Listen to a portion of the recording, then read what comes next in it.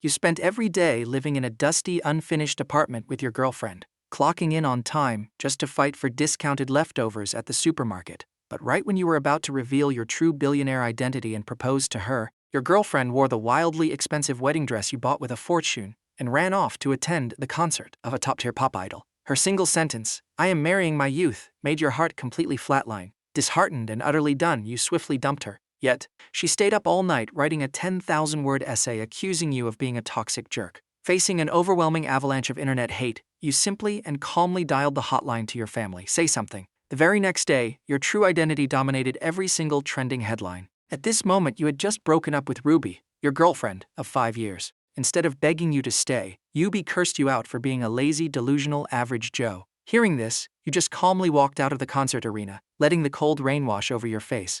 I guess I've done absolutely everything a saint could do. It's time for me to return to my own glorious life. That last sentence was meant for your present self, as well as a goodbye to the pathetic guy you used to be. With that thought, you whipped out your phone and dialed a number saved as the old man. Soon, a booming, energetic male voice roared from the other end. "You little brat, you never call me unless the sky is falling. Spit it out, what disaster happened this time? Did your little girlfriend throw a tantrum and dump you?" You knew this old man's personality perfectly well. If you told him the messy truth, he would definitely flip the entire city upside down. So you just cut to the chase. "Dad, it's no big deal. Isn't there still a few days before college starts? I'm planning to move back home for a bit." "All right, I'll have your cousin pick you up then." Right after dropping that line, the phone brutally hung up, leaving you standing alone, shivering in the wind like a lost puppy. "I have a gazillion cousins. How the heck am I supposed to know which one?" Left with no choice, you hailed a random taxi, heading straight to the nearest five-star hotel. Thank goodness your bank card still had a few dozen million in pocket change.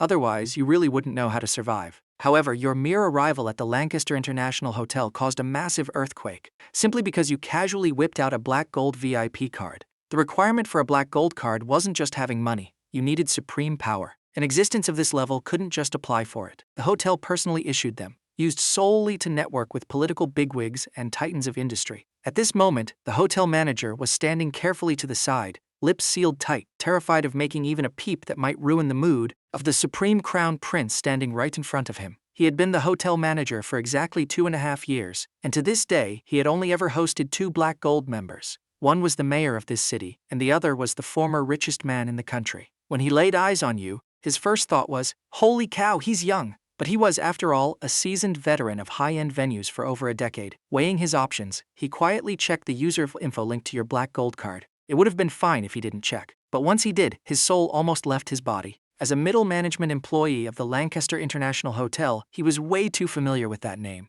The ultimate big boss behind their hotel, the current helmsman of the Lancaster financial empire in the capital, Grandpa Lancaster, was none other than the maternal grandfather of this young master right here. The eldest princess of the Lancaster group, who was also the sole heir to the Lancaster financial dynasty, was this guy's actual biological mother. Not to mention the terrifyingly massive web of connections on his father's side, and rumor had it that this very hotel was built specifically just for this young master to play around in. Just that fact alone was enough to make a tiny manager like him wet his pants. The ultimate crown prince of the capital, an existence that could make the entire imperial city tremble just by sneezing. If he didn't serve him like a god today, tomorrow, there would probably be an extra black sack floating in the river. Thus, the moment you arrived, you were immediately escorted to the presidential suite on the 9th floor. You kicked back looking blissfully relaxed while raising a wine glass. In front and behind you were 2 teenage girls dressed in maid outfits, whose beauty totally outshined Ruby. These twin sisters took on the highly important tasks of massaging your legs and shoulders. Suddenly, your perfectly relaxed expression froze.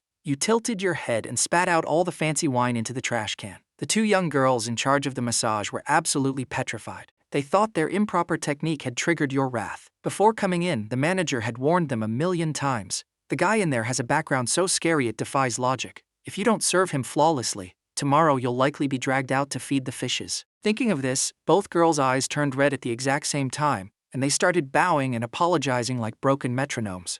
"We are so sorry, young master. It's our fault for not serving you well. Please, we beg you, don't be mad." The hotel manager was also scared out of his wits. The second he saw your face change, he had already planned out which flight to book to escape the country tonight. Seeing everyone's dramatic reactions, you didn't know whether to laugh or cry. "I just choked on it a little. I'm not dying. Stop crying and whining, keep massaging. By the way, this trashy red wine is kind of bitter and tastes awful. Swap it for a bottle of champagne." "Yes, right away." "Please wait a moment, Crown Prince. Seeing that you weren't furious, the hotel manager let out a massive sigh of relief. But he didn't dare to slack off, swiftly turning on his heels to fetch the booze. Meanwhile, the two girls shuddered when they heard your words. They knew exactly the origin of that red wine. A Romane Conti Grand Cru, worth a staggering $100,000. Yet, in this young master's mouth it was just trashy red wine. Thinking of this, the two girls massaged with even more desperate passion. If they massaged him well enough and the young master got happy and decided to gift them that leftover wine, wouldn't they be able to chill and do nothing for the next whole year?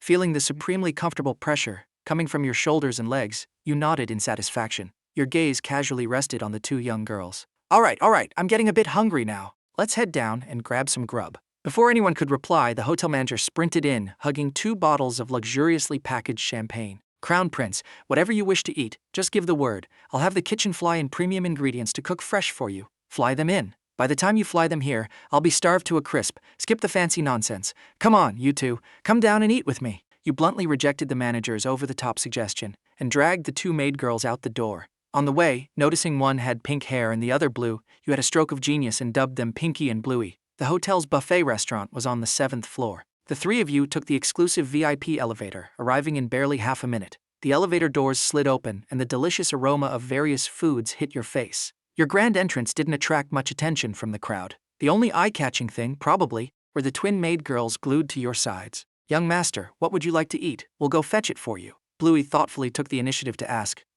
Just grab whatever. Preferably no veggies, but fruits are fine. Bluey gave a sweet smile, picked up a plate, and dashed toward the buffet zone. Pinky, who was also tasked with serving you, instantly couldn't sit still seeing her sister score points. Young master, I'll go get you some drinks. Just as she spoke, several bodyguards in sharp suits suddenly marched out of the elevator, moving with neat military precision. Through the bulging shapes under their jackets, you could easily tell these guys were packing the truth. They must be professional bodyguards sent by the manager, specifically deployed to protect your precious life. Surprisingly, they didn't act like those brain-dead bodyguards in trashy novels who just crowd around you. Instead, they scattered in an orderly fashion, each taking up a strategic blind spot. This way, they didn't expose the VIP's identity, while maintaining perfect control over the entire venue's situation. Not bad at all. You took the napkin Pinky handed you and gave a very fair, approving evaluation. Young master, what did you say? Pinky froze for a second, her flawless, doll-like face written all over with pure, clueless innocence, which was insanely cute.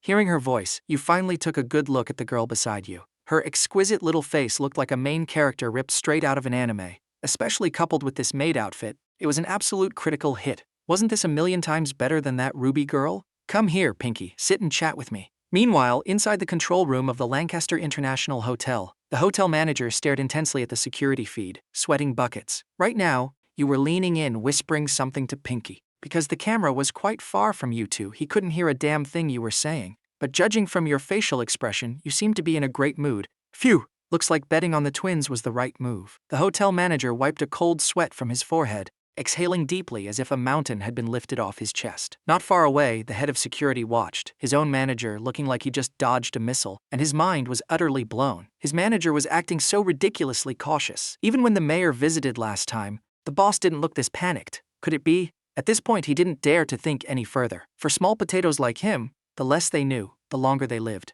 Suddenly, a ringing phone shattered the quiet air. The hotel manager pulled out his phone looking incredibly annoyed. But seeing the caller ID was Evan King's manager, his expression softened just a tiny bit. Well, it was the manager of a trending pop idol. He had to give at least a sliver of face. Hello, Sister Zhang, what's up? Yeah, I'm fully booked today. What? You want to host a fan meetup at the 7th floor restaurant? Absolutely not. There's a supreme VIP dining on the 7th floor today. If anything goes wrong, neither of us will survive the fallout. The next second, whatever the other person said on the line caused him to completely lose his cool and start yelling. What? You're already here. What the hell is this? And you expect me to personally greet you? The hotel manager furiously smashed his phone onto the floor. After a solid minute, he looked up, fuming, and aggressively slapped his own mouth. Why did I talk so much? I really asked for it. While he was still deeply regretting his big mouth, a $1 million Mercedes-Benz luxury van slowly pulled up right outside the hotel's first-floor lobby. At the grand entrance, over 30 teenage girls holding glow sticks and LED fan boards had been waiting agonizingly for a long time. Soon the van doors slid open. Evan King stepped out first, flashing a polished smile and waving at the crowd.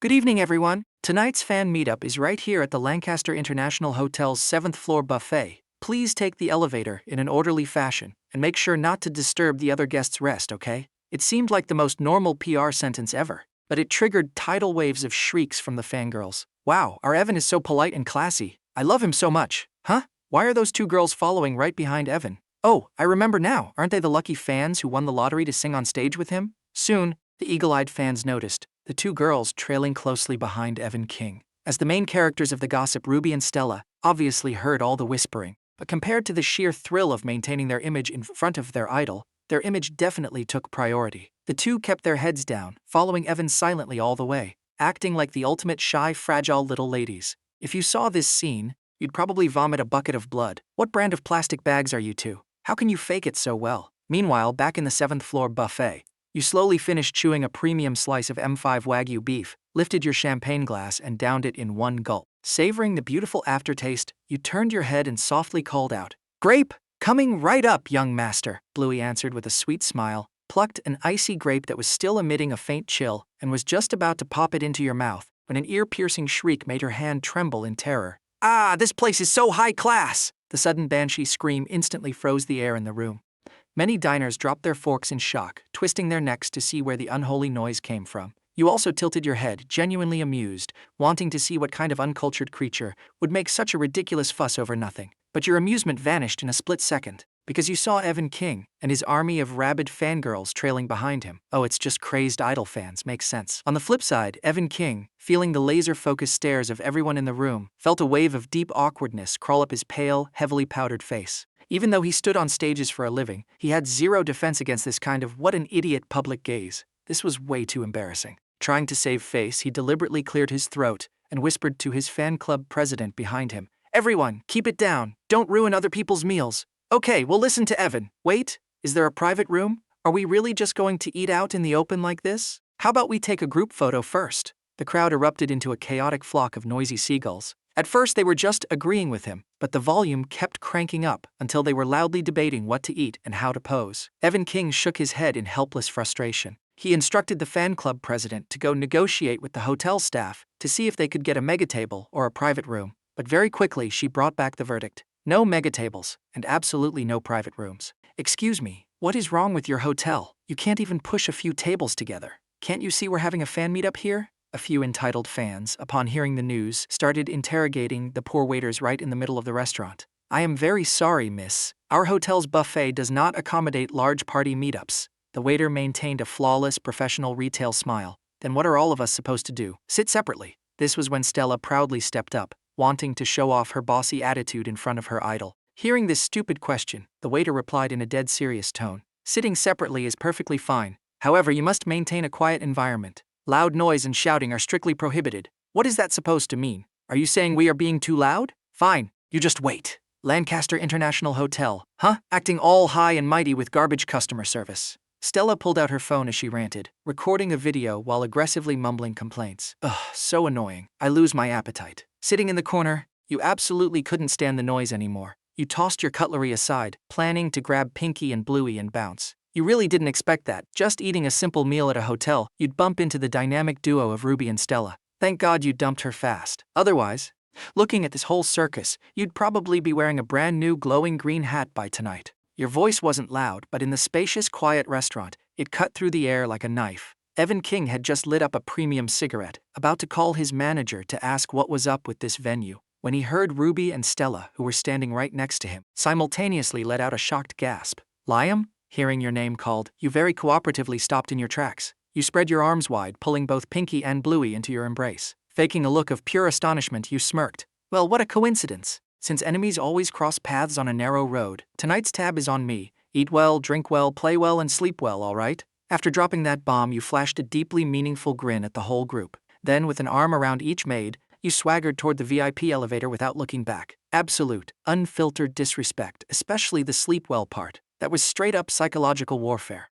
Since I already spent money to marry you off to someone else, I might as well be generous and pay for you to sleep with someone else. As soon as those words dropped, the faces of every diner in the room changed. Dozens of eyes boldly scanned Ruby and Stella up and down, as if they were looking at cheap street corner escorts. Ruby felt the bizarre, judging atmosphere in the air. Her less-than-impressive chest heaved up and down. She was clearly furious. An unprecedented wave of humiliation rushed to her head. Only Stella was still acting like a brain-dead troll, muttering, "Would Liam really be that nice? paying for our dinner?" She actually started jogging over. Her terrifying weight caused her feet to make earth-shattering thuds on the floor. The surrounding diners watched this spectacle with their jaws unhinged. Even the bodyguards were absolutely stunned. "Is this thing going to stomp the hotel floor down a level?" "Liam, I told you to stop right there. Are you deaf?" Stella's voice got louder and louder. Her massive fan-like hand was inches away from slapping your back. The bodyguards finally snapped out of their trance. "The young master is in danger." But you just smiled casually and stepped into the VIP elevator. In the split second before the elevator doors closed,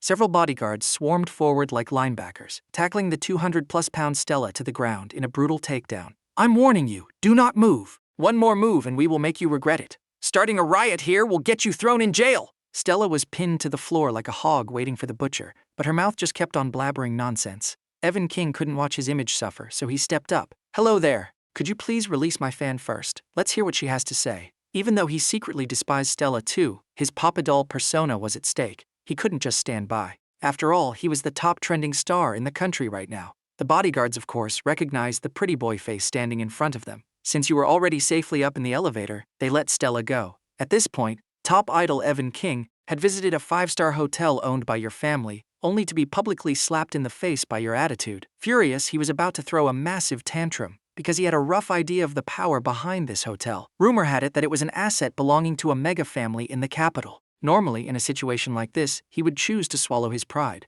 because even the sugar daddies backing him would run for the hills if they faced a true capital titan, let alone a pretty boy idol like him. Once the meetup officially started, your ex-girlfriend Ruby snagged the seat right next to Evan King. Stella was placed directly across from them. Suddenly, Evan King's magnetic, carefully practiced voice whispered softly into Ruby's ear. "Do you know that guy, Liam? Stella mentioned he caused you some sort of financial loss. If that's true, I can have my legal team sue him into the ground for you." Evan King maintained his signature gentle spring breeze smile, making the hearts of the girls around him flutter wildly. Ruby forced out an awkward smile. She desperately wanted to cut all ties with you, but the words got stuck in her throat. The image of you hugging those two gorgeous twin maids was etched into her brain like a demonic curse. People love to compare, especially with their exes. You only feel happy if you see your ex doing terribly. If they are doing better, you get hit with a crushing sense of defeat. However, Stella, sitting across from them, whether intentionally or just out of sheer stupidity, suddenly slammed her cup down and stood up. "Ruby, stop being so shy.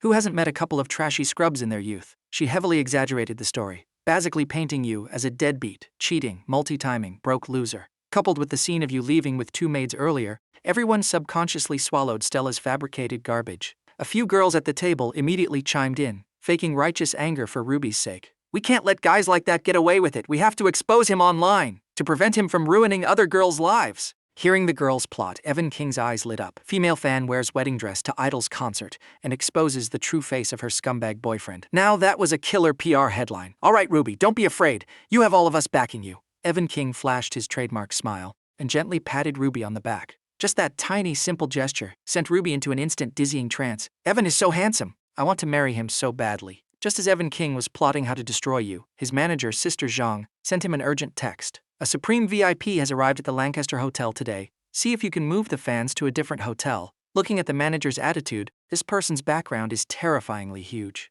Reading this, Evan King's face drained of color. "Why did I put my phone on Do Not Disturb?" Amidst his panic, he quickly realized something. They had been causing a ruckus here for half the day, and the hotel manager hadn't come over to yell at them. "Maybe we haven't disturbed the VIP yet?" Evan King tried to mentally comfort himself. Out of extreme caution, he decided it was best to take his fans and relocate to another spot. After all, better safe than sorry. But what he completely failed to realize was the terrifying Supreme VIP he was so scared of was currently in the 9th floor presidential suite, sipping champagne and listening to live music. At this moment, you took a sip of the champagne the manager poured, feeling like you were floating on cloud 9. Not far away, Pinky and Bluey had divided their labor perfectly. One was gracefully playing the grand piano, while the other showcased her angelic singing voice. The hotel manager, face flushed red, downed a full glass of liquor, then asked with extreme anxiety, "Crown Prince, did you call me up here for something specific?" Just a moment ago, while he was rushing to the lobby to block Evan, he got another call from the front desk saying that you needed him. Knowing you had returned to your room, he had no choice but to sprint all the way back up to the 9th floor, resulting in the sweaty mess he was right now. "Well, I didn't call you up for anything too serious." You looked up, a glint of icy sharpness flashing through your lazy gaze. "I heard the 7th floor got some guests today, a big celebrity or something. You're aware, right?" The hotel manager's face froze. Then he immediately caught on. "Are you referring to Evan King?" "Yep, exactly. I knew it, the manager screamed internally. The VIP was indeed annoyed by Evan King. It's over. I'm cooked. Barbecue. While frantically calculating which country to flee to tonight, the hotel manager squeezed out a smile uglier than crying and begged, "Young Master Liam, it's my fault for failing my duties. I let them disturb your peace. Hold on." Sensing the vibe was off, you quickly cut him off. "What does this have to do with you? What I mean is, it is always a joy to have friends come from afar. Since these guests chose our hotel out of all the others in the city, we should show them some proper hospitality. Let's do this. All their expenses tonight will be paid by me. Also, send them 10 bottles of champagne right away, the $8,800 ones, and sprinkle a little magic science in there. Like those little blue pills or whatever. Oh right, what kind of room did they book?" This rapid-fire string of commands completely short-circuited the manager's brain. He stared blankly for a solid 10 seconds before answering. "They booked the presidential suite on the 8th floor. Pfft, so cheap. Move them all up to the 9th floor. I'll carry my helicopter and walk home tonight to make room for them." Huh? The hotel manager was flabbergasted. Pinky and Bluey were also dumbfounded. What kind of logic-defying statement was this? Don't tell me our young master is secretly a massive Idol fan too? No wait, what kind of fan does this? Alright, just do exactly as I said, and make it quick. You put down your glass and issued the absolute order. "Understood, young Master Liam," the manager snapped to attention. He immediately started calling the other staff to execute the bizarre mission. Not long after, he reported back with an excited face. "It's done, young Master Liam. Everything you requested is in place. Evan King and his crew were just about to sneak out, but one of our supervisors intercepted them. Upon hearing about your incredibly generous hospitality, they were deeply moved. They are currently heading back to the 7th floor buffet. Very nice. Honestly, keeping you here is a waste of your talents. When there's a chance, you should go try out at the HQ in the capital." You gave a slight nod, fully acknowledging his slick administrative skills. However, hearing those words was like hearing the choir of heaven to the manager. He was so hyped he almost jumped 3 feet into the air. "Thank you so much, young Master Liam. I swear I won't let you down." Pinky and Bluey stood by like statues, completely dazed. Their guesses regarding your true identity skyrocketed yet again. A single sentence to decide the hotel manager's entire future career. Naturally, you also noticed the 2 adorable little maids. You gave a soft smile, reached out and lightly tapped both of their foreheads with your finger. "You girls worked hard today, but looking at your age, you seem even younger than me. Are you not in school? Why are you out here working this job?" Hearing this, the girls' faces drained of color. They frantically explained, "Young Master, please don't misunderstand. We just finished our college entrance exams. We start university in the fall. Working at the hotel during the summer is just to earn some living expenses." The hotel manager chuckled nervously, quickly backing them up from the side. Yes, young Master Liam. These twin sisters were originally just waitresses, but I heard they enrolled in a nursing major for college, so they know a bit about massage techniques. That's why I brought them up here. He would never dare to send random shady women to this prince. First off, top-tier elite families like yours had brutally strict upbringings. Secondly, if you caught some weird disease, even 10 lives wouldn't be enough to extinguish the wrath of the Lancaster Empire. Hearing this, you raised an eyebrow, scanning the 2 girls. No wonder the massage felt so pro. My whole body feels ridiculously relaxed. Not bad. You 2 have real talent. Studying nursing is definitely a solid career path. Listening to your motivational speech, Pinky and Bluey nodded furiously, deeply moved and inspired.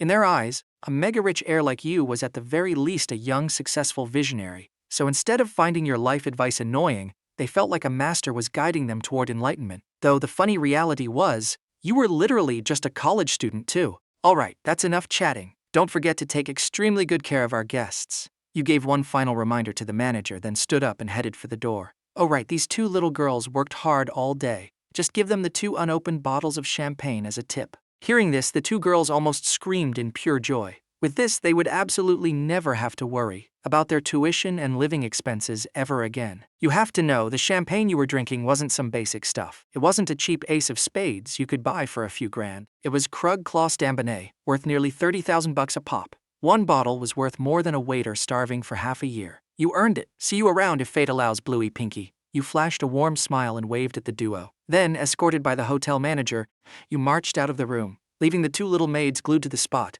completely starstruck. "Sis, it's over for me. I'm catching feelings." Bluey patted her own flushed, tomato-red cheeks. Her heart was hammering like a drum. "Idiot, stop fangirling." Pinky rolled her eyes and pinched the soft fat on her sister's waist, making her let out a cute yelp. But young Master Liam really is a true gentleman. Look, he spent the whole afternoon with us, and didn't make a single creepy or out-of-line request. Yeah, exactly. I feel like the manager totally exaggerated how scary he is. He's clearly so gentle and nice. If I ever get to see him again, I'm going to serve him with my life. Meanwhile, you were completely oblivious to your new fan club. Down at the hotel entrance, a Rolls-Royce Cullinan worth over 7 million glided smoothly onto the street, drawing the hungry gazes of countless pedestrians. If anyone from the upper crust of high society was present, they would instantly recognize the origin of this absolute beast. The exclusive VIP chariot of the Lancaster International Hotel. Rumor had it the last time this car was deployed was for the city mayor. You leaned lazily into the plush back seat, watching the neon city lights blur by the window. Soon the clock struck 9. You suddenly sat up straight, pulled out your phone and dialed a number. The hotel manager, who was acting as your chauffeur, noticed your movement. He wisely kept his mouth shut, focusing entirely on driving the tank-like car. The call connected, and a stern voice echoed from the speaker. "Hello, this is the city police department. Good evening, officer." Your tone was completely flat but undeniably polite. "I'd like to report a massive illegal gathering with malicious intent. The ringleader's name is Evan King. They should be located in the 9th floor presidential suite of the Lancaster International Hotel right now. Yeah, if you arrive too late, the party might already be over." Screech! The brake pads shrieked in absolute agony. Once the massive car stabilized, the hotel manager whipped his head around, his face a mask of pure terror. Young master, you just called the cops on our own hotel?" Hearing this, you just shook your head. A mischievous, wicked smirk curled up your lips as you patiently explained. "No, our hotel, in order to maintain public safety and moral integrity, reported a gang of criminals." The hotel manager was left utterly speechless. At this exact moment, only one phrase in the English dictionary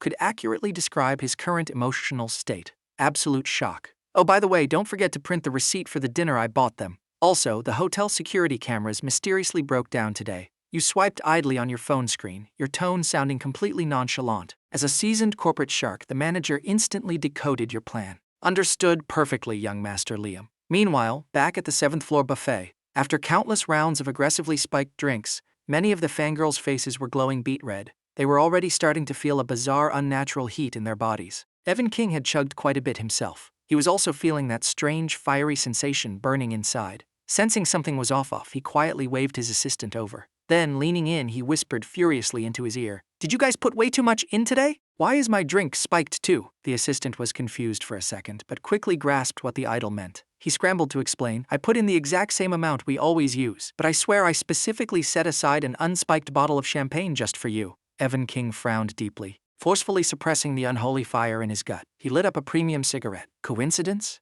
Did someone mix up the bottles? Right then, Ruby suddenly spoke up, drawing the attention of everyone in the room. Her eyes were totally glazed over and her cheeks were flushed with an extremely unnatural, feverish red. "Evan, I really love you so much. You are 1,000,000 times better than that broke loser Liam. Tonight, I am absolutely going to give my most beautiful, untouched self to you." Saying that, Ruby practically threw herself straight into his arms. Unexpectedly, Evan King dodged her with lightning reflexes. It wasn't that he didn't want to. It was just that they were still in a public place with way too many eyes. All right.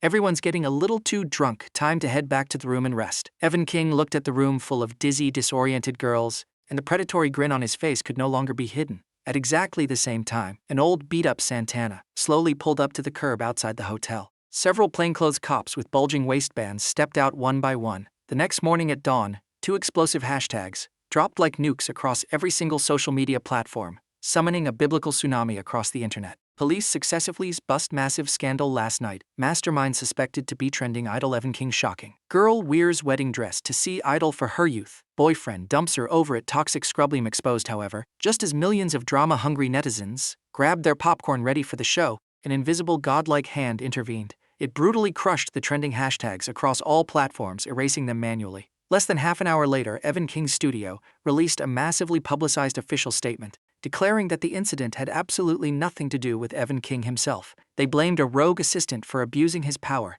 and claimed the assistant was handed over to the authorities pending trial. This rapid-fire sequence of magic tricks left the entire internet dizzy. While you, the ultimate puppet master behind the chaos, were chilling in the first-class cabin of a flight, elegantly sipping coffee, totally oblivious to the fact that you had practically become a mega-influencer overnight. "Young Master Liam, would you like something to eat?" Suddenly, a woman with a killer hourglass figure strutted over like a runway model. Hearing the voice, you pulled your gaze away from the window clouds and flashed the head flight attendant a polite smile. "A steak, medium well, thanks."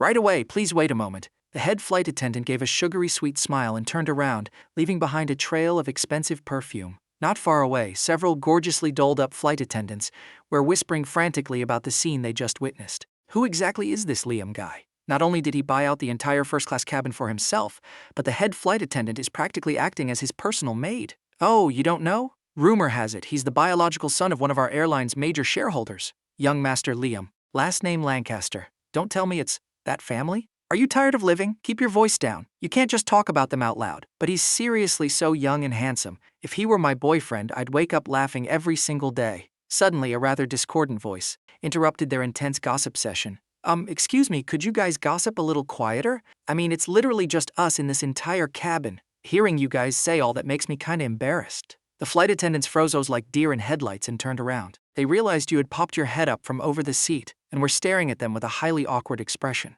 After a brief, horrifying staring contest, the most senior flight attendant was the first to reboot her brain. She bowed repeatedly and apologized. We are so sorry, young Master Liam, for disturbing you. We will be absolutely silent from now on. It's fine, you guys look tired standing there anyway. Since there are so many empty seats, just sit down and take a breather. You waved your hand generously, signaling them to grab a seat and chill. We can't do that. Company policy strictly forbids it. I literally bought all these seats, and I own shares in your company. If I say you sit, you sit. Understood? Oh, okay. Thank you, young Master Liam. Unable to out-argue, the girls had no choice but to nod and obey. However, they all miraculously and unanimously chose the seats directly facing you. That way, they could instantly cater to your every conceivable need. Early morning, the flight touched down flawlessly at the Capital International Airport. As the absolute Chad who booked the entire first-class cabin, you naturally enjoyed the privilege of being the first one off the plane. Feeling the double exhaustion of both body and mind, and recalling the thirsty, hard-eyed stares of the flight attendants as you left,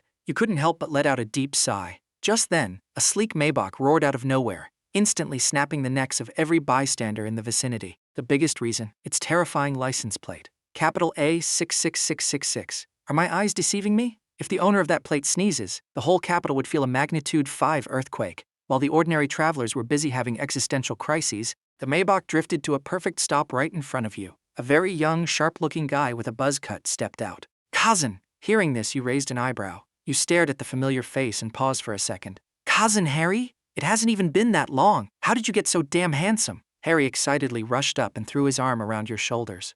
You completely ignored his attempt at brotherly bonding and pointed at the obnoxiously loud Maybach with a bitter smile. Bro, you drove Uncle's car out here and made it this high profile. Aren't you afraid he's gonna beat you to a pulp? Normally, I wouldn't dare breathe near this car. But picking you up is a completely different story.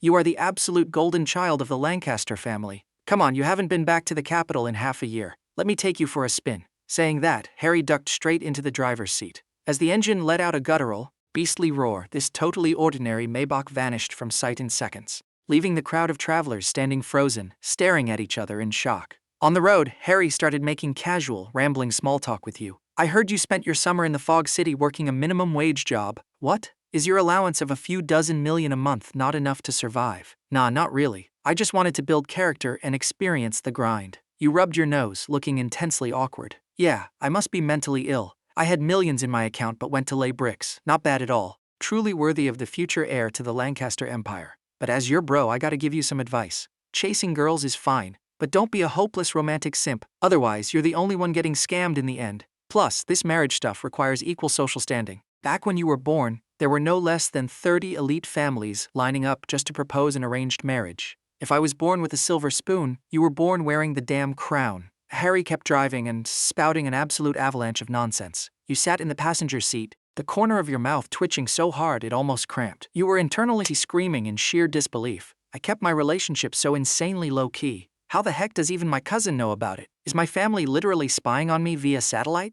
But the mention of your delusional ex-girlfriend suddenly reminded you of the police report you filed last night. Judging by the time, the explosive news should be all over the internet by now. Thinking of this, you instantly whipped out your phone, but the very next second, you completely froze. The trending page had absolutely zero mention of Evan King getting arrested. Say something. Instead, the top 5 trending spots. Say something. Every single one of them had your name plastered on it. Girl wears wedding dress for youth. Gets dumped by toxic boyfriend. Say something. Toxic boyfriend's name is Liam. Say something. According to the fan. Say something. Scumbag Liam allegedly cheated with 3 women at once. Clicking into the comments section, it was an ocean of keyboard warriors out for blood. Cheating garbage. Go jump off a bridge. The breakup was clearly premeditated. The wedding dress thing was just a convenient excuse. With a name like Liam, he sounds like a broke loser anyway. And he was 2-timing? What a toad trying to play a swan, ugly on the outside, filthy on the inside. Seeing this, you swallowed your rage and checked your DMs. Unsurprisingly, 99+ messages, filled entirely with vile curses, flooded your screen. Heh, so I'm being cyberbullied now. It's an 80% chance that Ruby and Stella leaked your personal information online and deliberately spread rumors. Your eyes darkened. A blazing inferno of pure fury ignited in your chest. Sitting next to you, Harry noticed the deadly aura and quickly asked, "What's wrong, bro? Someone spreading rumors about you?" Not just rumors, a full-blown cyber witch hunt. You frowned, turning your gaze out the window. Your voice trembled slightly from the sheer anger. To your surprise, hearing this, Harry didn't get mad. He looked thrilled. He almost bounced out of the driver's seat in pure joy. This is absolutely fantastic. Hearing this, you snapped your head around so fast your neck cracked. Your face darkened at the speed of light. What did you just say? Say that one more time, I dare you. Feeling the homicidal glare piercing his soul, Harry knew you had completely misunderstood. He frantically waved his hands and explained, Bro, it's not what you think. Listen, didn't I get a job at the cabinet secretariat 2 years ago? Well, I've been grinding there for 2 years, and the old man says I lack experience. Says I haven't produced any real results. If I want a promotion, I have to hit some massive KPIs. So, I drafted a massive internet regulation and purge proposal, and the second I submitted it, the old geezers rejected it. But now, the situation has changed. You are being cyberbullied with your royal status. If you just cough and say I'm feeling depressed, those old dinosaurs in the Capitol will approve my proposal overnight. Let alone anyone else. Your own dad won't just sit and watch. So bro, you wouldn't want to see your favorite cousin stuck in the same dead-end job at 25, right? Saying that, Harry put on the most pathetic, begging face imaginable. He was practically one step away from kowtowing to you. Hearing this, you were temporarily speechless. Fine, bro. I'll try to clear my name online first. If that doesn't work out, faking a depression arc isn't completely off the table. Hearing this, Harry became so hyped he transcended reality. He looked at you with eyes glowing like hungry green lasers. Bro, please accept my deepest bow. From now on, I'll call you Big Boss, and you call me Cousin. We'll just mix up the family tree entirely. Hearing this, your mouth twitched violently. That is entirely unnecessary. All right, perfect timing. I have a buddy who came back to the capital today and offered to buy me lunch. Let's crash it. Consider it my treat on his dime. Soon the Maybach pulled up outside a deeply hidden, ultra-quiet traditional alleyway.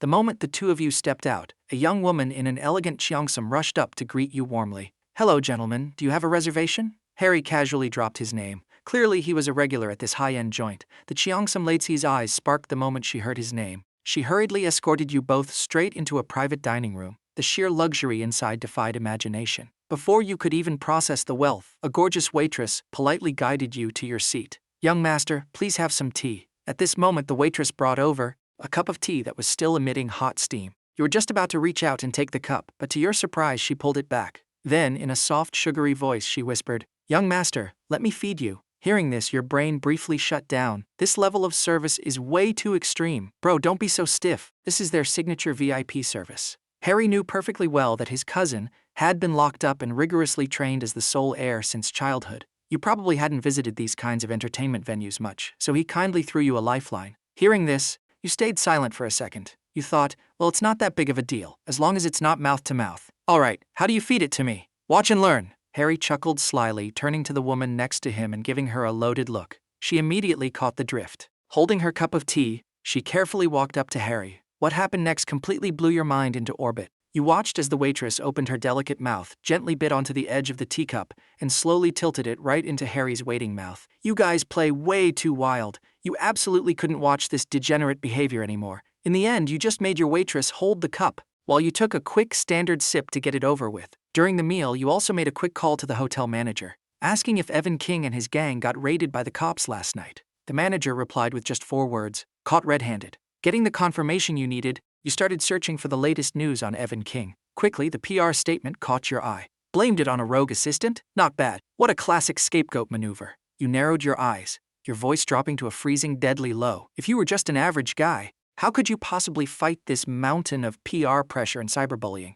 The answer is you couldn't. Money and power combined could crush a normal person easier than stepping on an ant. But luckily for you, you possessed both money and power, and yours was terrifyingly greater than theirs. Since you guys fired the first shot, don't blame the dealer for wiping the board clean. You picked up your tea and took a slow sip. A dangerously confident smirk flashed across your handsome face. Although Harry was busy ordering food, his peripheral vision was locked onto your changing expressions. His years of political survival instincts screamed at him. The entertainment industry and the internet were about to face an apocalypse, because the Crown Prince was pissed. Cousin, do you have any friends in the legal field? you asked with a dead serious face. Hearing this, Harry froze for a second. Is he going to file a lawsuit? But he quickly snapped back to reality. The guy hosting us for lunch today is literally one of the top sharks in the legal world. Bro, the guy paying for our food today is a lawyer. When he gets here, just talk to him directly. Awesome. Thanks, bros. You smiled lightly, the tension between your brows lifting significantly. As long as the rumors are shut down, the rest is easy. When the time comes, Ruby, Evan King, and their corporate overlords will be systematically slaughtered one by one.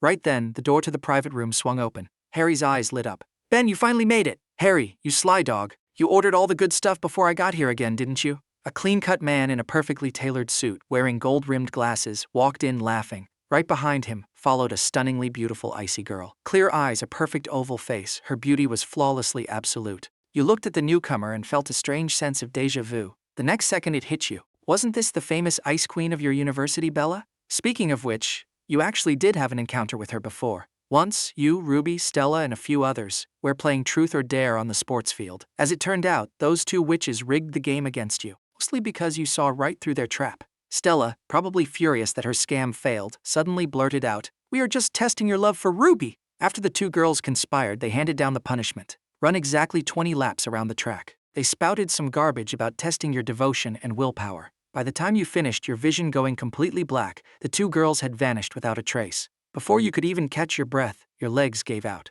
Extreme dehydration and dizziness flooded your brain. Just at that moment, a bottle of water was shoved in front of your face. It was held by an incredibly pale, delicate hand, and the owner of that hand was the university's legendary ice queen, Bella. Water offered by the school goddess. Any normal guy with a pulse would have snatched it and chugged. But you were terrified Ruby would misunderstand, so you rejected her kind offer. And you genuinely thought you were being the ultimate devoted boyfriend. Little did you know, in everyone else's eyes, you were just a tragic clown. The very next day, Stella posted a video on her feed. It was a clip of you running like a madman around the track. Caption, "Lost a dare, running faster than a stray dog." Now, recalling those memories, that felt like they happened a lifetime ago. Only one thought remained in your head. Absolute ruthless revenge. I gave you a way out, and not only did you refuse it, you spread rumors and bit me back. Then let's play the game and see who has the last laugh. You were never a saint to begin with. Oh, rare guest! Bella came too. Harry's voice yanked you out of your flashback. Hello, Harry. Bella greeted him politely. At the same time, her gaze landed squarely on you. She remembered this guy, because he was the first and only guy in her entire life to ever reject her, so her impression of you was carved in stone. Actually, out of pure curiosity, she even discreetly asked around about your reputation later. He's devoted, but sadly, he's blind. That was Bella's final verdict on you. Seeing Bella staring at you a bit dazedly, you figured she definitely recognized you. So you stood up and casually said hi. School beauty, Bella. Long time no see. The moment those words dropped, Harry and Ben whipped their heads around. Bella, is he your classmate? Bro, you know Bella? Harry and Ben blurted out their questions at the exact same time. Just met once, that's all. The atmosphere suddenly got incredibly awkward.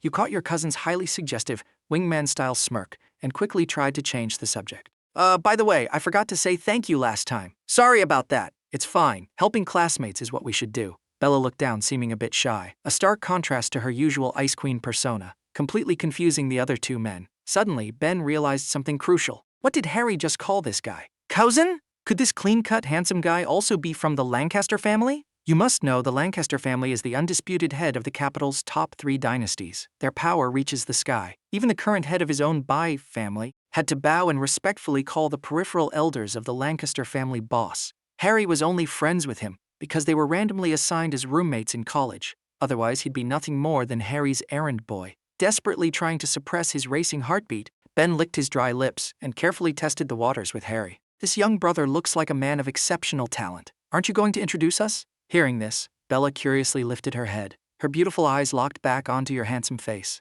If her memory served her right, his name was Liam. Oh man, look at my memory. Almost forgot the introductions. Harry slapped his own forehead, looking dramatically embarrassed. It's fine, cousin. I'll do it myself. You stood up slowly, a warm, perfectly humble smile on your face. My name is Liam. Harry is my cousin. As your words echoed, all the waitresses in the room widened their eyes. Another young master from the Lancaster family. Bella was shocked, but she had kind of guessed it already, so she didn't show too much of a crazy reaction. So brother Liam is also a young master of the Lancaster family. My sister Bella is at the university all by herself. I'll have to ask young Master Liam to look out for her in the future. The moment you dropped your name, Ben had already mentally categorized you as some peripheral young master of the Lancaster family. As for the main branch, impossible. The Lancaster family only had one true crown prince, and that legend had absolutely never shown his face to the public. Bro Ben, you're too polite. You and my cousin are bros. Calling me young Master Liam makes us sound like strangers. Besides, school beauty Bella tried to help me out before. If she runs into any trouble, I definitely won't sit by and watch.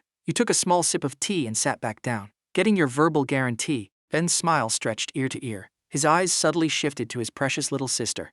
Bella, didn't you say you already knew Brother Liam? You college kids have so much free time. You guys should hang out, go shopping, watch a movie. The moment he said that, Bella's face exploded into a furious blush. Bro, he has a girlfriend. He has a girlfriend? That's fine. You guys can just be bros, just like me and Harry. Hearing this, dark lines dropped down Bella's forehead. Hold on, you suddenly interrupted. What's wrong? Ben asked, completely confused. Allow me to clarify. You cleared your throat, your expression turning deadly serious. I do not have a girlfriend. The person school beauty Bella knew about is now officially my ex-girlfriend. Wait, no. Technically speaking, she's now the defendant. The moment those words dropped, everyone's faces went through a kaleidoscope of emotions. Ex-girlfriend turned defendant? That's ruthless. Ben's face stiffened. He desperately wondered if he could hit the unsend button on his last few sentences. Sure, the guy's last name was Lancaster, but he couldn't gamble his own sister's lifelong happiness. If his family's old man found out he sold his sister to a toxic scumbag, he would have to respawn and restart his life. Beside him, Bella frowned, deep in thought. In her mind, this guy was famous across campus for being a hopelessly devoted simp. Breaking up and suing his girlfriend were things that simply shouldn't compute. Noticing the air in the room turning weirdly silent, Harry actively jumped in to save the vibe. Honestly, Bella and my cousin actually have quite a bit of destiny together. What kind of destiny? Ben frowned. Bella also tilted her head, curious about what nonsense he was about to spout. You were also completely lost. In your memory, you spent your entire childhood locked up in a massive, highly secure estate. You literally had no childhood playmates, which was exactly why you had the emotional IQ of a potato. You definitely did not have a childhood sweetheart. Well, are you sure you want to hear it? Harry flashed a highly suggestive wicked grin, staring dead straight at Ben. Seeing his best bro make that face, Ben felt a cold chill run down his spine. He had a very, very bad feeling about this. Without waiting for a reply, Harry waved his hand dramatically, kicking all the waitresses out of the room. You felt completely helpless. Seeing his dramatic flair, you already had a pretty good guess of what was coming next. Alright bro, don't say a word. If I don't lay down the facts right now, Ben and Bella are probably going to treat you like a rich playboy scumbag. Harry spoke with utmost seriousness. I wasn't doing that! Ben smiled awkwardly, wanting to cry. Bella, however, surprisingly spoke up in your defense. Actually, Liam is famous at our school for being incredibly devoted. So I think he probably had his own hidden struggles. Hearing this, you actually felt a little bit touched. It was the very first time a girl had ever stood up for you. Alright, I'll stop keeping you in suspense. Harry's voice suddenly rose, grabbing everyone's absolute attention. Actually, the year my cousin was born, your family's old man personally carried Bella all the ways to our gates to propose an arranged marriage. Unfortunately, the line of people was just too damn long. Before he could even get through the door, my uncle turned him away. Tell me, isn't that destiny? What? Huh! Two voices screamed in absolute shock at the exact same time. It was Ben and Bella. Realizing he had lost his composure, Ben frantically grabbed his tea and chugged it like his life depended on it. After finally calming his racing heart, he asked with a violently trembling voice, Then, does that mean Brother Liam is? As far as he knew, there was only one person in the last few decades who had countless elite families begging for marriage the second he was born. Exactly! Allow me to give you the grandest introduction. The guy sitting right in front of you, my cousin, is the legendary crystallized union of the capital's Lancaster dynasty and the Zhang financial conglomerate. The first-in-line heir to absolute supreme power and trillion-dollar assets. The true, undisputed crown prince of the capital, Liam Lancaster. It's just empty titles. Bro Ben, school beauty Bella, please don't mind it. You threw in a perfectly timed humble brag. A localized nuclear bomb detonated inside Ben and Bella's brains. Their heads were ringing so loudly they couldn't hear themselves think. Their minds went entirely blank. Everything felt like a fever dream. Who the hell would believe that the mythical crown prince of the Lancaster Empire was sitting right in front of them eating lunch? Meanwhile, you had just returned to your private villa. You immediately booted up a live stream across all platforms. Millions of netizens instantly flooded the stream. Desperate to get a taste of the hottest drama of the year, you still chose not to show your face. Instead, you pointed the camera at the interior design of your room. When the internet mob saw the insanely luxurious decor, they immediately expressed their absolute shock. Where is this place? The interior is insane. Is that desk made of solid wood? Why does it have golden veins running through it? That's golden silk phoebe wood, you idiot. And that massive chandelier, isn't that the crystal chandelier that sold at the Capitol auction a few years ago? This guy lives in a literal palace, but only bought his girlfriend an $8,000 dress? Trash boy confirmed. Weren't you supposed to clear your name? Evan King is streaming next door right now. The victim and the witness are both there. If you have the guts, link up with them. Looking at the avalanche of hate comments, you felt an indescribable tightness in your chest. I didn't shed a single drop of sweat to live in this house, but I worked my butt off for 2 months straight just to buy that dress. How is that the same thing? Don't you girls love saying, if a guy is rich, look at his effort. If a guy is poor, look at his money. Was my effort not enough? You took a deep breath, just about to speak, when a notification popped up on your screen. Evan King has requested a live battle with you. Trying to step on my face, huh? You frowned and clicked accept. Say something. The next second, the center-parted pop idol, say something, appeared on the split screen. Say something. All right, the connection is live. Say something. Now, let's bring the victims to the mics. Say something. Please rest assured, everyone. I have already contacted my legal team. Say something. I will absolutely seek justice for these 2 lovely ladies. The Evan King on the screen smiled gently, oozing a powerful, disgusting aura of confidence. Say something, and the chat box was completely unified. Say something, a synchronized wave of praising Evan and trashing you. Say something, the art of lifting one up by stepping on another was executed flawlessly. Justice? Heh, you guys actually have the nerve to say the word justice? At this point, you had completely lost your patience. You ruthlessly began mocking them. Right then, Ruby and Stella's voices rang out simultaneously. Liam, what right do you have to break up with me? How are you going to compensate me for my youth? You completely filtered out Stella's dog-like barking and delivered a soul-crushing interrogation directly to Ruby. You wore a wedding dress to chase another man. I couldn't accept it. You refused to listen to me, so I chose to break up. Is that a crime? Oh, and save the moral kidnapping. That is my right. Just like how you wearing a wedding dress behind my back was your right. Your logic was utterly bulletproof. Ruby froze. For a moment, she had absolutely no idea how to respond. But Stella, with a face thicker than a brick wall, jumped into the fray. Ruby was just honoring her youth. Can't you just be a little understanding? Why can everyone else's boyfriend understand? But you have to be a toxic weirdo about it. Hearing this, you instantly burst out laughing.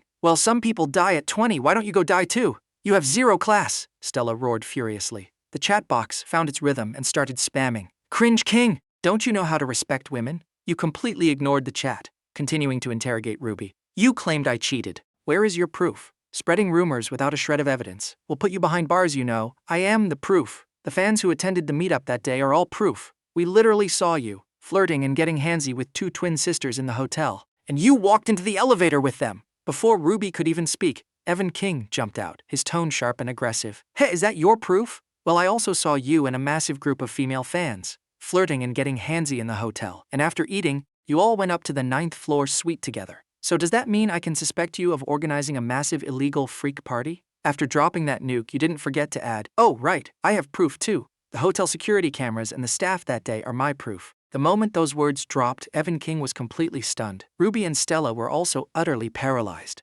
Didn't the hotel cameras magically break down that day? But they quickly snapped back to their senses. They were 100% convinced you were bluffing. Thinking of this, Evan King's confidence surged back. Talk is cheap. If you have the guts, release the so-called footage. Exactly, Liam. Stop being a stubborn idiot. It's bad enough you're a toxic scumbag, but now you're throwing dirty water on our Evan? Just wait. I'm suing you for defamation. Liam, I never thought you were this kind of person. You did something disgusting, couldn't hide it. So you try to shift the blame onto someone else. Being with you is the biggest regret of my life. The trio's words acted like a wind vane, instantly giving the internet trolls a target to unleash their wrath. The chat was buried in a horrific avalanche of curses in seconds. Some even threatened to pool money to dox your address and show up at your house to assault you. Watching the chaotic chat, a barely noticeable mocking smirk curled your lips. Heh, I can't release the footage right now, but if you want to find me, I can gladly fulfill that wish. Then you directly posted the exact GPS coordinates of your mega mansion right into the chat, and boldly announced that everyone was welcome to drop by. Arrogant! Too damn arrogant! When had the internet trolls ever been disrespected like this? One by ones, they screamed that they were hailing cabs immediately. Absolute cringe. Still acting tough when he's completely cornered. Say something. You dead scumbag, don't you run. I live in the capital. Say something. I'm calling a Didi right now to come beat you up. Say something. Sisters, charge with me. All right then, I won't waste any more breath on you guys. Welcome to my house, everyone. You had completely lost your patience. After pulling maximum aggro, you instantly ended the stream. Evan King's side also disconnected the battle. But your phrase, I can't release the footage right now, was burned clearly into their minds. See that, Ruby? This loser is just bluffing. Evan King smiled triumphantly, putting an arm around Ruby, looking like he had just won the Super Bowl. Stella was practically drowning in jealousy, so she decided to play strategist to catch his attention. Evan, since the hype is so massive right now, Why don't we officially declare war on this scumbag? That way, your trending status will hit a whole new level. Hearing this, Evan King's eyes lit up like Christmas. Brilliant! Let's do it! I'll have the studio draft a post on Weibo immediately. Meanwhile, right after you ended the stream, you grabbed your phone and rapid-fired 3 phone calls in a row. Hey Dad, people are calling me a scumbag and cyberbullying me. What? You're saying I am a scumbag? Are you kidding me?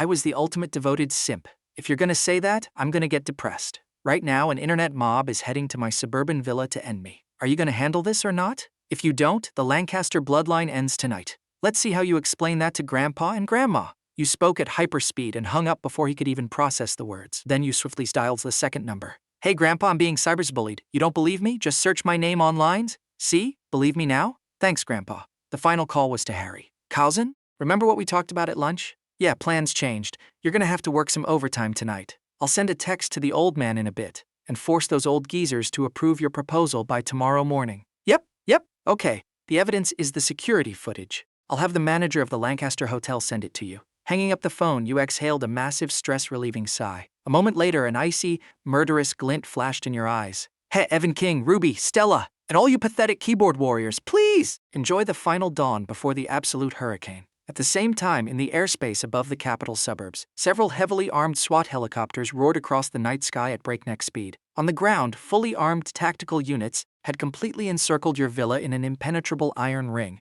Every single passing vehicle and pedestrian was intercepted and thoroughly searched, including the internet trolls who came to assault you. At this moment, inside a black Cadillac, Chloe was ranting to her boyfriend, Victor, about a man who had absolutely nothing to do with her. Hubby, how can trash like this even exist in the world? He cheated first, and then he has the audacity to blame the poor girl for wearing a wedding dress to a concert. Is a stupid dress really that important? I absolutely despise this kind of garbage man. When we get there, you better teach him a brutal lesson. Facing Chloe's endless yapping in the passenger seat, Victor didn't say a word. Instead, he stared intensely at the road ahead, his brow deeply furrowed. Victor, are you deaf? Chloe thought he was ignoring her and was just about to throw a tantrum. Right then, several fully armed tactical officers appeared right next to their car window. Step out of the vehicle. Routine inspection. Although the couple was completely bewildered, facing the cold, hard barrels of justice, they obediently stepped out. Officer, we are absolutely law-abiding citizens. Look, Victor slapped on a pathetic smile, pulling a pack of premium cigarettes out of his pocket. The captain didn't give a damn about his bribe. With a stone-cold face, he began checking their IDs. The other officers started tossing the trunk and the interior. The captain took the IDs, verified them carefully, and seeing no major red flags, his expression softened slightly. But he still casually asked, "Where are you two driving to at this hour?" Chloe and Victor subconsciously exchanged a panicked look. They obviously couldn't say, "We're going to commit a hate crime, right?" After a brief silence, Victor coughed up an excuse. "An elder in the family passed away. We're rushing back to our hometown overnight for the funeral. My condolences." The captain nodded, just about to wave them through. Suddenly, an officer yelled from the back of the car, "Captain! Found baseball bats and steel pipes in the trunk! Click-clack!" The terrifying sound of assault rifles racking echoed in unison. The captain's eyes turned deadly cold. "Your hometown has some very unique funeral customs." No, those are just for self-defense on the road." Victor squeezed out a smile uglier than crying. "Then, do you know this guy?" The captain pulled out a photo of you from his jacket. Before Victor could even speak, Chloe got super excited and blurted out, "Yeah, isn't that the toxic scumbag, Liam?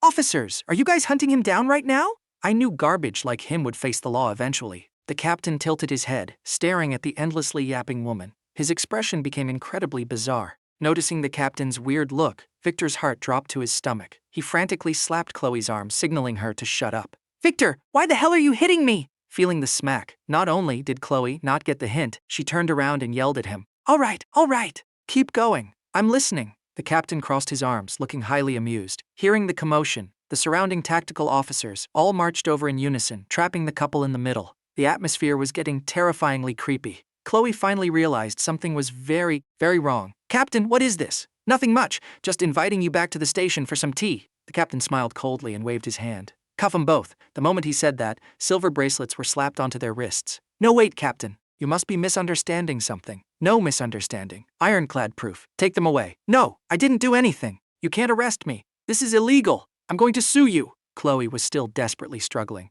"Sue me? Wait till you get out of prison to try." The captain sneered, completely ignoring her. He turned around and ducked back into the police cruiser without looking back. The cabinet had issued a death-level absolute order. Protect the physical safety of the young man in the photo at all costs. Do not let a single threat slip through. If a single hair on his head was harmed, he and his superiors would all be fired and probably worse. At the same time, Evan King's studio posted an official declaration on Weibo, stating they would take maximum legal action against the lies you spewed on stream, and declared they would seek justice for the victims of the cheating scandal. They even attached a heavily edited declaration of war graphic. The moment this dropped, the entire internet exploded. It instantly skyrocketed to the one trending spot. Millions of netizens swarmed the comment section, stoking the flames of the witch hunt. Looks like Evan is playing for real this time. Finally, that loser Liam is going to jail. Early congratulations. Grabbing my popcorn to watch the trash get locked up. Just as the public opinion was overwhelmingly one-sided, an emergency midnight summit was convened in the capital. Inside the massive, imposing conference room, over a dozen cabinet ministers were whispering among themselves. These ministers worked together in the cabinet all year round, so they were all old acquaintances. Naturally, there was plenty of small talk, but what they cared about most was the actual reason for this unprecedented midnight emergency meeting. Finally, the heavy doors were pushed open. Two figures appeared in everyone's line of sight simultaneously. The next second, these powerful men who controlled the country by day instantly sat up straight as a board.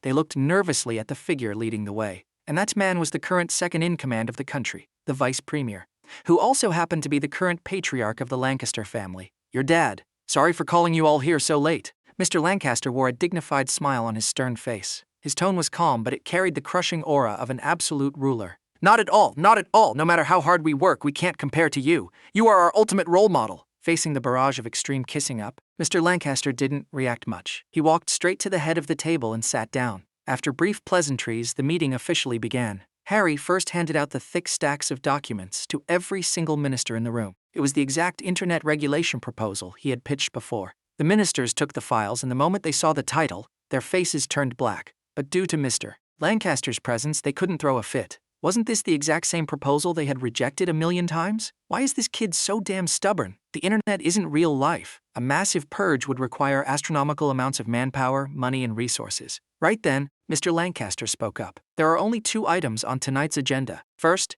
the issue of internet defamation and rumors. Second, the absolute chaos in the entertainment industry. Mr. Lancaster's words acted like the hammer of Thor. Even if the ministers had a universe of complaints, they had to swallow them back into their stomachs. With Mr. Lancaster's ultimate backing, Harry finally found the courage to stand tall in front of these titans. The ministers had heard the same talking points 1,000 times. Right now, they only had one thought: speedrun this meeting and go home to sleep. Since the big boss had spoken, their opinions were literally meaningless anyway. However, the next few sentences completely shocked them awake. Harry slowly exhaled a heavy breath, his eyes looking sincere but profoundly sorrowful. Ministers, you may never have experienced cyberbullying. You don't know the devastation it causes. But today, I can responsibly tell everyone here, my cousin Liam is currently suffering an unprecedented, horrific cyber witch hunt. And as his cousin, I can only sit back and watch him slowly slip into deep depression. Do you understand how I feel? Do you understand how his family feels? Do you know how his father and grandfather feel? Harry delivered this speech with Oscar-worthy emotion,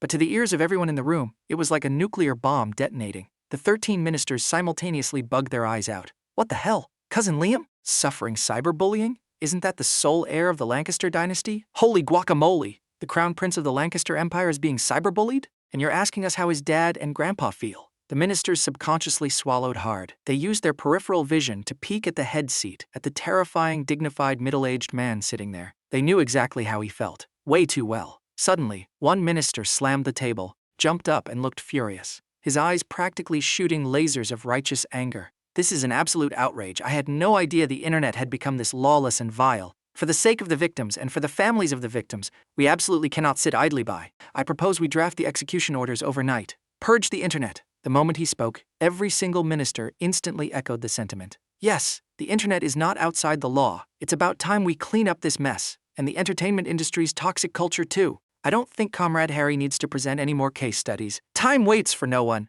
Let's draft the orders right now. Agreed. Seconded. Say something. By early morning, a massive news drop hijacked every single media outlet, completely detonating the internet across the entire country. Say something. The cyberbullying victim's true identity was actually the crown prince of the capital, and the mastermind behind this massive revelation was your grandfather, the supreme ruler of the Zhang financial conglomerate. When he found out his precious grandson was being targeted by rumors and cyberbullying, he immediately issued a direct order from the Zhang group, putting extreme pressure on all major social media platforms. But the goal of this pressure wasn't to suppress the trending tags. It was to artificially boost them to the absolute maximum. Because what you wanted was never a quiet resolution. Since things had already escalated to this point, and you had suffered so much injustice and abuse, unless the other side faced the absolute wrath of the law, you were never going to let this slide. Very quickly, you posted a short video response, directly addressing Evan King's declaration of war. Just 8 words, ironclad proof, to the bitter end. The moment this dropped, the public opinion on the internet was finally no longer entirely one-sided. Many netizens decided to stand in the neutral zone, waiting for the ultimate plot twist.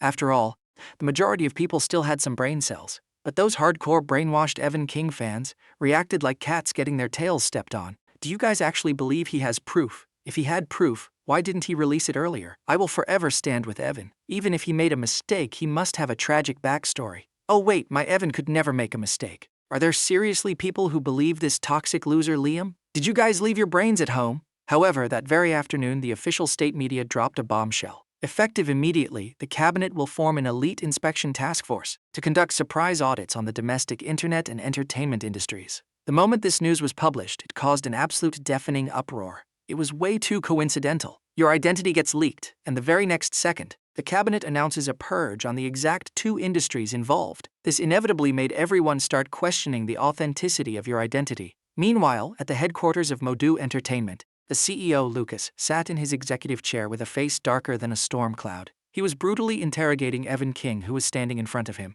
Are you telling me these 2 events are a coincidence? Boss, I've checked and double-checked. This Liam guy is just a dirt-poor college student. Even the money he used to buy his girlfriend a gift was saved up from working a minimum-wage summer job. There is absolutely zero chance he's some capital elite. Evan King gulped nervously. This was everything he had learned from Ruby and Stella. As for being lied to, he didn't think that was possible. I mean, who would reject a literal capital billionaire just to chase a plastic pop idol like him? Hearing Evan King's excuse, Lucas fell silent. The government suddenly dropping a massive purge order was never random. Either someone pissed off a terrifying bigwig, or someone touched someone else's money. So, he had dispatched his secretary early on to investigate. As long as it wasn't that specific family, they could fix it. Thinking of this, Lucas looked at his secretary standing nearby. Did you find anything? How many elite families named Lancaster are in the capital? The moment he asked, the secretary's face turned violently pale. Boss, I checked, but I only found one. Which one? Don't tell me it's... The secretary nodded grimly, and slowly pointed a finger straight up at the ceiling. Getting the silent confirmation, Lucas felt like a sledgehammer had just smashed his brain into paste. Every ounce of strength in his body evaporated instantly. He slumped back into his chair, completely paralyzed. That was the one and only Lancaster dynasty in the capital. Having survived in the capital's elite circles for years, how could he not have heard of that godlike, monstrous family? Right now, all he could do was pray to every god out there that the rumors about your identity online were fake. Thinking of this, Lucas used his last ounce of strength to roar at Evan King. Get the hell out of my office! Evan King was completely deafened by the scream. Before he could even process what was happening, several massive tank-like security guards marched in from the door. At exactly the same time, outside the Modu Entertainment HQ, a convoy of 3 black Maybachs approached slowly from the distance and parked by the curb. Looking at the massive, imposing skyscraper in front of him, Harry couldn't help but let out a sigh. He knew exactly what this building represented. An absolute titan of the domestic entertainment industry. Half the sky of the capital's showbiz. Normally, a low-level official like him would never dare provoke them, let alone march right up to their front door for a surprise audit. But with your backing, he basically held the Emperor's sword. Harry didn't bother with pleasantries, cutting straight to the chase. Since we're here, let's head in. According to our intel team, the suspect, Evan King, is currently inside this building. We don't want the victims to arrive and find out we let the guy slip. That would look terrible. Standing next to him, Chief Rogers took a deep breath. Right now, as long as he could impress the Crown Prince, his promotion to the absolute top was just a matter of time. Thinking of this, Chief Rogers immediately put on a fiercely righteous face. Exactly. The top priority right now is to apprehend the suspect. We cannot let the victims bleed and cry. Team 1, follow me upstairs. The rest of you, call for perimeter backup. Even if we have to lock down this entire skyscraper today, do not let a single fly escape. With that, Chief Rogers charged into the lobby like a war hero, leading his men. Watching this unfold, Harry and the rest of the task force were dumbfounded. If you didn't know better, you'd think there were terrorists inside, and the police chief was leading a hostage rescue. Meanwhile, the elevator doors dinged open. Evan King was physically thrown out of the elevator by several security guards. The staff on the first floor heard the commotion and immediately cast weird, confused glances. When the figure looked up, they were all shocked. Even Evan King is getting thrown out? The company is probably going through a massive shakeup. The whole entertainment industry is about to flip. Haven't you heard?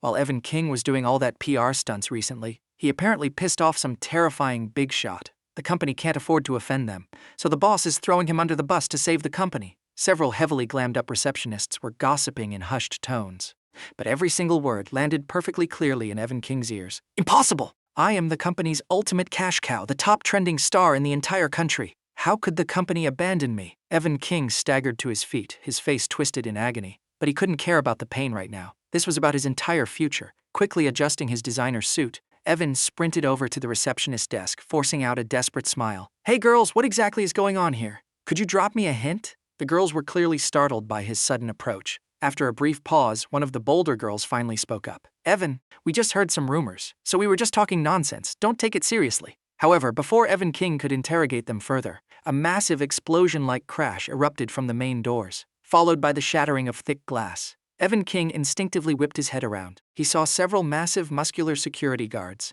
literally crawling and rolling across the floor, fleeing from the entrance. Everyone, hands on your heads, get down on the ground! Chief Rogers' thunderous roar echoed through the massive lobby. Everyone froze in pure panic, but the moment they saw the police uniforms, they all instantly dropped and hugged their heads. A squad of heavily armed officers sprinted in, led by a tactical squad captain. You young folks seriously lack cardio. You can't even outrun a guy pushing 60 like me? Now lock down the elevators. Search floor by floor! Chief Rogers waved his hand impatiently. Then he pulled out his phone, pulled up Evan King's photo, and began comparing it to every person squatting in the lobby. Yes, sir, the squad captain replied helplessly. It wasn't that his young guys lacked stamina. It was because their chief was acting like a total lunatic. The security guards had just walked up to ask what was going on, and the chief literally threw a flashbang at them. They were afraid if they charged too fast, they'd get friendly fired. Looking at the traumatized security guards curled up on the floor, good lord, they were looking at the cops like they were the terrorists. Not far away, squatting next to the reception desk, Evan King's brain had completely flatlined. What the heck is happening? Did my company get bombed by terrorists? Are terrorists this fashionable now? They even managed to steal authentic SWAT gear. Suddenly, Evan King felt something freezing cold, pressed directly against his forehead. Before he could even look up, a voice boomed right next to his ear. Look up! Evan King was practically on the verge of tears. He was just a pop idol. He had never seen a real-life raid like this. The freezing metal felt like the Grim Reaper's scythe, ready to harvest his fragile little life at any second. Chief Rogers looked at his phone, then looked at the guy. He could 100% confirm the heavily powdered, pretty boy face in front of him was Evan King. Heh, so you're Evan King. You look like a frail little pretty boy. Yet you managed to pull off such a massive crime. Truly, you can't judge a book by its cover. The next second, with a crisp click, shiny silver bracelets were firmly locked onto Evan King's wrists. Before he could even comprehend what was going on, he was officially under arrest. Right then, Harry and his entourage marched grandly through the shattered front doors. Chief Rogers, you work incredibly fast! Caught the suspect already? Of course, Capitol Police pride themselves on absolute efficiency. The two men hyped each other up, instantly easing the terrifying tension in the lobby. Evan King finally mustered up the courage to ask, Officer! What exactly did I do? Why deploy an entire army just to arrest a minor celebrity like me? Hearing the voice, Harry casually glanced at the trembling idol on the floor. You've done a lot of things. Too many to list right now. You know Liam, right? Liam? Hearing your name, Evan King's pupils shrank to pinpricks. Don't panic, you'll get to see him very soon. Harry finished speaking, flashing a highly disturbing, meaningful grin. Seeing that smile, Evan King felt a freezing chill shoot straight from his tailbone to his skull. He had a sickening premonition that he had triggered an apocalypse. Just then, the squad captain sprinted out from the stairwell. Chief, Deputy Harry, the CEO of Modu Entertainment, Lucas, has been secured. Shortly after, Lucas's figure appeared in the elevator. Stepping out, the exact moment he laid eyes on Chief Rogers, Lucas's brain exploded with white noise. Isn't this Chief Rogers from the Capitol Police Department? Why is he here? Chief Rogers, what a surprise visit. Why didn't you give me a heads up? Lucas plastered on a desperate, agonizing smile and hurried forward. Give you a heads up? If I tipped you off and the snake slithered away, I couldn't take the blame for that. Chief Rogers took 2 steps back, keeping a safe distance. At the same time, he flicked his eyes toward Evan King. Lucas followed his gaze and quickly spotted the pathetic, trembling figure of Evan King squatting on the floor. Chief, what exactly did he do? Can you tell me? Oh, it's no secret. The entertainer Evan King is suspected of spreading severe rumors, defamation, and organizing illegal multi-person illicit activities. We have ironclad proof. I'm here to bring him in. The moment he finished, Lucas went completely silent. A volcano of rage erupted from the depths of his soul. He gritted his teeth, took 3 massive strides forward, and delivered a brutal, full-force kick. With a sickening thud, Evan King let out a blood-curdling scream. He rolled across the floor twice, smashing hard into the reception desk. Feeling that wasn't enough, Lucas charged forward to curb stomp him. Luckily, 2 officers stepped in and dragged him back. Unable to physically assault him anymore, Lucas resorted to pointing dead at Evan's nose and screaming his lungs out, venting his absolute fury. The company poured infinite resources into making you a star, and this is how you repay us.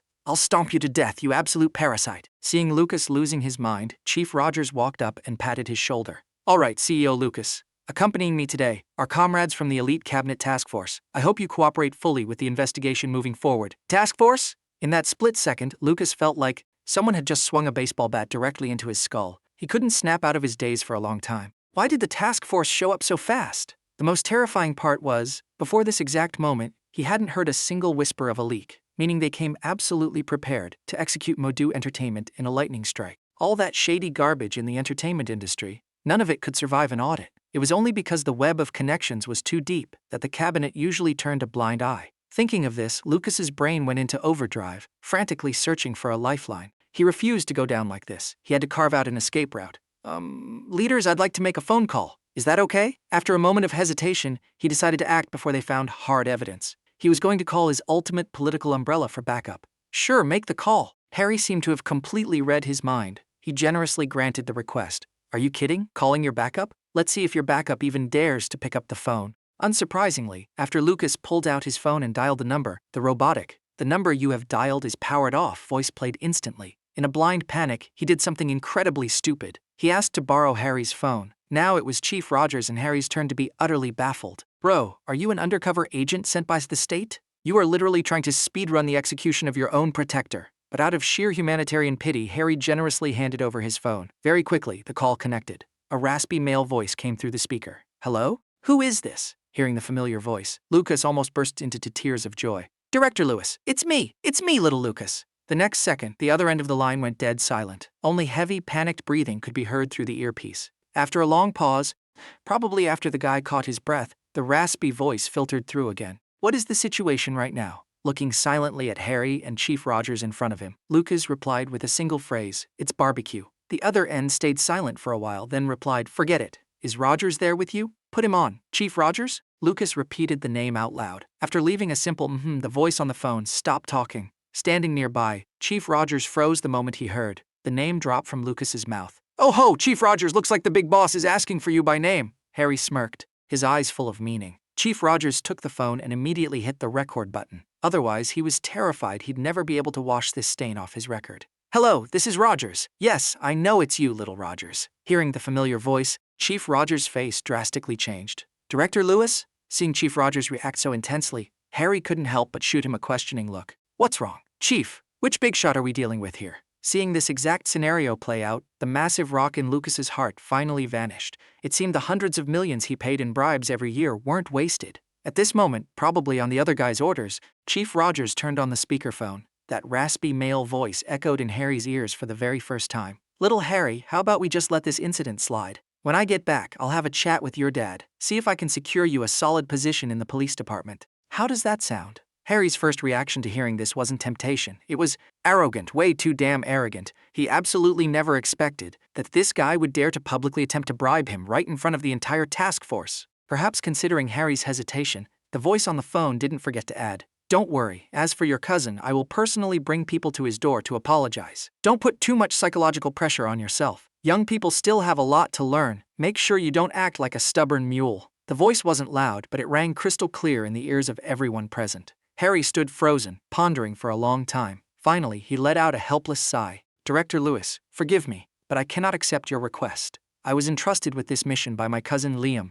The eyes of the entire cabinet are watching our task force. If we make a lot of noise but drop no rain, I'm afraid I won't have the face to return and look them in the eye. Young people are arrogant and hot-blooded, I understand that, but you are not from the main branch of the Lancaster family. What I mean is, why make an enemy when you can make a friend? Director Lewis's raspy voice slowly began to carry a highly threatening undertone. Right at that exact second, a wild, arrogant voice echoed from the main entrance. Who the hell do you think you are? You think you're worthy of being the Lancaster family's enemy? Everyone jumped out of their skin at the sudden outburst. Not because it was loud, but because of the absolute sheer disrespect in the words. Hearing the voice, Harry snapped his head around in shock. Cousin? Standing next to him, Chief Rogers shuddered violently and spun around. Is this the legendary crown prince of the Lancaster family? Surrounded by a wall of elite bodyguards, you walked up to Chief Rogers with a face as dark as the abyss. In that instant, the massive lobby became so silent you could hear a pin drop. As for Chief Rogers, this was absolutely the most terrifying, adrenaline-pumping moment of his entire political career. The young man standing right in front of him was the only direct heir of this generation, the capital crown prince, with sky-shattering power and wealth that rivaled nations. Crushing a mere police chief like him was literally just a matter of saying one sentence. Thinking of this, cold sweat completely soaked his uniform. No, I have to cut all ties with Director Lewis immediately. Just as he finally made his desperate resolution, you spoke. Capitol Police Department. Yes! Lewis, right? Hearing that sentence, the man on the other end of the phone went dead silent for a second. What replaced it was a voice dripping with desperate, pathetic flattery. Young Master Liam, it's me. This entire situation is completely my fault. I profusely apologize to you.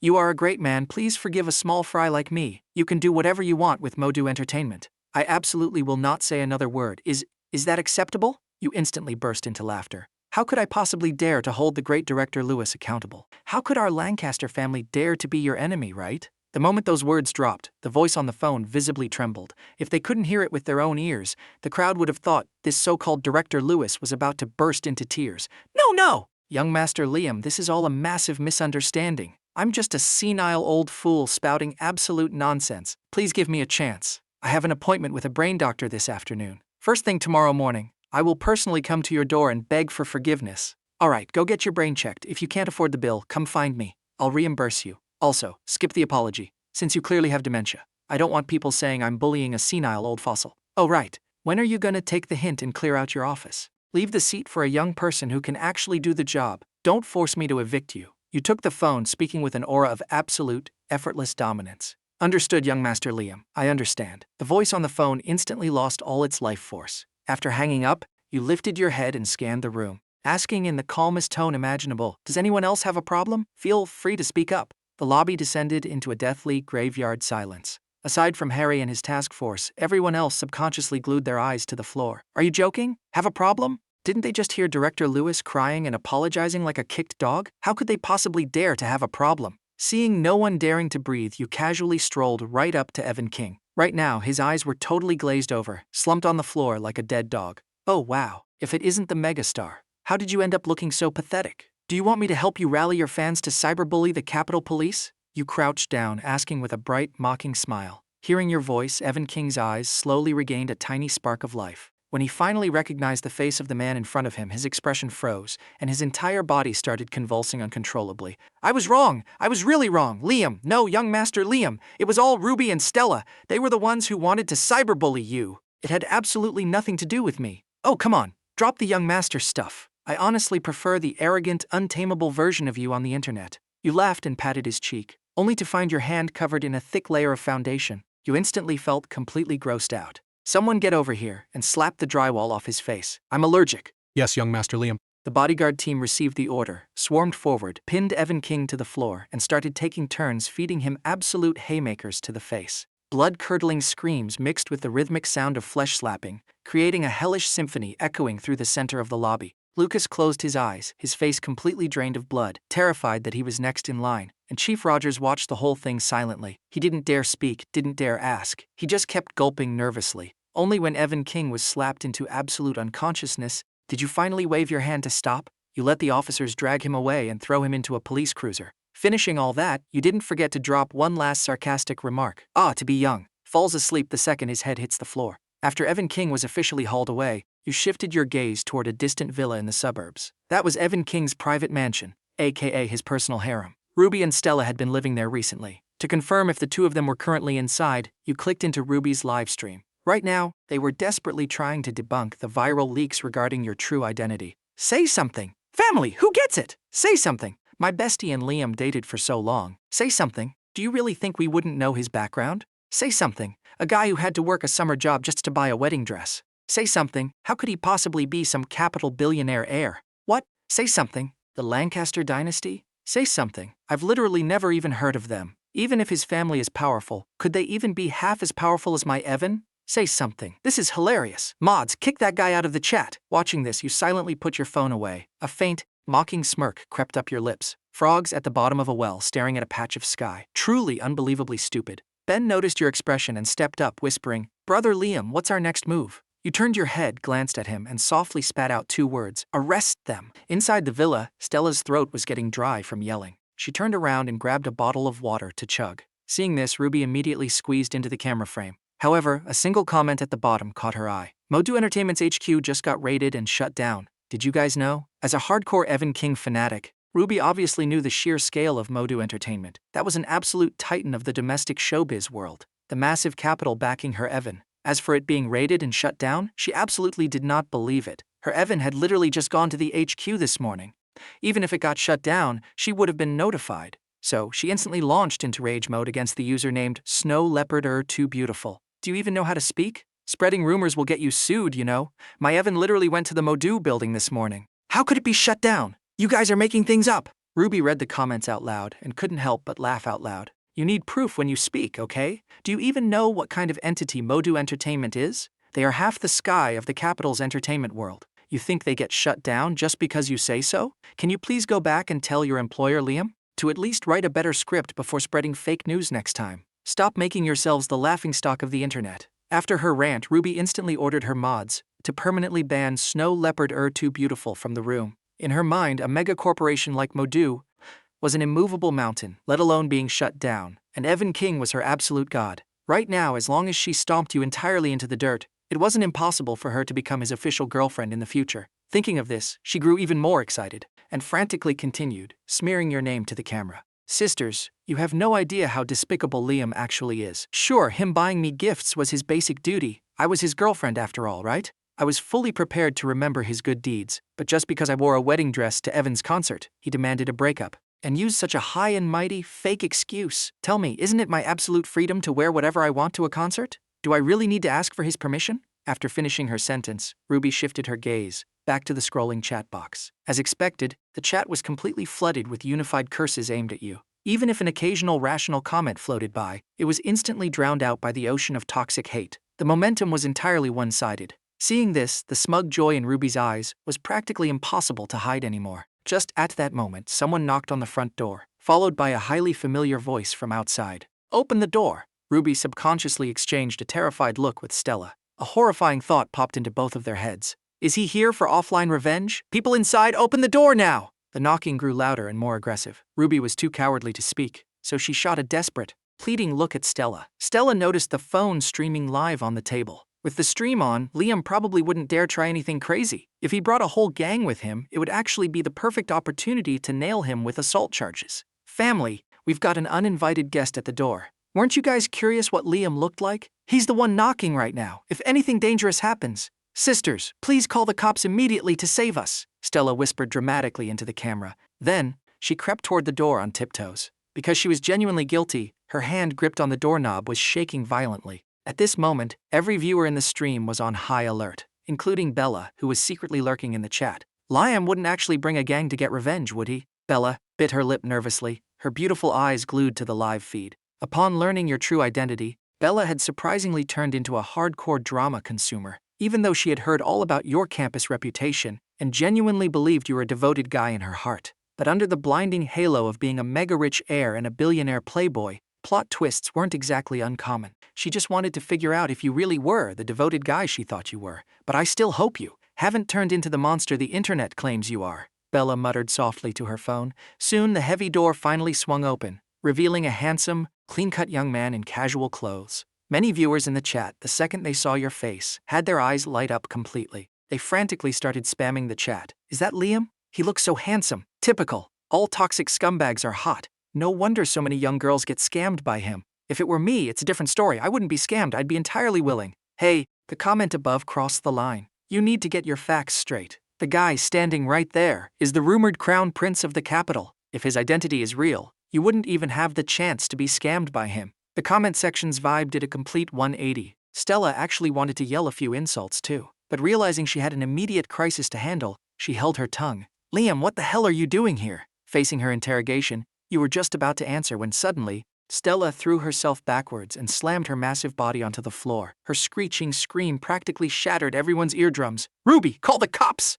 Liam is breaking into us. You were absolutely stunned. The viewers arguing in the chat were completely paralyzed. Even though the vast majority of people were taking Stella's side, this stunt left them completely and utterly speechless. You can fake it, but you can't fake it this badly. The guy literally hasn't moved a single muscle, and you start screaming? Do you think we're legally blind? We want to help you, but you can't treat us like complete idiots. Stella had absolutely no idea how much public goodwill she had just instantly incinerated with this brain-dead maneuver. In her mind, she belonged to the vulnerable group. As long as she screamed first, she legally held the moral high ground. She had used this exact ultimate move countless times, and it worked flawlessly every single time. But unfortunately, this time she was facing an elite gold medal legal team and actual judicial officers. The moment she opened the door, you had already noticed the phone propped up high on the table, so you hadn't made a single aggressive move. But since she was already trying to frame you this hard, swallowing the insult would be a total disrespect to your own status. You chuckled, took a step back, and finally spoke. If it isn't the delicate fairy Stella, how did you end up squatting in Evan King's private mansion? By the way, even if your idol had zero standards, he wouldn't touch you. How could anyone stomach that? Reaching the climax of your savage roast, you intentionally paused, left a 1-second silence, and delivered the killing blow. You guys have some hardcore kinks, huh? The moment those words dropped, Stella's face turned black at lightning speed. The things she was most blindly proud of were her 200-plus-pound weight and her looks. Just like the chat had been saying, if she lived in the Tang dynasty, she'd at least be a princess. She scrambled up from the floor like a bowling ball, practically shoving her phone directly into your face. You toxic garbage! How dare you talk about me? Take a look in the mirror. Compared to my idol, you're not even fit to tie his shoes, and you have the nerve to talk. Look, everyone, this is the disgusting scumbag Liam, looking like that, and he still dares to attack others' looks. I don't know where he gets his confidence from. Watching her spit fire like a machine gun, you frowned and took a few large steps back. This creature's breath was biologically toxic. If her saliva had corrosive properties, what would you do? Hey, I see you backing away. Noticing your tiny movement, Stella's mouth curled up, instantly launching another wave of mockery. Makes sense! My noble princess aura cannot tolerate being tainted by trash like you. Finally, Ben couldn't take it anymore. He bent over and violently vomited his entire breakfast onto the floor. This single scene completely broke everyone's sanity. Did he just get roasted so hard he threw up? Bro's mental defense stats are way too low. This is absurd. My third eye has truly been opened today. First time in my life seeing someone get insulted into vomiting. You felt totally helpless and took a few more steps back. You sent someone to grab some mineral water for Ben to rinse his mouth. After recovering for a bit, his pale face finally regained some color. Right then, Stella stood to the side, unapologetically throwing sarcastic remarks. Look at you, dressed all fancy like a dog. Didn't expect you'd throw up after a few words. Besides, I wasn't even talking about you. Sigh, how pathetic. Hearing this, the volcano of rage inside Ben's chest instantly erupted and shot straight through the roof of his skull. I am a gold medal lawyer. You think you could insult me into vomiting? It's obviously because you're hideously ugly and your breath smells like a biohazard. Do you have zero self-awareness as a human being?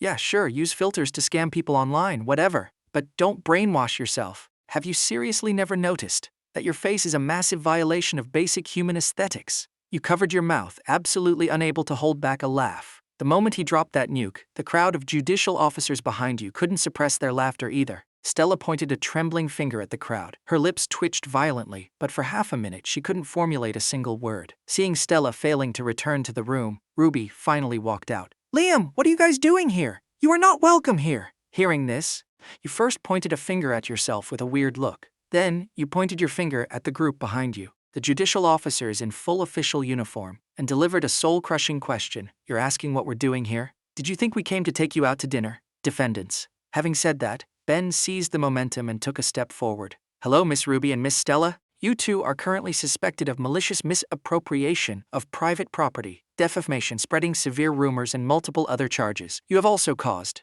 severe psychological trauma and life disruption to my client. My client, Liam, has officially filed a lawsuit against you both today. This is the official subpoena from the authorities. Ruby dazedly took the subpoena. Her small face turned as white as a sheet of paper. Absolutely impossible. You guys are definitely hired actors. You orchestrated this whole thing yourself, didn't you? Suddenly, Stella screamed, charged forward like a rhino, snatched the subpoena right out of Ruby's hands, and violently tore it into shreds. The officers standing in the back, watching this unfold, couldn't help but internally whisper, "What a suicidal idiot." Seeing them acting completely unreasonable, you rubbed your temples, sighing in utter exhaustion. Whether I orchestrated this or not, my words don't count. Soon, a middle-aged man in a sharp official uniform walked out from the back row and directly flashed his official badge right in front of the two girls' faces. Supreme Judicial Prosecutor of the Capital, Simon. This is my badge. If you two ladies don't believe it, you are welcome to verify it online. Ruby and Stella froze. Their eyes locked onto the badge. The name matched, the photo matched, the title matched.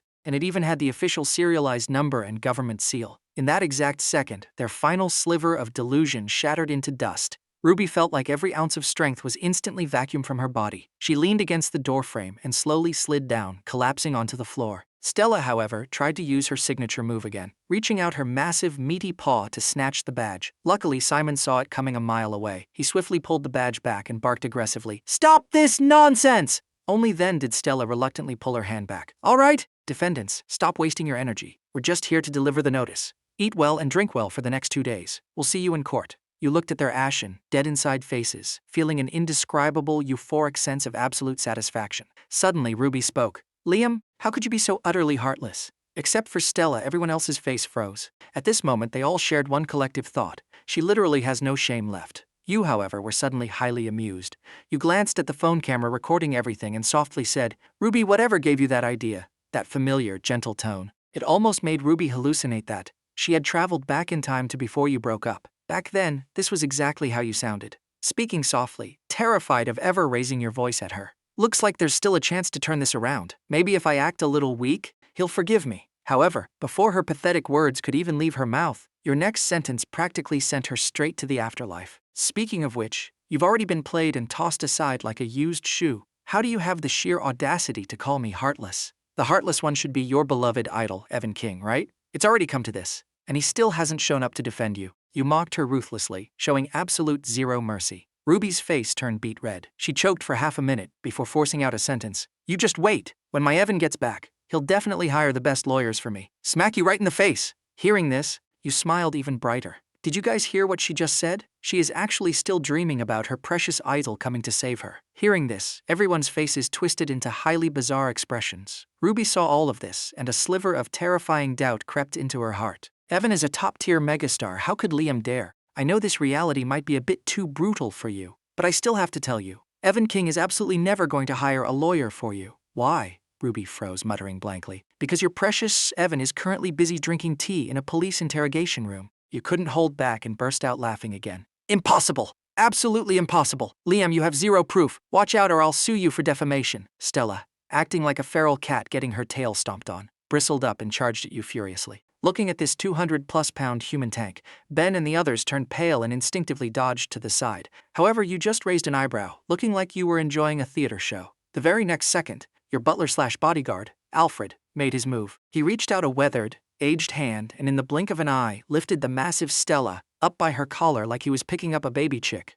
With her feet dangling in the air, plus the terrifying gravity generated by her own horrific weight, Stella's legs weakly kicked the air twice, before her eyes rolled into the back of her head and she passed out cold. Alfred clapped his hands together like absolutely nothing happened. A hint of visible disgust flashed through his cloudy eyes. "Young master, it's quiet now." Ruby was scared out of her mind. Trembling uncontrollably, she tried to pull out her phone to call the cops, but you snatched it away before she even could. "What are you trying to do? Call the cops?" You held her phone, a mocking smirk plastered on your face. Now Ruby was completely and utterly panicked. Her eyes darted everywhere, until she finally spotted her other phone lying on the floor, still broadcasting the live stream. The next second, her eyes turned bright red and with a thick crying tone, she begged, "Liam, I know everything was my fault. I apologize to you, please forgive me, okay? Let's get back together. From now on, I'll listen to everything you say and I won't throw tantrums anymore, okay?" You gave her a deeply meaningful, sarcastic look. "Sure, first, give me back those 2 rings. Then explain exactly why you tried to frame me, and tell the internet exactly what you and Evan King were doing in that hotel room. If your story entertains me, I might just show some mercy and let you off the hook." Saying that, you picked up the live streaming phone and pointed the camera dead at Ruby's face. "Speak!" Ruby shuddered violently. She looked at you in absolute utter disbelief. "You spied on me?" Hearing this, you sighed with the tone of a disappointed father. "If you don't want anyone to know, don't do it in the first place. Understand?" Ruby stared at the glaring camera lens, realizing she had walked right into your trap. Her mental defense completely shattered and she instantly changed her tune. "You're talking nonsense! I didn't! Evan and I are completely innocent! I'm going to sue you! You're spreading rumors and framing me." At this moment, Ben stepped forward. "Defendant, please maintain your composure. Based on the various behaviors both of you have displayed on the internet, my client has already contacted the police to initiate criminal proceedings. If you have any objections, you may file an appeal after the trial verdict is delivered. Sigh, to put it in words you can understand, if you want to sue me, try doing it after you get out of prison." Afraid Ruby's peanut brain couldn't comprehend, you patiently explained it one more time.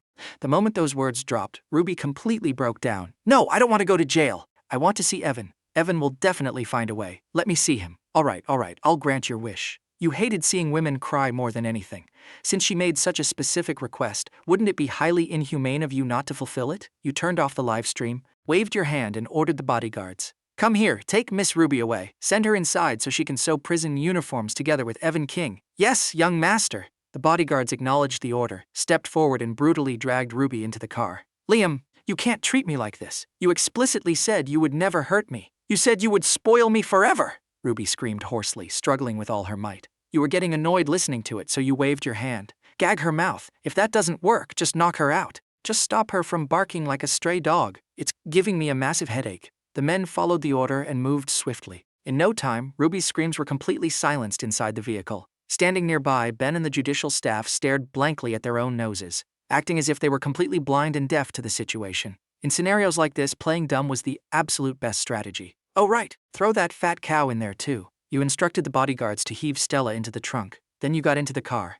Alfred, to the Capitol Police Department. Time for the purge. Time for the purge. As the son of the richest man in the country, you had arrived to wipe the slate clean. Not only were you going to rip apart the toxic ex-Ruby, you were going to completely annihilate the corporate capital backing her. The moment you arrived at the Capitol Police Department, Chief Wright came out to greet you with an incredibly flattering kiss-up smile. Evan King is right inside. Please wait just a moment. Shortly after, from inside the interrogation room, Evan King's pig-like, blood-curdling screams echoed through the halls. Hearing this horrifyingly familiar voice, Ruby and Stella simultaneously shuddered violently. A bone-piercing chill shot straight to the top of their skulls. You turned around and glanced at them. Only after seeing the absolute raw terror in their eyes did you turn back around with a satisfied smirk. Heh, so these two idiots actually know how to be scared. Soon, a man with a horrifically swollen, bruised face was dragged out by two police officers. Seeing the person, Stella and Ruby instantly bugged their eyes out. Even though Evan King was beaten into looking like a swollen pig's head, it didn't stop the two girls from recognizing his identity. You weren't in a rush.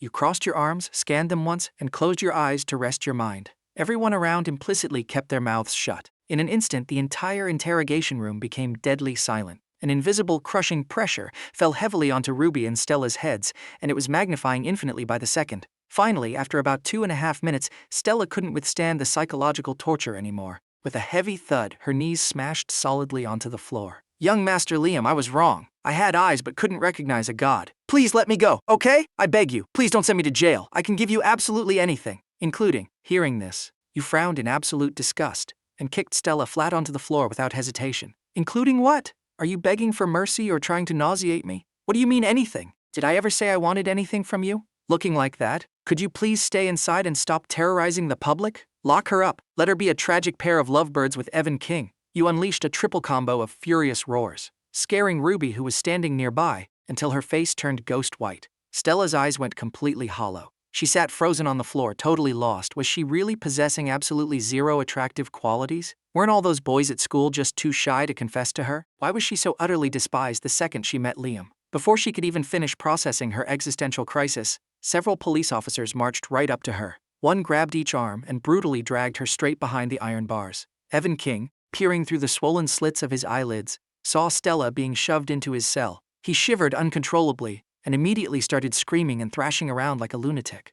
This commotion naturally caught your attention. He went insane already. Standing next to you, Chief Wright was terrified you'd blame him. He quickly leaned in to explain. Young Master Liam, we didn't beat him into insanity. Ever since he was brought in, he's been in a coma. He just woke up a second ago and started acting exactly like this. Seeing his terrified, panicked expression, you grinned. I'm not blaming you. I just feel like going insane is letting him off a bit too easy.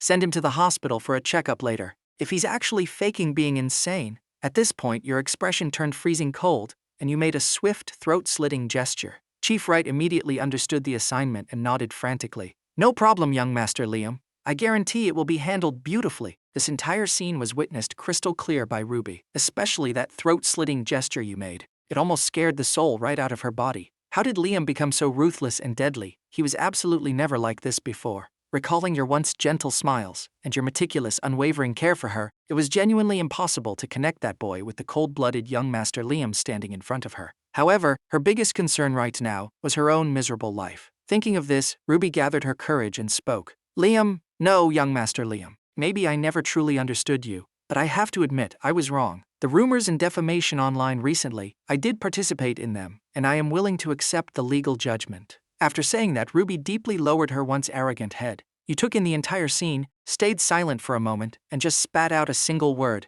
Good, since Ruby had accepted reality, you couldn't be bothered to waste any more breath on her. The rest was the judicial staff's job. Prosecutor Simon stepped forward at this moment. Looking sternly at Ruby, he announced, "Since you tore up the physical subpoena, I will issue a verbal reminder to you right now. Please be present for the court hearing the day after tomorrow at 8 a.m. Please prepare your defense attorney and necessary documents in advance." Simon rattled off over a dozen legal requirements in one breath before pausing. Looking back at Ruby, her lightly make-upped face was already streaked with chaotic tears. "I understand, but I still have to go to school. What am I going to do? Sob, sob." The moment her crying, pathetic voice echoed out, many people in the room felt a twinge of pity, but mostly it was just sighs of irony. If she had just turned back earlier, she wouldn't have ended up in this pathetic state. But you just turned around coldly. Your gaze was resolute and carried a freezing chill. When you play stupid games, you win stupid prizes. As for what she was going to do, that was her problem. Without another word, you led your entourage out of the interrogation room. Soon, only 3 people were left in the room: Ruby, Stella, Evan King, and a single police officer standing guard, Officer Dave.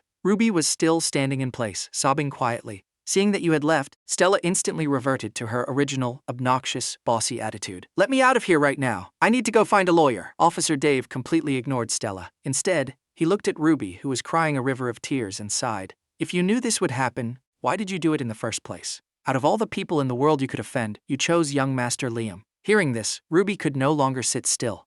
Right now, she felt like a blindfolded pawn, being casually toyed with in the palm of your hand. Yet she didn't even know a single shred of your true background. If this kept up, it was only a matter of time before she ended up sewing prison uniforms. She couldn't just sit and wait for death. Since you had already laid your cards on the table and said she could find a defense attorney, then she would find the absolute best lawyer in the city to win this case. Thinking of this, Ruby frantically ran up to Officer Dave, begging desperately, "Big brother, could you please tell me, what exactly is Liam's true identity? Or what kind of background does he have? That way, I'll know what kind of lawyer to look for. Don't worry, if we make it out of this safely, we will reward you heavily." Stella snapped back to reality at this point, too. She stopped throwing her tantrum and quickly echoed Ruby's plea. "Yeah, big brother! If we win this lawsuit, we will definitely reward you generously. See this guy next to me? This is the country's megastar, Evan King. He has tons of money." Looking at this trio bursting with a desperate will to live, Officer Dave let out a helpless, bitter laugh and shook his head. "Looks like you guys aren't locals from the capital. Forget about the rewards, because there is absolutely zero chance you will win." The moment those words dropped, the girls' hearts instantly froze over. But Ruby refused to give up and kept pushing. "Big brother, why is it impossible for us to win? At least tell us the reason. Otherwise, we'll never accept this." "The reason?" Even though Officer Dave pitied Ruby, hearing this question made him burst out laughing. "Have you ever heard of the top 3 dynasties of the capital? Do you know who sits at the absolute top of those 3 dynasties? Do you know which last name in the capital is the most untouchable?" 3 consecutive questions directly short-circuited Ruby's brain. Which one? In this country, you might not know the Lancaster family, but you absolutely, definitely know the Lancaster Group. It is a business empire spanning pharmaceuticals, education, hospitality, entertainment, real estate, and countless other sectors. When you get sick, you use Lancaster medicine. When you travel, you stay in Lancaster hotels. For schooling, the Lancaster Group even runs elite private academies. You could literally say every aspect of a citizen's daily life, clothing, food, housing, and transport, is covered in the Lancaster shadow. However, even a terrifying financial behemoth like that actually ranks beneath the true Lancaster family. At this point, Ruby didn't even dare to keep listening. If she had known your background was this horrifyingly powerful, why the hell would she have chased a plastic pop idol?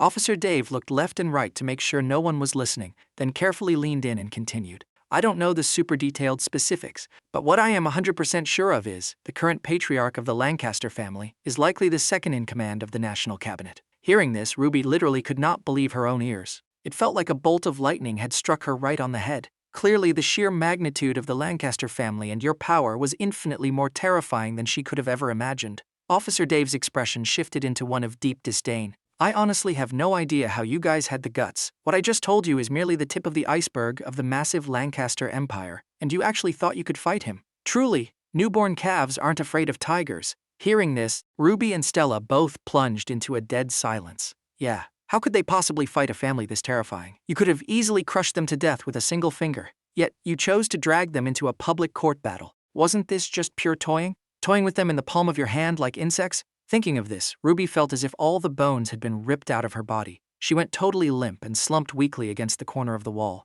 Everything was already set in stone. After finishing his story, Officer Dave quickly walked out of the interrogation room, leaving only Ruby, Stella, and Evan King inside. The air fell back into a suffocating, deathly silence. Ruby suddenly jerked her head up and glared viciously at Evan King. If it wasn't for this man standing right here, she would never have ended up in this hellish situation. And she definitely wouldn't have broken up with you. Her beautiful, perfect life was entirely destroyed by him. Evan King instinctively looked up and locked eyes with Ruby's venomous, hateful stare. In a fraction of a second, he literally pissed his pants in terror. Seeing Evan King crying and sobbing like a pathetic mess, Ruby suddenly felt like she had just punched a block of cotton, but there was nothing she could do to him. So she shifted her furious gaze over to Stella. To her surprise, Stella exploded first. "Why didn't you just stay with Liam properly? You clearly had a boyfriend, but you kept lusting after another man. It's entirely because you were unfaithful to your relationship that we ended up in this horrible mess. If you want to be a silt, fine, but why the hell did you drag me down with you?" Ruby was completely stunned by this sudden vicious barrage of insults being hurled at her face. Before she could even say a word, how dared Stella attack her first? Wasn't breaking up with Liam entirely orchestrated by Stella's instigations? Thinking of this, Ruby mercilessly fired back. "Back when Liam and I were together, you were the one constantly picking on him every single day, complaining that he wasn't good enough at this, wasn't good enough at that. If you hadn't been constantly whispering toxic garbage into my ear, do you really think I would have worn a wedding dress to a concert? If it wasn't because your hideous looks made me look prettier by comparison, do you seriously think I would ever be friends with a creature like you? And what about you? Not only do you have zero self-awareness about your ugly face, you grin with those massive buck teeth all day, acting like a total snob, actually believing every man in the world revolves around you. If you hadn't latched onto my coattails, you would absolutely never have even met an incredible guy like Liam in your entire miserable life." Vomiting out every single ounce of resentment she had kept buried, Ruby instantly felt a massive wave of refreshing relief. Stella's face flushed a violently dark red from pure rage. She pointed a trembling finger at Ruby but couldn't squeeze out a single complete sentence for half a minute. Seeing this, Ruby sneered. "A piece of trash who can't even articulate a sentence, actually hallucinating about being a princess. Looking the way you do,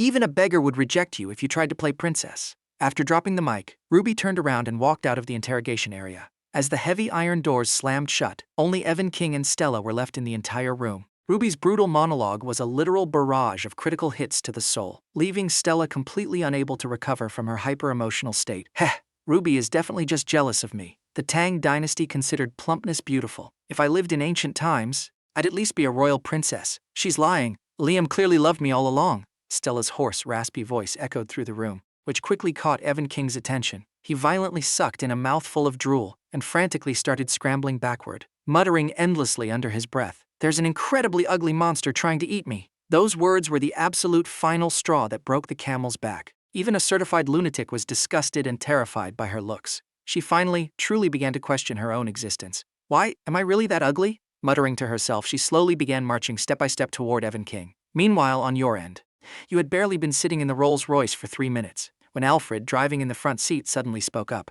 "By the way, young master, tomorrow is the patriarch's birthday. Are you not planning to go back and visit?" Hearing this, your expression froze. "What? The old man's birthday? Why do I have zero memory of this? Damn! Do I seriously not even know my own dad's birthday?" Thinking of this, you wanted nothing more than to slap yourself in the face. Other people's sons waited eagerly for the stars and the moon, hoping their fathers would become dragons. And here you are. You actually have a true dragon for a father. Yet you didn't even know how to cherish it. The more you thought about it, the more annoyed you got. "Alfred, head home. I'm throwing my dad the most glorious, massive birthday bash this city has ever seen." You waved your hand grandly. Alfred was so startled he almost slammed on the brakes. "Young master, what exactly are you throwing a bash for?" "It's a massive banquet, obviously." You looked totally confused, not understanding why a guy his age would ask such a weird question. However, upon hearing this, Alfred's reaction was even more extreme. "Absolutely not, young master. The patriarch has repeatedly stressed that everything must be kept extremely low-key. If you go back and loudly announce it everywhere, I'm afraid you won't be able to avoid a severe beating." Your mouth twitched violently. You instantly felt incredibly conflicted.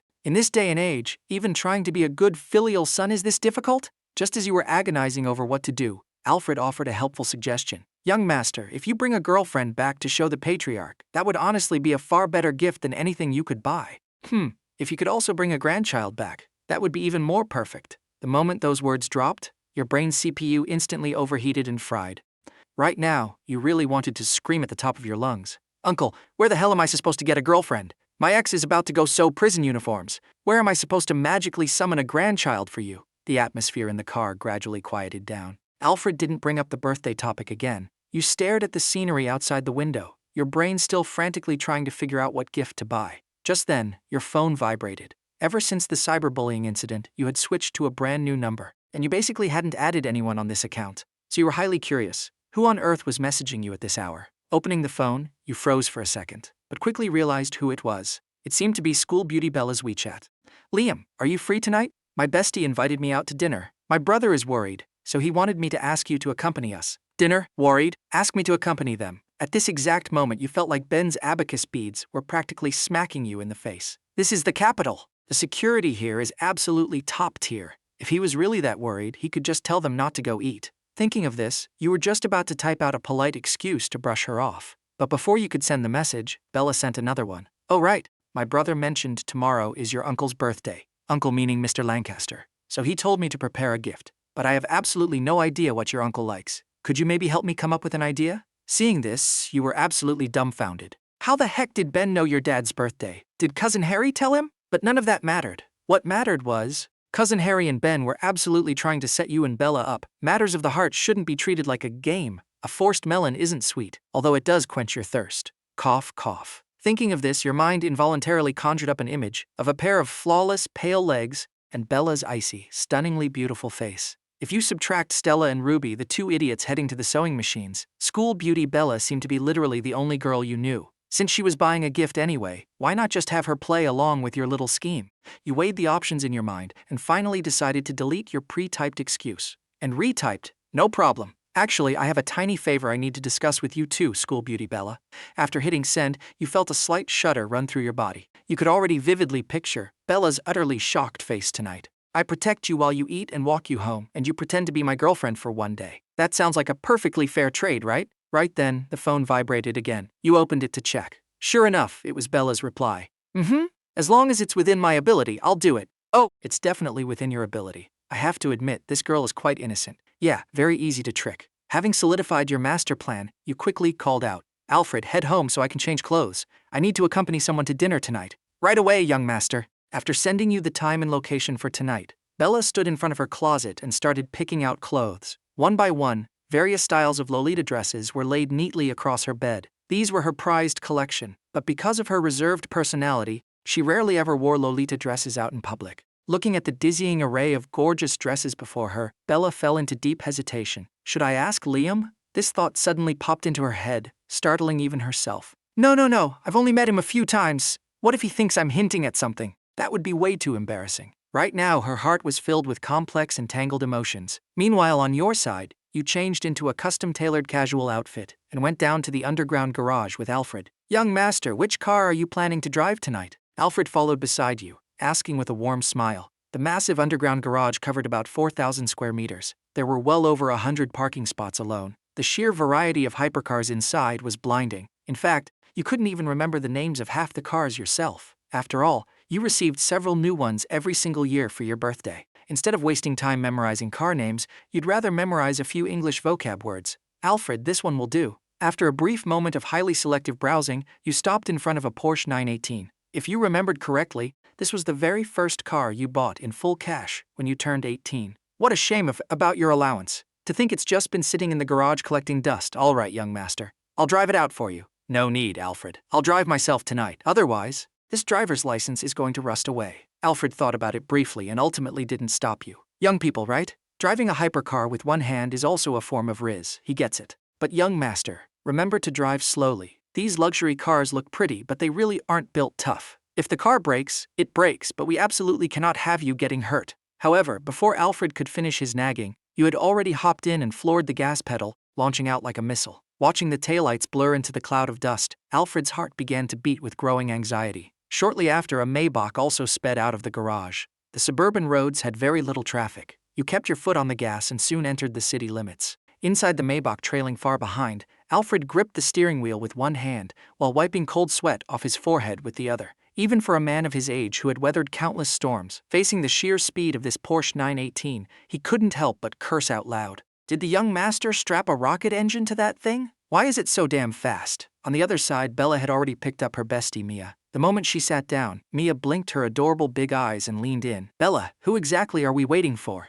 Waiting for a guy. Bella sounded a bit evasive. Without getting permission, she absolutely did not dare to casually expose your true identity. Hearing that they were waiting for a guy, Mia looked utterly shocked, followed closely by a look of deep betrayal. Huh? A guy? It's over! My little Bella has changed! You no longer belong exclusively to me. Mia, it's not what you think. It's just my brother was worried about two girls being out at night, so he specifically asked him to accompany us. Bella frantically explained, terrified that her friend would misunderstand. Really? Mia paused. Bella patted her own chest, swearing it was true. Staring at those soft curves, Mia's little mouth formed an O. Oh, so he's a bodyguard. That's fine then. But Bella, seriously, what on earth do you eat every day? How did they grow so big? Saying that, Mia reached out her predatory little hands. Bella shrieked and quickly dodged away. That little yelp managed to attract quite a few stares from the people around them. An ice queen beauty and a sweet, bubbly Lolita girl. The ultimate dream combo for any man. Perhaps noticing the stares from the crowd, Maya finally, reluctantly, pulled her little hands back. Seeing this, Bella pretended to be angry. Mia, if you keep acting like this, I'm going to actually get mad.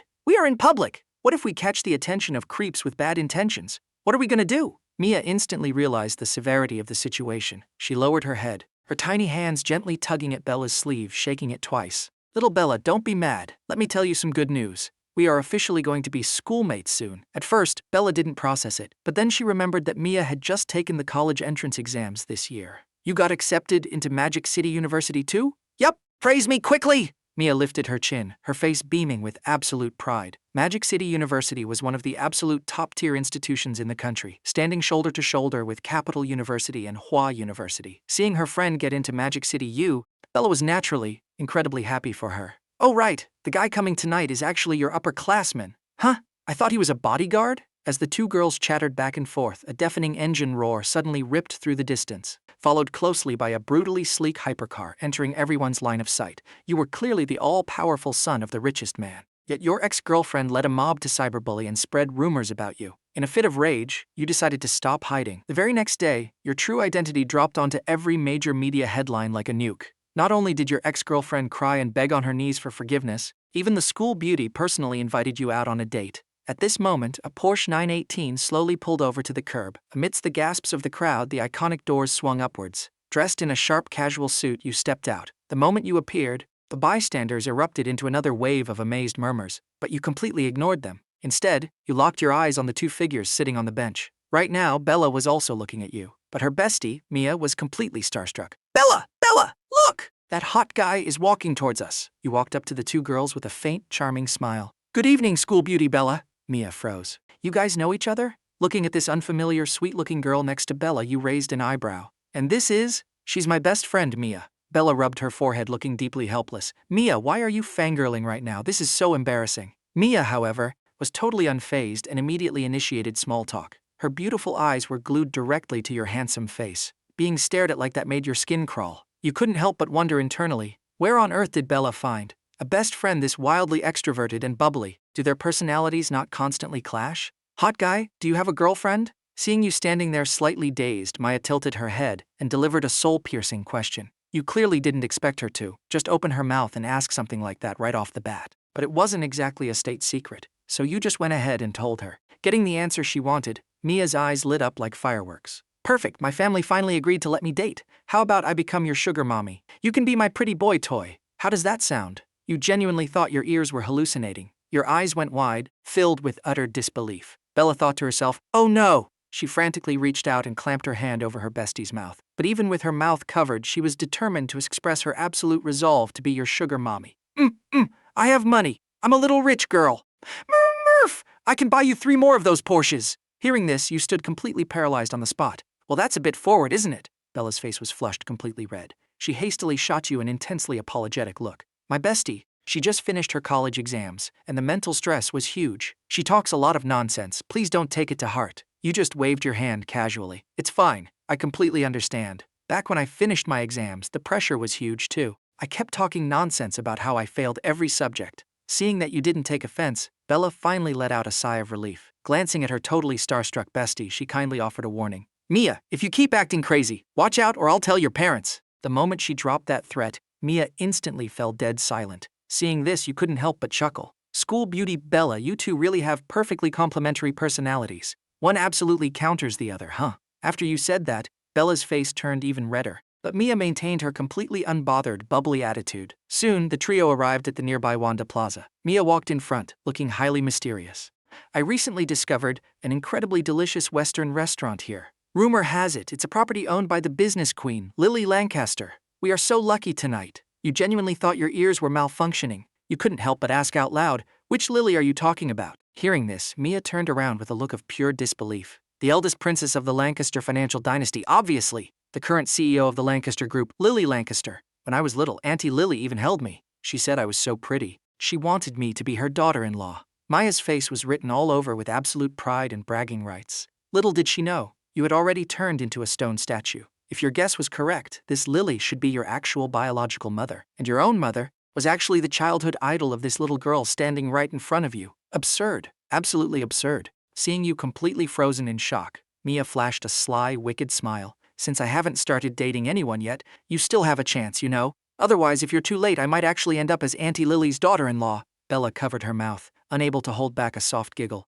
Liam, are you super shocked? You nodded, completely numb. I'm so shocked my brain CPU is practically smoking. A faint blush brushed across Mia's sweet face. All right, you guys, stop exaggerating. You're making me feel embarrassed. We're here. It's this restaurant right ahead. At that moment, a restaurant built like a classical antique palace entered everyone's line of sight. Wow, it's so beautiful. Bella couldn't help but let out a gasp of admiration. Since the vibe was already there, you chimed in and offered a few compliments of your own. Just at that moment, an incredibly jarring, obnoxious voice rang out. You little brats are blocking my way. You frowned and turned around, only to see a guy with beady eyes and a rat-like face, who practically had the word creep tattooed on his forehead. He was pointing his finger at you and cursing aggressively. What are you looking at? I'm talking to you! If you can't afford to eat here, get the hell out of the way. If you waste my time, can you afford to compensate me? Bella and Mia were visibly startled by his aggressive aura. They instinctively shrank back and moved closer to your side. Seeing this, the man's expression instantly changed. Oh, we've got two beauties here? Allow me to introduce myself. I am the Vice President of Modu Entertainment, Walter. I am also a highly professional talent scout. The aura and looks of you two ladies are absolute superstar material. How about we add each other on WeChat, and we can discuss the details over a drink? Don't worry. Our company's power in China is... Shut your mouth. Finally, you couldn't listen to this garbage anymore. You actively stepped up and cut him off. Walter thought he misheard and subconsciously asked, "What did you just call me, you little sha?" You frowned, took a step forward, raised your hand, and delivered a massive, bone-rattling pimp slap straight to his face. You're too damn loud! The crisp, explosive sound of the slap echoed through the air. The bystanders were stunned. Bella and Mia were stunned. Walter was completely shattered. Touching his burning, stinging cheek, he felt an incredibly surreal sensation. He actually just got slapped in the face? And in front of a crowd, slapped by some random young kid? You could say the kid was acting impulsively, but he had literally just announced his VIP status. How did this kid have the guts? An unprecedented wave of pure humiliation rushed to his brain. Walter almost instinctively swung his fist, trying to win back his pride. A mocking smirk appeared on your face. You twisted your body and easily dodged his pathetic punch. Then you raised your hand and delivered another brutal slap, aimed directly at Walter's face again. This time the sound was even louder than before. Even the diners inside the restaurant heard the commotion. Walter was slapped so hard he was seeing stars. Losing his balance, he fell flat onto his backside. Seizing the momentum, you stepped forward and planted your foot firmly on his chest. Vice President of Modu Entertainment? I thought you were some untouchable mob boss. Turns out you're just a low-level lackey. You little punk, you just wait! I'm going to find someone to end you. Even while being pinned under your shoe, Walter's mouth remained stubbornly tough. Hearing this, you couldn't hold back a laugh. End me? Even your CEO Lucas wouldn't dare say those words to me. Oh right, maybe you don't know what happened to Lucas after he messed with me. Being born on the same day might not satisfy you guys, but at this point you smiled coldly. A terrifying, lethal glint instantly erupted from your eyes. Dying on the same day can certainly be arranged. Hearing your completely unfiltered, raw threat, the surrounding crowd simultaneously gasped in horror. Too arrogant! Are you even legally allowed to say something like that out loud? Standing nearby, Bella and Mia subconsciously exchanged a look. They both saw absolute shock in each other's eyes. Has this guy always been this brutally hardcore? Lying on the ground, Walter's internal state was incredibly complex right now. He couldn't win a physical fight. And trying to flex his background? Looking at the way this guy acted, he clearly wasn't intimidated in the slightest. Besides, his days as vice president were numbered anyway. If he hadn't coincidentally been out of town on a business trip this morning, he'd probably be drinking tea in the police station right now too. And if you traced it all back, everything was the fault of that guy named Liam. Suddenly, a highly absurd thought popped into Walter's head. Could this guy standing in front of me actually be the legendary Liam? Hey, why are you spacing out? Did I break your brain? Seeing Walter's blank, stunned expression, you thought he was scared stupid, so you increased the pressure of your foot. The crushing weight on his chest spiked massively. Walter instantly felt the suffocating discomfort of being unable to breathe.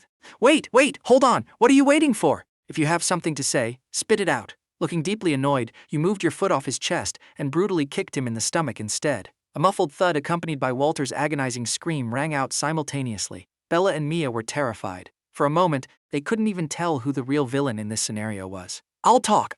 Big boss, please stop hitting me. To spare himself from further physical trauma, Walter decisively chose to beg for mercy. See, wasn't it better to do this earlier? Saves us both time. You dusted off your clothes and looked back at Bella and Mia. You two go inside and order first. Order whatever you want. Don't hold back. Walter here is treating us tonight. After saying that, you kicked Walter on the ground again, signaling him to speak. Yes, my treat. Eat well, drink well, everyone. Please don't hold back. Walter squeezed out a smile that looked uglier than crying and quickly agreed. Mia gave a sweet, beaming smile and nodded. Then thank you very much, Senior Liam and VP Walter. After saying that, she grabbed Bella and quickly walked away. Watching the two girls disappear into the restaurant, your face darkened at a visible speed. Walter had also heard Mia call you by your name. In that instant, he fell into absolute despair. Damn it, he really hit the jackpot. VP Walter, it seems my fate with your Modu entertainment is quite deep. It sounded like a casual joke, but coming from your mouth, it felt as cold as a blizzard. From breaking up to Evan King declaring war, and now just trying to eat a meal and randomly getting provoked.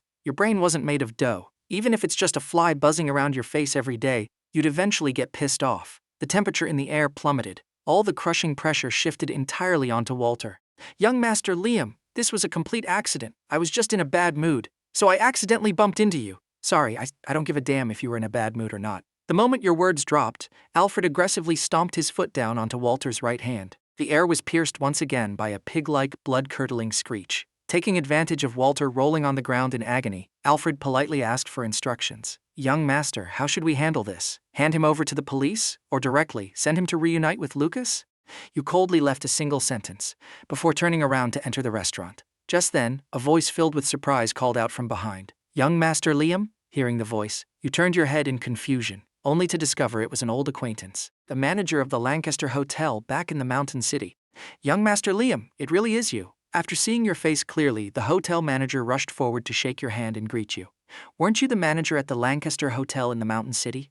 Why did you run all the way to the capital? Mentioning this, the hotel manager instantly beamed with energy. When the chairman found out that I had saved all the security footage for you, he praised me heavily, so he's dispatched me here to negotiate the acquisition of Modu Entertainment with their VP. But why does that guy lying on the ground look exactly like Walter? You casually glanced over at Walter, who was still writhing and crying on the pavement. Your face showed a hint of awkwardness. To tell you the truth, that guy actually is Walter. The hotel manager was absolutely dumbfounded. This guy looking like a dead dog on the ground is the vice president of Modu Entertainment? He fell from grace pretty fast, huh? You suddenly thought of something. You switched to a warm, friendly smile at the speed of light and spoke softly to Walter. Since we're here to talk business, why didn't you say so earlier? If you had just said you were going to hand over Modu Entertainment to us for free, you wouldn't have had to suffer any of this pain. Right, VP Walter? The business world isn't about fighting and killing. It's about relationships and mutual understanding. Someone come here and bandage up our good friend VP Walter. Look how careless he was. He tripped and fractured his own hand. After saying that,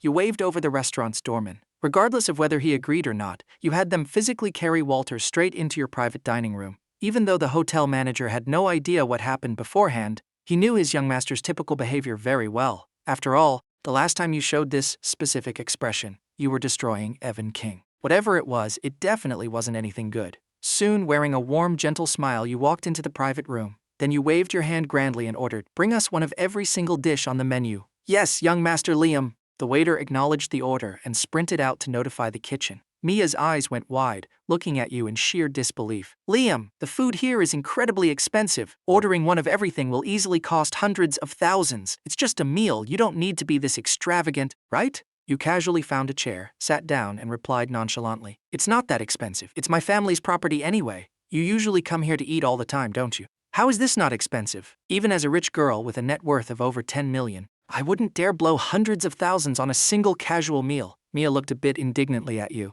"Net worth of 10 million? Didn't you say you could buy 3 of my cars?" Now it was your turn to be utterly baffled. Yeah, a Porsche is just over $1 million, right? Buying 3 is absolutely no pressure for me. Mia looked as if it was the most obvious thing in the world. Who told you that car was 1 million? You were dumbfounded. Could it be 10 million? Maya's expression turned into one of pure shock. This was a number she had never even considered. Your mouth twitched, having absolutely no idea how to respond. If you told her directly that your Porsche 918 was actually worth 20 million, would it cause her severe psychological trauma? Soon, waiters began streaming into the private room, carrying plate after plate of exquisite dishes. When the final dish was placed onto the massive rotating dining table, you shifted your gaze over to the pale, terrified Walter sitting nearby. VP Walter, you are the guest. You should take the first bite. Don't hold back. I'm hosting today. Eat as much as you want. The moment you said that, everyone at the table focused their attention squarely on Walter. Walter glanced down at his right hand, which was wrapped up like a mummy. His expression was completely numb. After a long pause, he finally spoke with a bitter tone.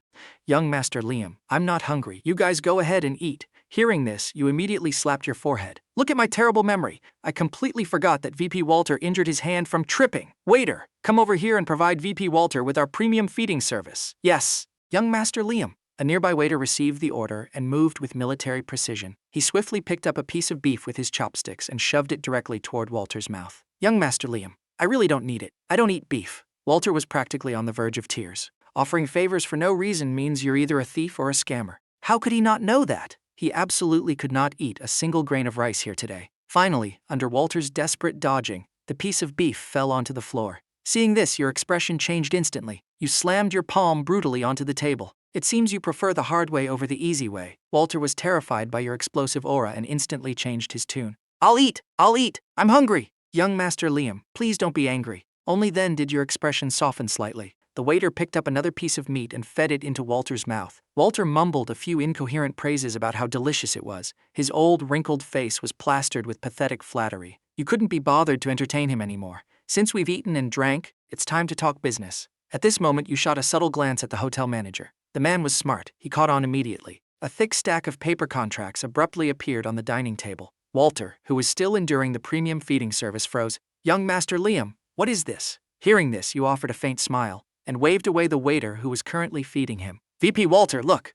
We've had our meal. Shouldn't we discuss the serious business now? Saying that, you pushed the contract on the table forward. Modu Entertainment Equity Acquisition Agreement. Walter's eyebrow twitched and realization slowly dawned on his face. So they really wanted to talk about an acquisition. It scared the life out of him. Actually, the whole reason he came here was to negotiate an acquisition deal with the Lancaster Group anyway. Now, negotiating directly with their crown prince was honestly even better. Thinking of this, a blooming smile appeared on Walter's old face. An acquisition? Yes, we definitely need to talk about that. I just wonder, what kind of price is young Master Liam willing to offer? As soon as he spoke, everyone's eyes quickly gathered onto you. Even Mia put down her chopsticks, wanting to see exactly how this young Master Liam conducted business. But you just tapped your finger rhythmically on the table, not answering immediately. After seemingly pondering for a long while, you slowly raised a single finger. 100 million? Walter's face turned a bit ugly. Young Master Liam, you know the true foundation of our company. If it weren't for this recent scandal, our market value would easily be at least 10 billion. Your offer is, before he could finish, you actively cut him off. What I mean is, one life. Walter thought he misheard. His lips trembled twice, but for half a minute no sound came out. Seeing this, you stood up from your chair. You walked over to Walter's ear, leaned down and whispered, "You didn't actually think that what I said outside earlier was a joke, did you?" The demonic voice echoing right next to his ear suddenly triggered Walter's memory. Earlier outside, he vaguely remembered hearing you say something about sending him to reunite with Lucas. At the time he thought he misheard. So you were actually dead serious? Terror, shock, and absolute fury, 3 emotions spread wildly from the depths of his heart. Walter felt his vision go completely black, almost passing out on the spot. Coincidentally, you reached out and caught him. VP Walter, don't pass out just yet. Before you sign this paper and leave your fingerprint, I absolutely cannot guarantee your personal safety. If you fall asleep now, you might just sleep forever. After saying that, a terrifying lethal light erupted from your eyes. The true crushing aura of the Lancaster dynasty's heir exploded in that single instant. Walter's expression froze. The remaining light in his eyes was completely devoured by sheer terror. In that exact second, he was genuinely truly terrified. For someone to say something like that in public, it proved that they absolutely had the power to take his life. Young Master Liam, I was wrong. I am willing to transfer Modu Entertainment to your esteemed company unconditionally. I only beg young Master Liam to show mercy and spare my life. Snapping back to reality, Walter frantically scrambled out of his chair and dropped to his knees with a heavy thud. You gave him a satisfied look. Then you signaled the hotel manager to handle the remaining legal procedures. Remember, it was never me wanting to do anything to your Modu entertainment. It was you guys repeatedly challenging my bottom line. That led to your current demise. Your freezing voice echoed through the private room. Walter was so terrified he kowtowed repeatedly.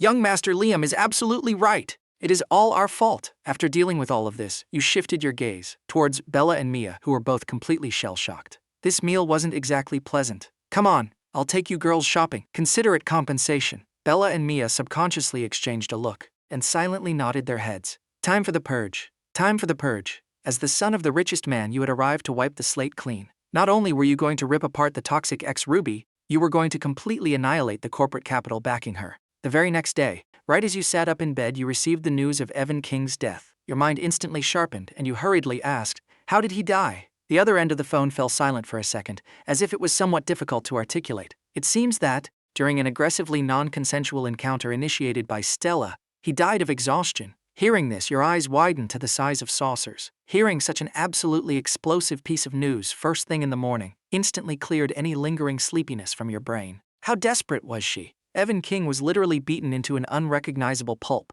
How could she even bring herself to do it? After hanging up the phone, you decided to drop this nuclear news bomb online immediately. You absolutely couldn't wait to see the rabid fanbase tearing each other to pieces. Very quickly, you posted an update on your short video platform profile. I regret to inform all of Evan King's die-hard fans, your beloved idol met his tragic end last night in the police station, at the hands of Stella. Yes, your good sister, Stella. Rumor has it the crime scene was too horrifying to look at. However, completely unlike what you expected. Compared to yesterday, the comment section was incredibly peaceful. There was almost zero trace of vicious, insulting comments. It was entirely filled with neutral bystanders eating popcorn. Seeing this, you grew highly curious. Where did all of Evan King's hardcore stans go? Usually, whenever there was news about their idol, they charged faster than anyone else. Why did they all completely vanish without a trace today? You locked your phone, stretched lazily, and turned on the TV. Coincidentally, a news broadcast was playing. The CleanNet operation has achieved a massive breakthrough. Taking the recent viral wedding dress concert case as an example, the task force has coordinated with police departments nationwide to issue criminal summons to approximately 649 individuals involved in extreme online abuse. Seeing this, you instantly understood. No wonder you didn't see any toxic stans in the comment section today. Turns out they were all busy going to jail to sew prison uniforms. Say something. Meanwhile, several explosive hashtags dominated every major media headline. Evan King murdered in jail. The killer was his own fan. Modu Entertainment maliciously manipulated public opinion and disrupted public order. All top executives of the company have been arrested. Modu Entertainment acquired by Lancaster Group, likely to be renamed Lancaster Era. Discerning netizens immediately smelled something highly unusual. All of this looked like a series of coincidental accidents, but behind the scenes there was undeniably a massive invisible hand pushing the entire sequence of events forward. Just then, you received a phone call from Ben. "Brother Liam, the trial starts tomorrow. Don't forget. Don't worry. I've been waiting for this moment for a very long time. I won't forget." Your voice was perfectly calm, but a glint of absolute excitement was hidden deep in your eyes. "Great. I've already applied for special broadcasting rights for the trial. When the court is in session tomorrow, we can live stream the entire thing nationwide." Hearing that it could be live streamed, a flash of joy crossed your face. Even though the dust had already settled, what you wanted was an absolute, undisputed, blood-pumping, perfect conclusion that would let everyone vent their frustrations. Strolling over to the window, the emotions you had suppressed for so long were finally going to be released. It was finally coming to an end. Ruby, Stella. I wonder if you two regret it now? Looking through the glass, you could almost perfectly envision Stella's pathetic, miserable state inside her cell. And you could see Ruby running around exhaustedly, trying to prepare for the trial. But they brought all of this entirely upon themselves. They couldn't blame anyone else. Thinking of this, a freezing, merciless smirk curled the corners of your mouth. But regret is absolutely useless now. That night, you pinned an 8-word message to the top of your personal profile.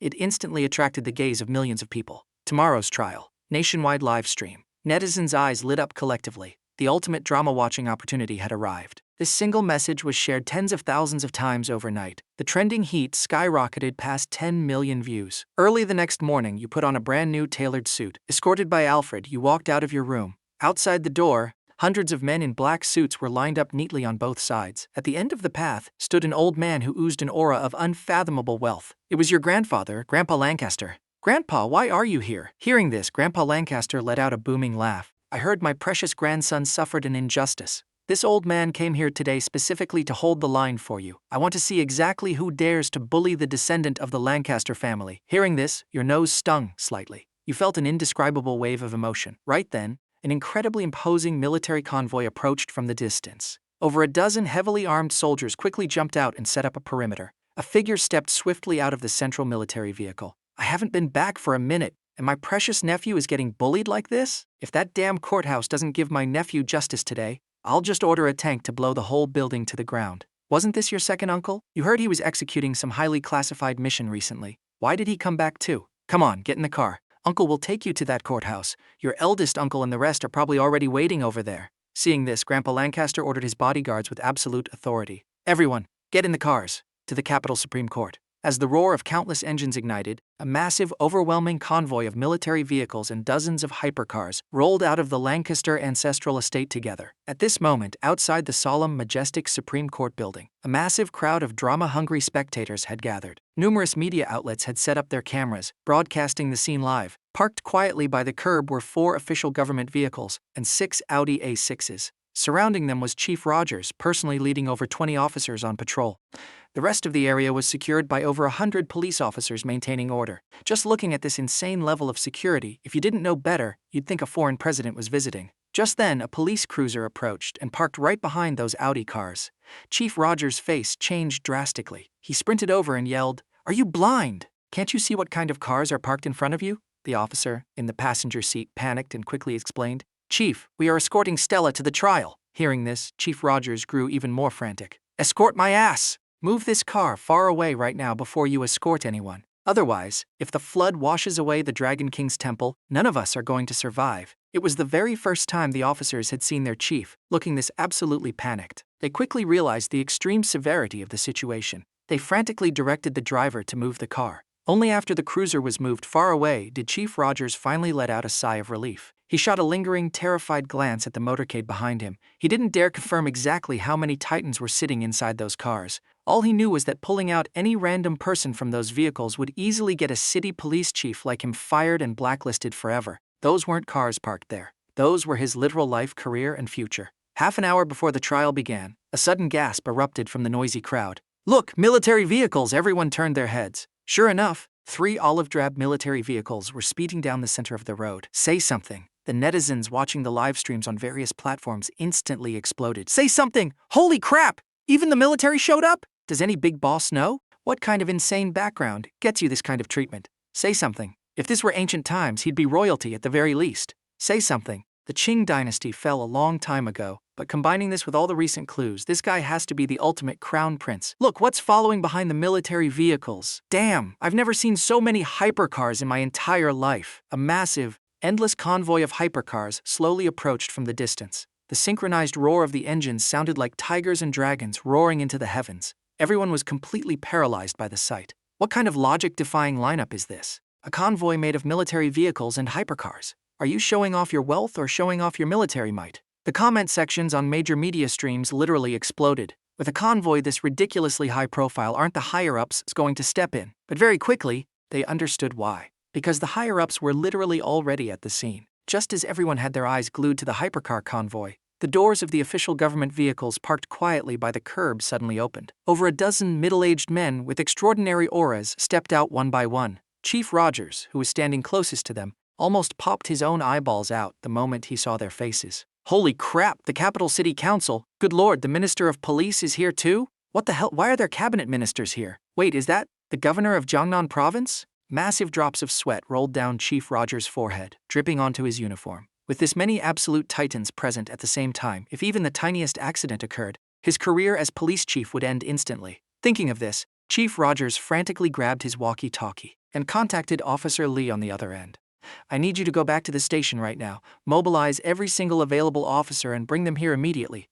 Also, contact the neighboring district precincts, tell them to redirect their manpower here. Remember, absolute maximum speed." Under the shocked gazes of thousands of people, you slowly stepped out of the military vehicle. Your expression was like a 10,000-year-old glacier, cold and perfectly calm. Your true face was finally revealed across every single major media platform. The comment sections in the live streams completely boiled over in that instant. "WTF, he's so handsome. Say something. I mean, he's incredibly rich. Say something. But fine, I admit he's more handsome than me. Is this an international joke? Is Ruby legally blind? She didn't cherish a ridiculously handsome ultimate billionaire heir and ran off to chase a plastic pop idol. After stepping out of the car, your very first reaction was to look at the group of middle-aged men standing nearby. Among them were your eldest uncle, your cousins, and several high-ranking officials you had never even met. Obviously, these people were all here today to stand up for you. You nodded slightly to acknowledge them. Then, surrounded by your massive entourage, you walked toward the court doors. At almost the exact same time, the cameramen responsible for the live broadcast pointed their lenses straight at you.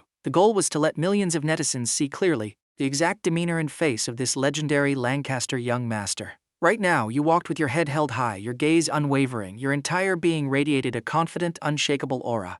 Even the Chief Justice sitting inside the courtroom couldn't help but shoot you a look of profound surprise when he saw this scene. On the other hand, the defendant's table was a different story. Ruby's eyes were bloodshot. Her face was horrifyingly gaunt as she sat next to Stella. She hadn't been able to find a single lawyer willing to take this case. In fact, the moment your name was mentioned, those usually stern, serious lawyers would literally lose their minds on the spot, cursing her for being a lunatic, a clown, and a plague. The sheer grievance turned into tears, sliding down the corners of her eyes. Ruby looked at the plaintiff's table, at the man who was now the center of the universe, her former boyfriend, and a tidal wave of infinite regret crushed her heart. If only she hadn't gone to that concert. If only she hadn't gone to see Evan King. Or if she had just listened to advice and cared about your feelings. Right now, she would be the Lancaster family's young madam, envied by millions. Thinking of this, she couldn't help but sob quietly. Stella, sitting next to her, heard the crying and looked up with hollow, dead eyes. Noticing this movement, the bailiff standing nearby instantly tensed up. After all, Stella was now technically a murderer. No one could guarantee she wouldn't do something completely psychotic.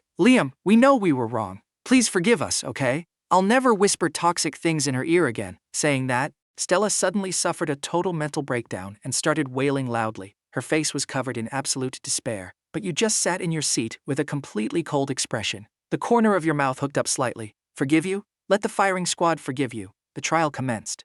Your lawyer, Ben, began reading the indictment. Once the reading was finished, the Chief Justice turned his gaze toward Ruby and Stella at the defendant's table. Defendants, please present your statement of defense. Ruby's face froze. She hadn't even been able to hire a lawyer. Where the hell was she supposed to get a statement of defense? Moreover, she spent the entirety of yesterday running between different law firms. She literally had zero time to write one. But given the situation, she could only tell the truth. The moment she spoke, Stella's face changed drastically. What the hell were you doing all day yesterday? Fine, you couldn't get a lawyer, whatever. But you didn't even write the defense statement. Ruby was already harboring a volcano of rage. Hearing this sharp, sarcastic interrogation, she instantly exploded. You're a literal murderer. What right do you have to talk to me? At least I was running around all day trying. And what about you? You got locked in a cell and still couldn't behave. You actually murdered Evan. Silence! The Chief Justice slammed his gavel and spoke sternly. Since the defense has not prepared a statement, we will now proceed to the evidentiary phase. Ben presented the chat logs from when you initiated the breakup,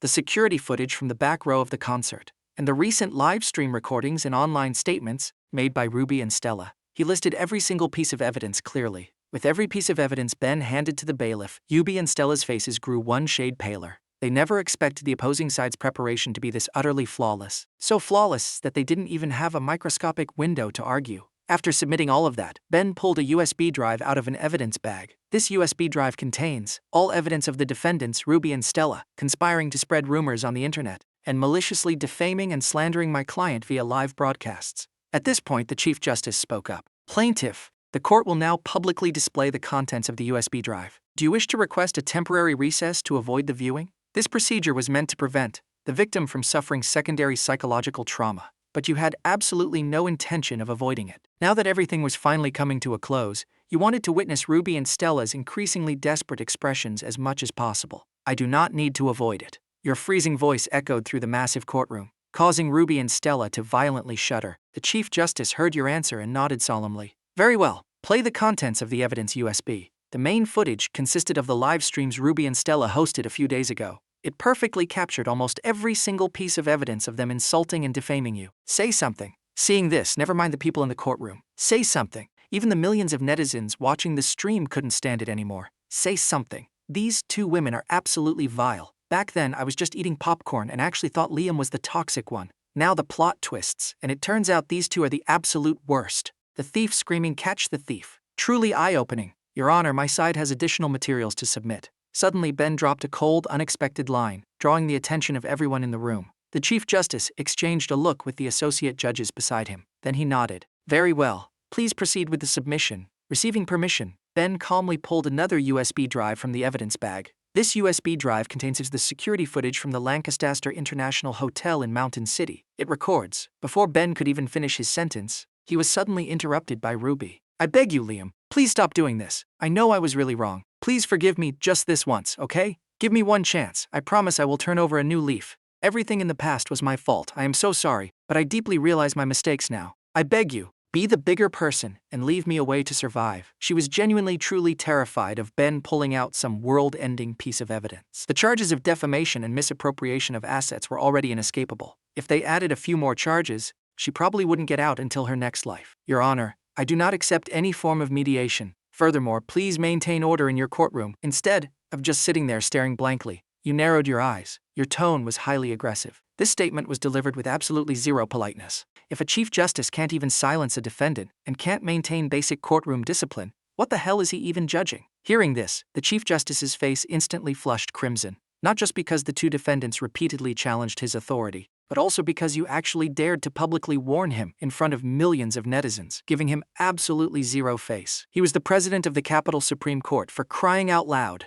In his entire political career, he had never suffered such public humiliation. With a sharp crack, the gavel smashed heavily onto the desk, jolting everyone awake. Just as the Chief Justice was about to unleash his fury, he noticed from his peripheral vision that several extremely dark, lethal glares were locked dead onto him from the gallery. The courage he had just mustered completely deflated in that exact millisecond. Forget it! Take a step back and the ocean is wide! He comforted himself internally. Little did he know, his rapidly shifting facial expressions were broadcasted in 4K resolution by the cameraman. Say something, and it absolutely entertained millions of netizens. I'm dying of laughter. Did you guys see the judge's face? I swear, Sichuan face-changing masters don't switch faces as fast as he just did. The majestic Chief Justice, in the face of absolute power, ultimately bowed his arrogant head. Defendants, considering you have repeatedly violated courtroom discipline, if you do it again, this court will exercise its right to issue relevant penalties. Do you understand? Seeing this, Stella and Ruby didn't dare to be stubborn anymore. They lowered their heads and muttered, "We understand." Only then did the Chief Justice's expression soften slightly. Plaintiff, please continue. Ben then handed the other USB drive to the bailiff beside him and continued his statement. This contains the security footage from the evening of the 19th of the 9th floor presidential suite at the Lancaster International Hotel, as well as the restaurant footage. The moment those words dropped, Ruby and Stella's faces instantly drained of color. Their expressions showed absolute disbelief. How is that possible? Wasn't the hotel camera broken? Ben noticed their facial expressions, and a deeply meaningful smile appeared on his face. I believe, in order to protect the defendant's privacy, we shouldn't play this video in open court. Wouldn't you agree, defendants? After he said that, Ruby and Stella actually nodded frantically. We plead guilty. Please don't play it. We beg you. The Chief Justice nodded and turned his gaze to the defendant's table. Next, the defense may cross-examine the evidence. Ruby and Stella were both slightly startled by this. What cross-examination? Seeing the two girls looking completely dumbfounded, Ben kindly offered a reminder. It means whether you have any doubts about the evidence we submitted, or if you wish to argue against it. Ruby's face fell. The evidence was ironclad. How the hell could she doubt it, let alone argue against it? Right now, she only wanted to beg for your forgiveness and hope for a lighter sentence. Suddenly, Stella spoke up from the side. I object. Seeing this, you frowned slightly, casting a look of utter confusion. This fat cow literally just pleaded guilty a second ago. What kind of mental gymnastics is she trying to pull now? Is she addicted to playing face-changing games? Very well. Please state your arguments, defense. The Chief Justice's flat, unembellished voice rang out. It was obvious he was getting bored. In his eyes, any struggle from Stella was nothing more than the pathetic final thrashing of a dying animal. Stella steadied her nerves, a flash of viciousness crossing her face. Right now, if she didn't pull out her ultimate undefeated signature move, it seemed she really was doomed. Thinking of this, she instantly put on the persona of a vulnerable victim. Using that familiar, arrogant yet whiny tone, she said, I believe all the evidence submitted by the plaintiff is forged. I demand the plaintiff prove the authenticity of their own evidence. She had it all figured out. As long as you brought out a new round of evidence, she would immediately question the authenticity of that new evidence. Matryoshka doll tactics plus infinite gaslighting while slapping a victim label on herself. This was her absolute invincible strategy. As long as she dragged this out forever, you wouldn't be able to do anything to her. The moment Stella's voice dropped, the entire courtroom fell dead silent. Everyone's expression morphed. It was an incredibly complex expression of doubting reality, mixed with desperately trying not to burst out laughing. You couldn't hold it in and were the first to laugh out loud. The Chief Justice looked at the gallery, looking as if he desperately wanted to say something but held back. Say something. As for the comment sections across all live streams, say something. They literally exploded from this single statement. No way. Can a human being actually be this stupid? Say something. A true, literal god-tier troll. If her logic actually worked in court, even Sherlock Holmes would go home crying. I have seen ignorant people, but I have never seen someone use ignorance as a weapon. Why does this woman look so smug, like she just won the case? Look at the judge's face, it's completely black. The Chief Justice was obviously unaware of the internet comments. He only knew one thing right now. This trial today was highly likely to become the biggest stain on his entire life. If it weren't for the fact that so many people were watching, and it was being broadcast live, he genuinely felt he might not be able to resist charging the defendant's table, picking Stella up and slapping her a few times. You idiot, even if we cured your brain damage, you'd still be drooling. Do you really think a courtroom operates just because you open your mouth? Are you playing dumb? Or do you actually think I'm an idiot? Trying his hardest to stabilize his mental state, the Chief Justice took a deep breath. Defendant, please watch your phrasing. Questioning and arguing cannot be done just by running your mouth. This is a court of law. Everything relies on hard evidence. Stella's face drastically changed. Why did she need evidence? She had literally never used evidence to win an argument in her life. This is unfair. I refuse to speak. I will use my silence to protest. All right, if you refuse to speak, then keep your mouth shut. The Chief Justice slammed his gavel and immediately announced, the court will now recess. The collegiate bench will now enter the deliberation phase. Soon the recess ended. The Chief Justice pulled out the verdict and read it with a booming voice. The Capital Supreme Court has concluded the trial regarding the wedding dress concert case and the prison murder case involving Stella. Following the deliberation of the collegiate bench, the verdict is as follows. The defendant, Stella, guilty of multiple charges, is sentenced to the maximum penalty. The defendant, Ruby, guilty of multiple charges, is sentenced to 17 years and 8 months in prison and fined 50,000 RMB. As the Chief Justice finished reading the sentence, Stella, who had just refused to speak, suddenly broke down in tears. Her voice was piercing and hoarse. I refuse to accept this. I demand a lighter sentence. This is unfair. You can't judge me like this. Stella's sudden breakdown simultaneously shattered the final line of defense in Ruby's heart. Even though her sentence was much lighter compared to Stella's, and she wasn't going to lose her life, but the thought of facing exactly 17 years of prison life, she felt her entire future plunge into absolute darkness. I refuse to accept this either. Your Honor, I want to appeal. The Chief Justice slammed his gavel violently, his expression stern. This court operates fairly, justly, and openly. All procedures and sentencing standards strictly adhere to the relevant laws of the nation. This court reserves the right to reject both of your appeals right here, right now. The sentences will be carried out immediately. As the Chief Justice announced the end of the trial, everything finally settled into the dust.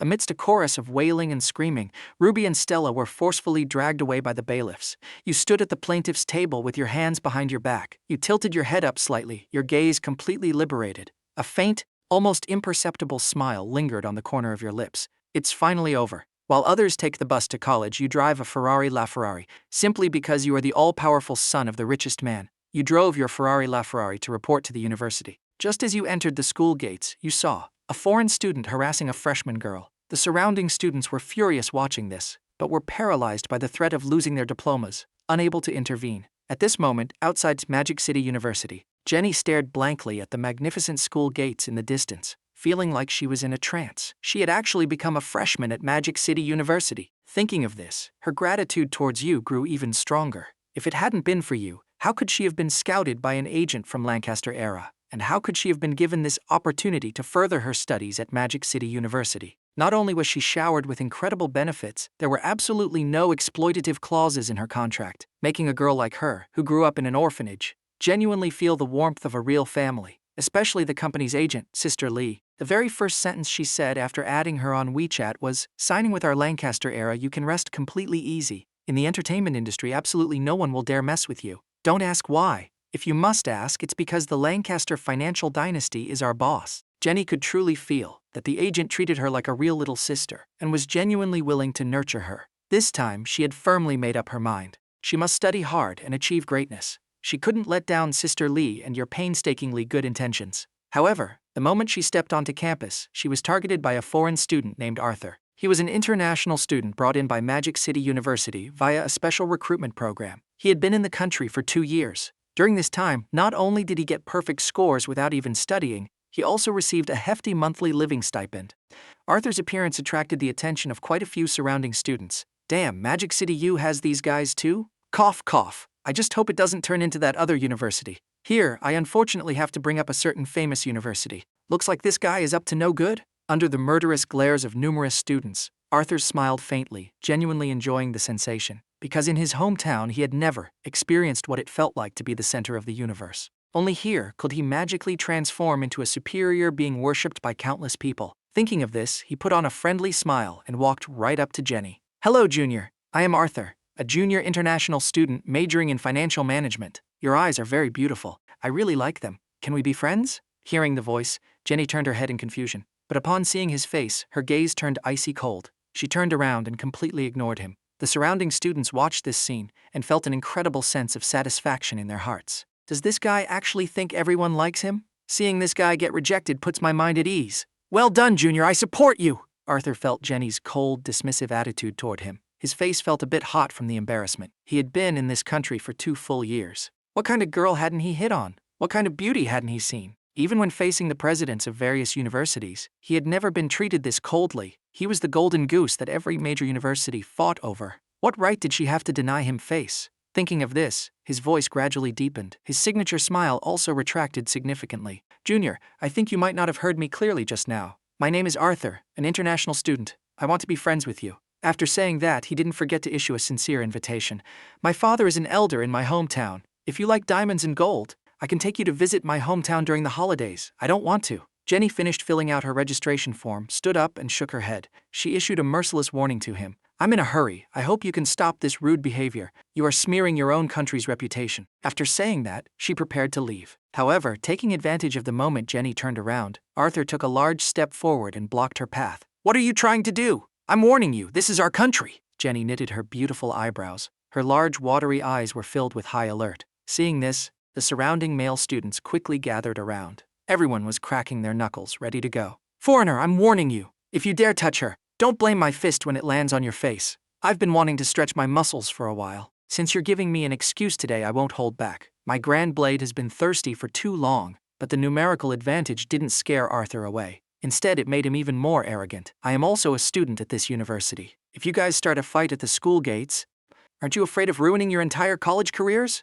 The moment those words dropped, the previously furious crowd was instantly extinguished. What the guy said was true. If they threw the first punch, it was really hard to say who Magic City University would actually protect. Thinking of this, the crowd felt like their punches had landed in a pile of cotton. They had the strength, but couldn't use it. Seeing the guilty, hesitant looks on their faces, Arthur knew his words had worked perfectly. "You guys don't need to make those faces. Very soon, once my citizenship gets approved, I will be an official, legitimate citizen of this country too. We'll be compatriots. We'll all be descendants of this land." Those words made Jenny utterly disgusted by the man standing in front of her. She cursed coldly and prepared to detour around him. But Arthur smilingly reached out his arm to block her again. "Your voice is the most beautiful I've ever heard from any girl. You are very beautiful yourself. Beautiful lady, would you do me the honor of having dinner with me?" He literally has no shame. Hearing this, the surrounding students' faces visibly flushed red with anger. If it weren't for the fact that they all came from ordinary families, with no money, no power, and couldn't afford to get expelled, they would have absolutely charged forward and taught this guy a brutal lesson. "I'm sorry, I already have someone I like." Jenny gritted her teeth and spoke coldly. Hearing this, Arthur actually burst out laughing.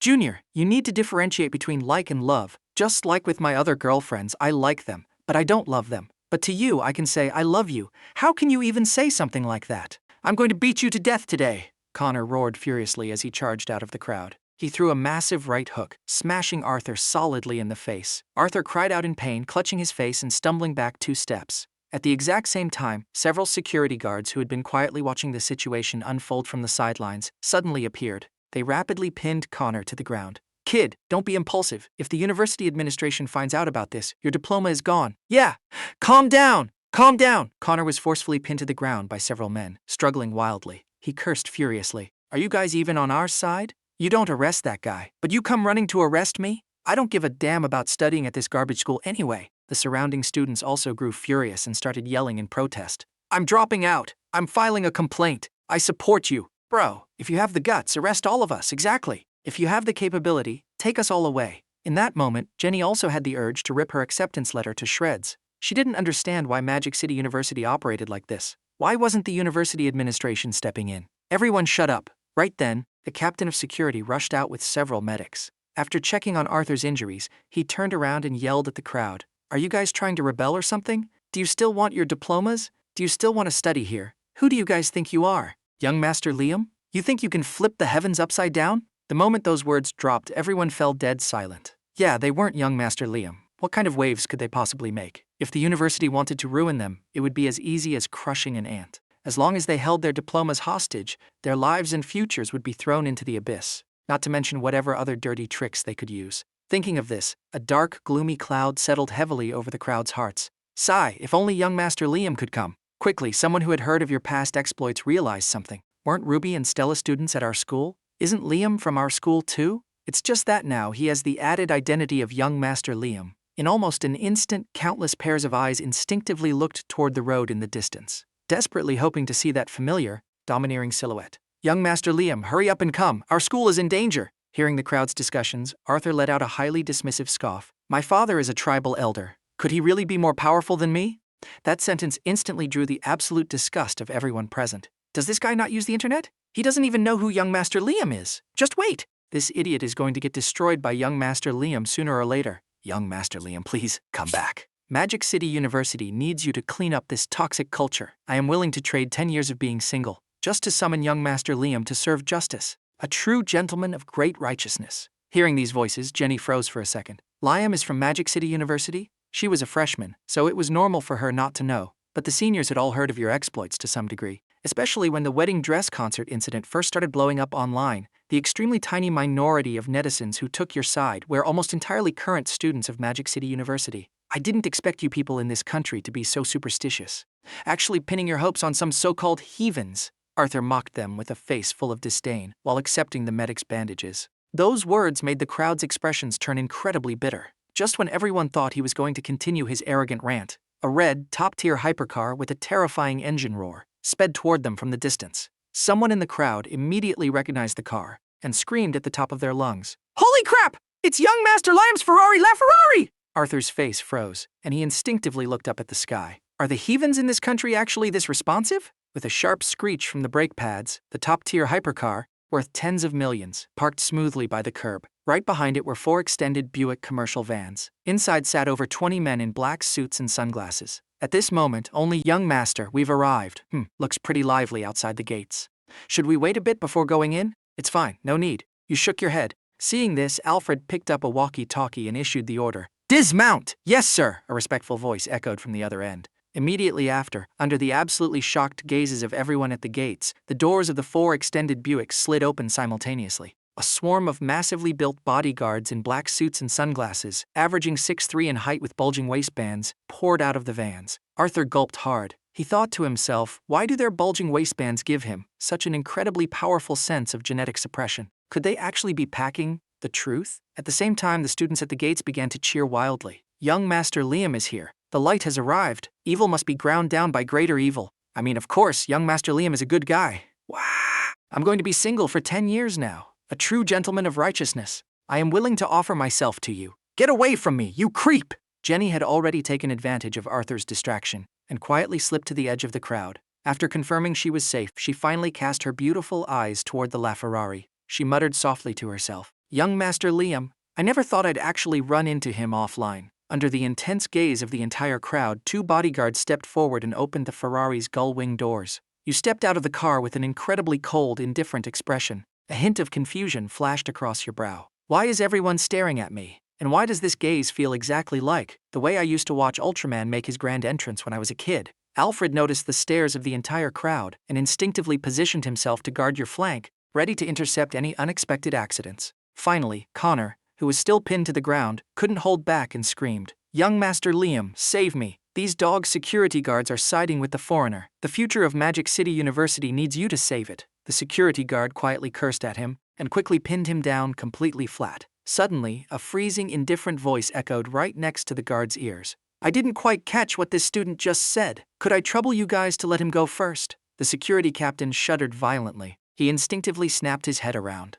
only to find that you and a massive wall of bodyguards were already standing right behind him. Young Master Liam, Before the security captain could even finish his excuse, Alfred reached out, grabbed the man by the collar, and tossed him away like a rag doll. The 200-pound brute smashed into the pavement, scaring the surrounding students into stumbling backwards. Even Arthur was utterly dumbfounded. What did he just see? An old man pushing 60 just single-handedly picked up a massive brute and threw him through the air. You swept your freezing gaze across the remaining security guards, scaring them so badly they practically shed a layer of goosebumps. 3,000 RMB a month. Only an idiot would risk their life for that. So the guards immediately let go of Connor and scattered like roaches. You couldn't be bothered to deal with those lapdogs. Instead, you asked Connor, "Student, what did you say just now? I didn't hear you clearly." Regaining his freedom, Connor excitedly grabbed your leg and recounted every single detail of Arthur's behavior. The more you listened, the darker your face became, especially when you heard that the school security guards actually protected this foreign outsider.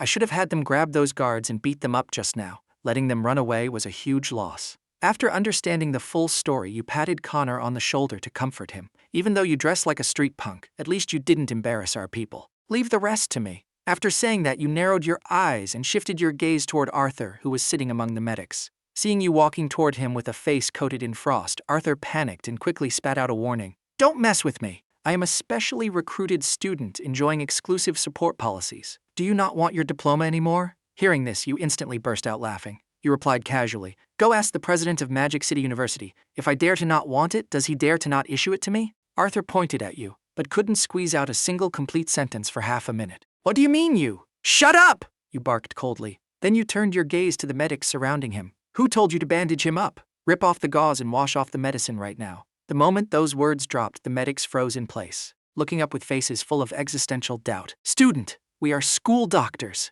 Healing the sick and helping the what?" You took a step forward with a completely deadpan face. The wall of bodyguards stepped up simultaneously, surrounding them. "Nothing." The lead doctor gulped hard. He frantically used his eyes to signal his colleagues to shut up. "Good. The injured person who actually needs your help is over there. Hurry up and go." You smiled in satisfaction, pointing at Connor in the distance. "Understood." The doctors didn't dare waste a single second. They hurriedly packed up their medical kits and ran over to the side with the other medics. This scene made everyone present feel an unprecedented, massive wave of sheer satisfaction. Young Master Liam is a god. Thank goodness our school has young Master Liam. Otherwise we'd end up like that other university. Don't even mention it. Bringing up that university just embarrasses me. What do you mean? What's your story? I got accepted into that university last year, and my girlfriend ended up getting snatched by a foreign student. So I cried, dropped out, retook the exams, and got into Magic City University this year. Bro, you are a legend. That's actually inspiring. Being publicly humiliated like this, how could Arthur tolerate it?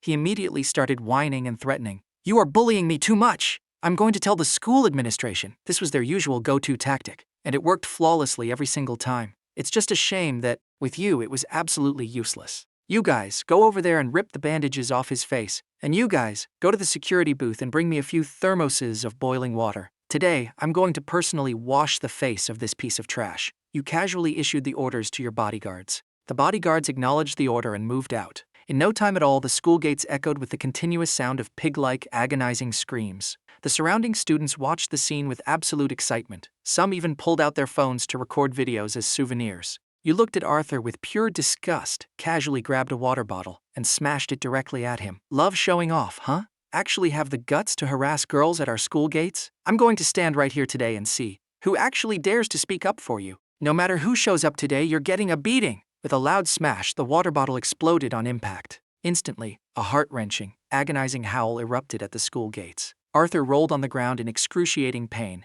Seeing this, you smiled faintly. A look of pure satisfaction finally appeared on your face. "String this guy up and beat him. When you're done, throw him far away. Don't dirty up the school gates." "Yes, young master." Several bodyguards cracked their knuckles, pulled a coil of rope from the car, and marched swiftly toward Arthur. "You can't do this. Do you know who my father is? If anything happens to me, you won't be able to bear the consequences." Arthur struggled, scooting backward across the ground. His face was a mask of absolute despair and terror. Hearing this, you were completely unfazed. "Oh wow, what a massive background. I'm so scared, and—" Arthur was completely numb. "Who is the one actually scared here? You can't just insult people like this." The bodyguards stepped forward, moving efficiently. They tied Arthur up securely with the ropes. You took a baseball bat and waved it at the crowd. "Who wants to come up and get some hits in? I heard this guy has a pretty big background. Hitting him is basically a premium experience." The surrounding students hesitated. Of course they wanted to, but they didn't have your terrifying background. If they accidentally hit him too hard and caused a major incident,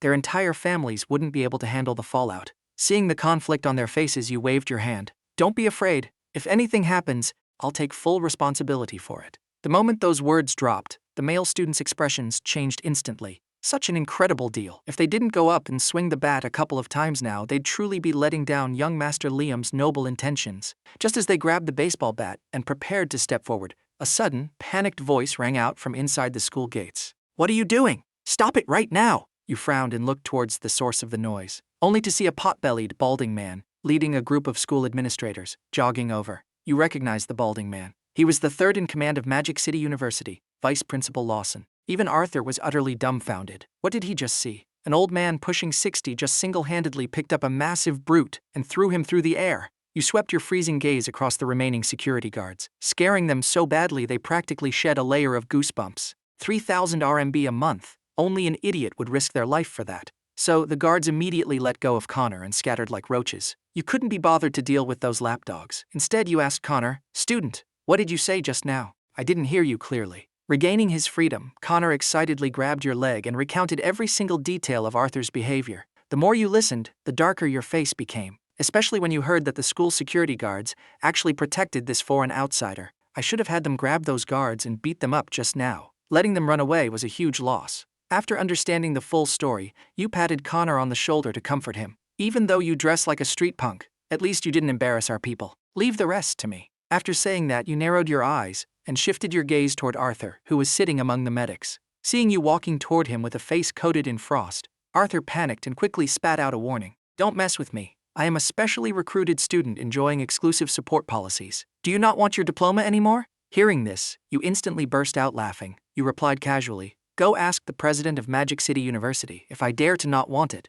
Does he dare to not issue it to me?" Arthur pointed at you, but couldn't squeeze out a single complete sentence for half a minute. "What do you mean, you? Shut up!" You barked coldly. Then you turned your gaze to the medics surrounding him. "Who told you to bandage him up? Rip off the gauze and wash off the medicine right now." The moment those words dropped, the medics froze in place, looking up with faces full of existential doubt. "Student, we are school doctors, healing the sick and helping the what?" You took a step forward with a completely deadpan face. The wall of bodyguards stepped up simultaneously, surrounding them. "Nothing." The lead doctor gulped hard. He frantically used his eyes to signal his colleagues to shut up. "Good, the injured person who actually needs your help is over there. Hurry up and go." You smiled in satisfaction, pointing at Connor in the distance. "Understood." The doctors didn't dare waste a single second. They hurriedly packed up their medical kits and ran over to the side with the other medics. This scene made everyone present feel an unprecedented massive wave of sheer satisfaction. "Young Master Liam is a god. Thank goodness our school has young Master Liam.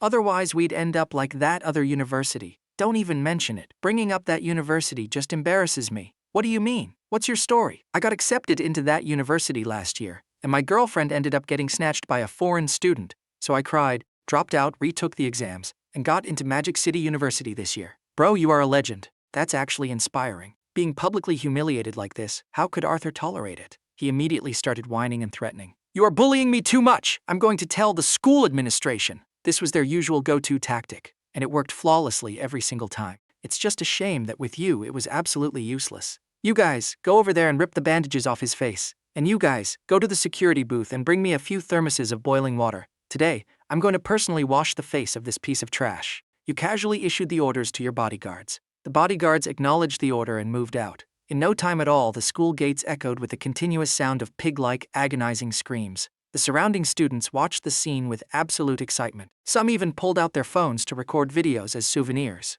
You looked at Arthur with pure disgust, casually grabbed a water bottle and smashed it directly at him. "Love showing off, huh? Actually have the guts to harass girls at our school gates? I'm going to stand right here today and see who actually dares to speak up for you. No matter who shows up today, you're getting a beating." With a loud smash, the water bottle exploded on impact. Instantly, a heart-wrenching, agonizing howl erupted at the school gates. Arthur rolled on the ground in excruciating pain. Seeing this, you smiled faintly. A look of pure satisfaction finally appeared on your face. "String this guy up and beat him. When you're done, throw him far away. Don't dirty up the school gates. Yes, young master." Several bodyguards cracked their knuckles, pulled a coil of rope from the car, and marched swiftly toward Arthur. "You can't do this. Do you know who my father is? If anything happens to me, you won't be able to bear the consequences." Arthur struggled, scooting backward across the ground. His face was a mask of absolute despair and terror. Hearing this, you were completely unfazed. "Oh wow, what a massive background. I'm so scared." And Arthur was completely numb. "Who is the one actually scared here?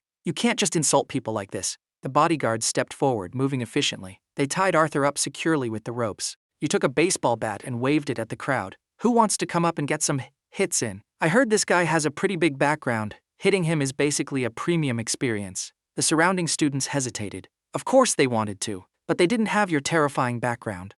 If they accidentally hit him too hard and caused a major incident, their entire families wouldn't be able to handle the fallout. Seeing the conflict on their faces, you waved your hand. Don't be afraid. If anything happens, I'll take full responsibility for it. The moment those words dropped, the male students' expressions changed instantly. Such an incredible deal? If they didn't go up and swing the bat a couple of times now, they'd truly be letting down young Master Liam's noble intentions. Just as they grabbed the baseball bat and prepared to step forward, a sudden, panicked voice rang out from inside the school gates. What are you doing? Stop it right now! You frowned and looked toward the source of the noise, only to see a pot-bellied, balding man leading a group of school administrators jogging over. You recognized the balding man. He was the third in command of Magic City University Vice Principal Lawson. However, you just looked at him with a perfectly calm expression. Seeing your composed and collected demeanor, Lawson was momentarily intimidated. But to save face, he bit the bullet and spoke up. The person lying on the ground is our international student, Arthur. I just heard him say that your bodyguards caused him physical harm. Originally, he planned to directly interrogate you. Are you even a student at our university? But seeing how you looked like someone with a massive background, he felt a faint wave of guilt and fear in his heart. Could this guy be another wealthy young master from Magic City? He actually hoped you would deny it. That way, the school could just use the excuse of slowly investigating to suppress the incident entirely. As for Arthur, they'd just compensate him a bit more later and be done with it. Compared to these foreign students, his own life was obviously much more important. After all, these rich kids genuinely take revenge when they are crossed. You noticed the fear hidden deep in Lawson's eyes and admitted it without a shred of hesitation. My bodyguards definitely beat him, and I beat him too. What, does VP Lawson have a problem with that? The moment those words dropped, the surrounding students simultaneously gulped hard. This truly is young Master Liam. Not only did he directly admit it, he deliberately added that he hit him too. This was literally making sure the other side didn't dare hold him accountable. Feeling the countless adoring gazes, you reached out and patted the currently dumbfounded Lawson on the shoulder. Oh right, I am also a student at Magic City University. Do you want to withhold my diploma?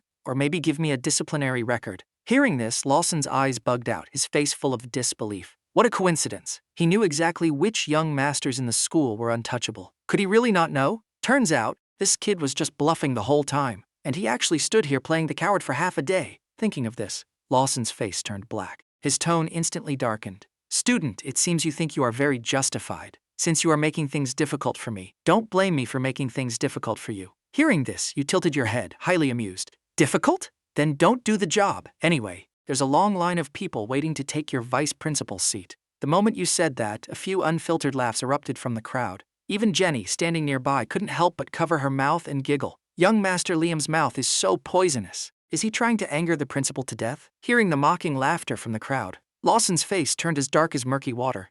The most basic rule for a student is to respect teachers and elders. Don't think that just because your family has a little bit of money, you can do whatever you want. Otherwise, when you step into society and offend someone you shouldn't offend, you will suffer massive consequences. The more Lawson spoke, the angrier he got. His tone shifted from an initial warning to a one-sided accusation. Your irresponsible behavior will only drag your family down. Let me tell you, if student Arthur suffers any permanent damage today, neither you nor your family will be able to escape the consequences. Lawson's arrogant, condescending attitude made the surrounding students grit their teeth in absolute hatred. This kind of garbage who condemns people without asking for the cause and effect truly deserves to go to hell. Likewise, a flash of disappointment crossed Jenny's face. She never expected a dignified vice principal to be such a despicable person. She regretted it. She shouldn't have come to Magic City University, and now she had even dragged you down. Thinking of this, she pushed through the crowd with a resolute tone. VP Lawson, this incident started because of me. It has nothing to do with the other students. Here is my acceptance letter. I am willing to drop out of school to appease the anger of this foreign talent you cherish so much. Lawson took the acceptance letter. Although he was baffled, he instinctively glanced at Arthur. At this moment, Arthur spoke up. Wait, I want to speak with this junior in private. She might still have some misunderstandings about me. And as for this guy named young Master Liam, I demand that the school deals with him severely. Hearing this, Lawson immediately pasted a kind, benevolent smile onto his face. No problem. Student Arthur's magnanimity makes even me, the vice principal, feel deeply impressed. Female student, hurry up and go resolve the misunderstanding with Arthur. I'm sure you still very much wish to continue studying at our university. This is a once-in-a-lifetime opportunity, Lawson said while shooting pointed glances at Jenny, signaling her to seize the opportunity. Jenny decisively shook her head and rejected him. Your university's behavior makes me sick. I am not worthy of your high standards. Lawson's eyes widened and he prepared to threaten her. But you pressed his hand down. What are you doing, kid? Are you trying to assault the principal? The surrounding students also perked up, looking over with faces full of anticipation. Is young Master Liam finally going to make his move? Jenny blinked her beautiful eyes and looked at you curiously. Would he really dare to hit a university principal? Under everyone's gaze, you shook your head. No, I won't hit you. Hearing this, Lawson instantly let out a sigh of relief. However, your next sentence made his face completely drain of color. But I will let someone else hit you, and I'd also like to treat you to some peanuts. Alfred, do it. Understood, young master. Alfred moved at the sound of his name. A pair of aged but powerful hands directly smashed into Lawson's face. Before he could even react, with a sharp smash, a pathetic figure was sent flying backward through the air. Vice Principal, how dare you? Several school administrators reacted quickly, but your bodyguards reacted even faster. Over 20 massive, suited brutes simultaneously reached for their lower backs. The truth? Several gasps erupted from the crowd of students nearby. The moment Arthur saw the truth, his legs turned into jelly. This wasn't just fear. It was an absolute, genetic-level suppression. Suddenly, a school administrator slapped his own forehead hard. Young Master Liam, I remember now. You are Liam Lancaster. He had been wondering why this young man looked so familiar.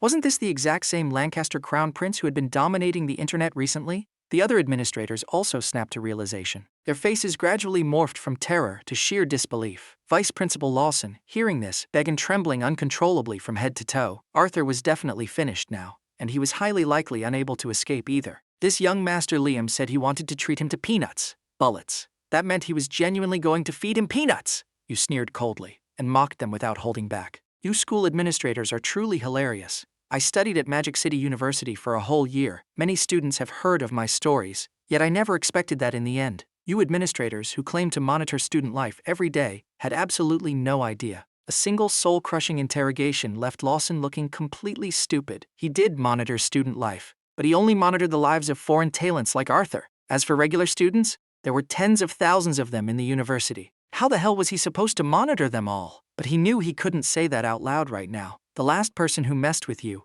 except for the one currently working hard sewing prison uniforms, the grass on their grave was probably already several meters high. Thinking of this, Lawson burst into a waterfall of tears, completely ignoring the disgusted stares of the surrounding students. He directly started wiping his tears and crying. Young Master Liam, I actually had my own hidden struggles too. Oh, hidden struggles? You tilted your head, looking highly amused. You had heard plenty of hidden struggles before, but this was the very first time you heard someone use deep emotions to fake one. By the way, your tears flow so effortlessly. It's honestly a shame you didn't become an actor. Seeing that you were still willing to talk to him, Lawson cried even harder. Actually, I didn't want to do any of this either. I mean, we are all citizens of this country. If I wasn't forced by circumstances, why would I bother sucking up to a foreign student? He started with an emotional atmosphere build-up, then played the empathy card, and finally, prepared to shift the blame entirely to get to the main point. But before he could finish his sentence, you ruthlessly cut him off. You waved your hand impatiently.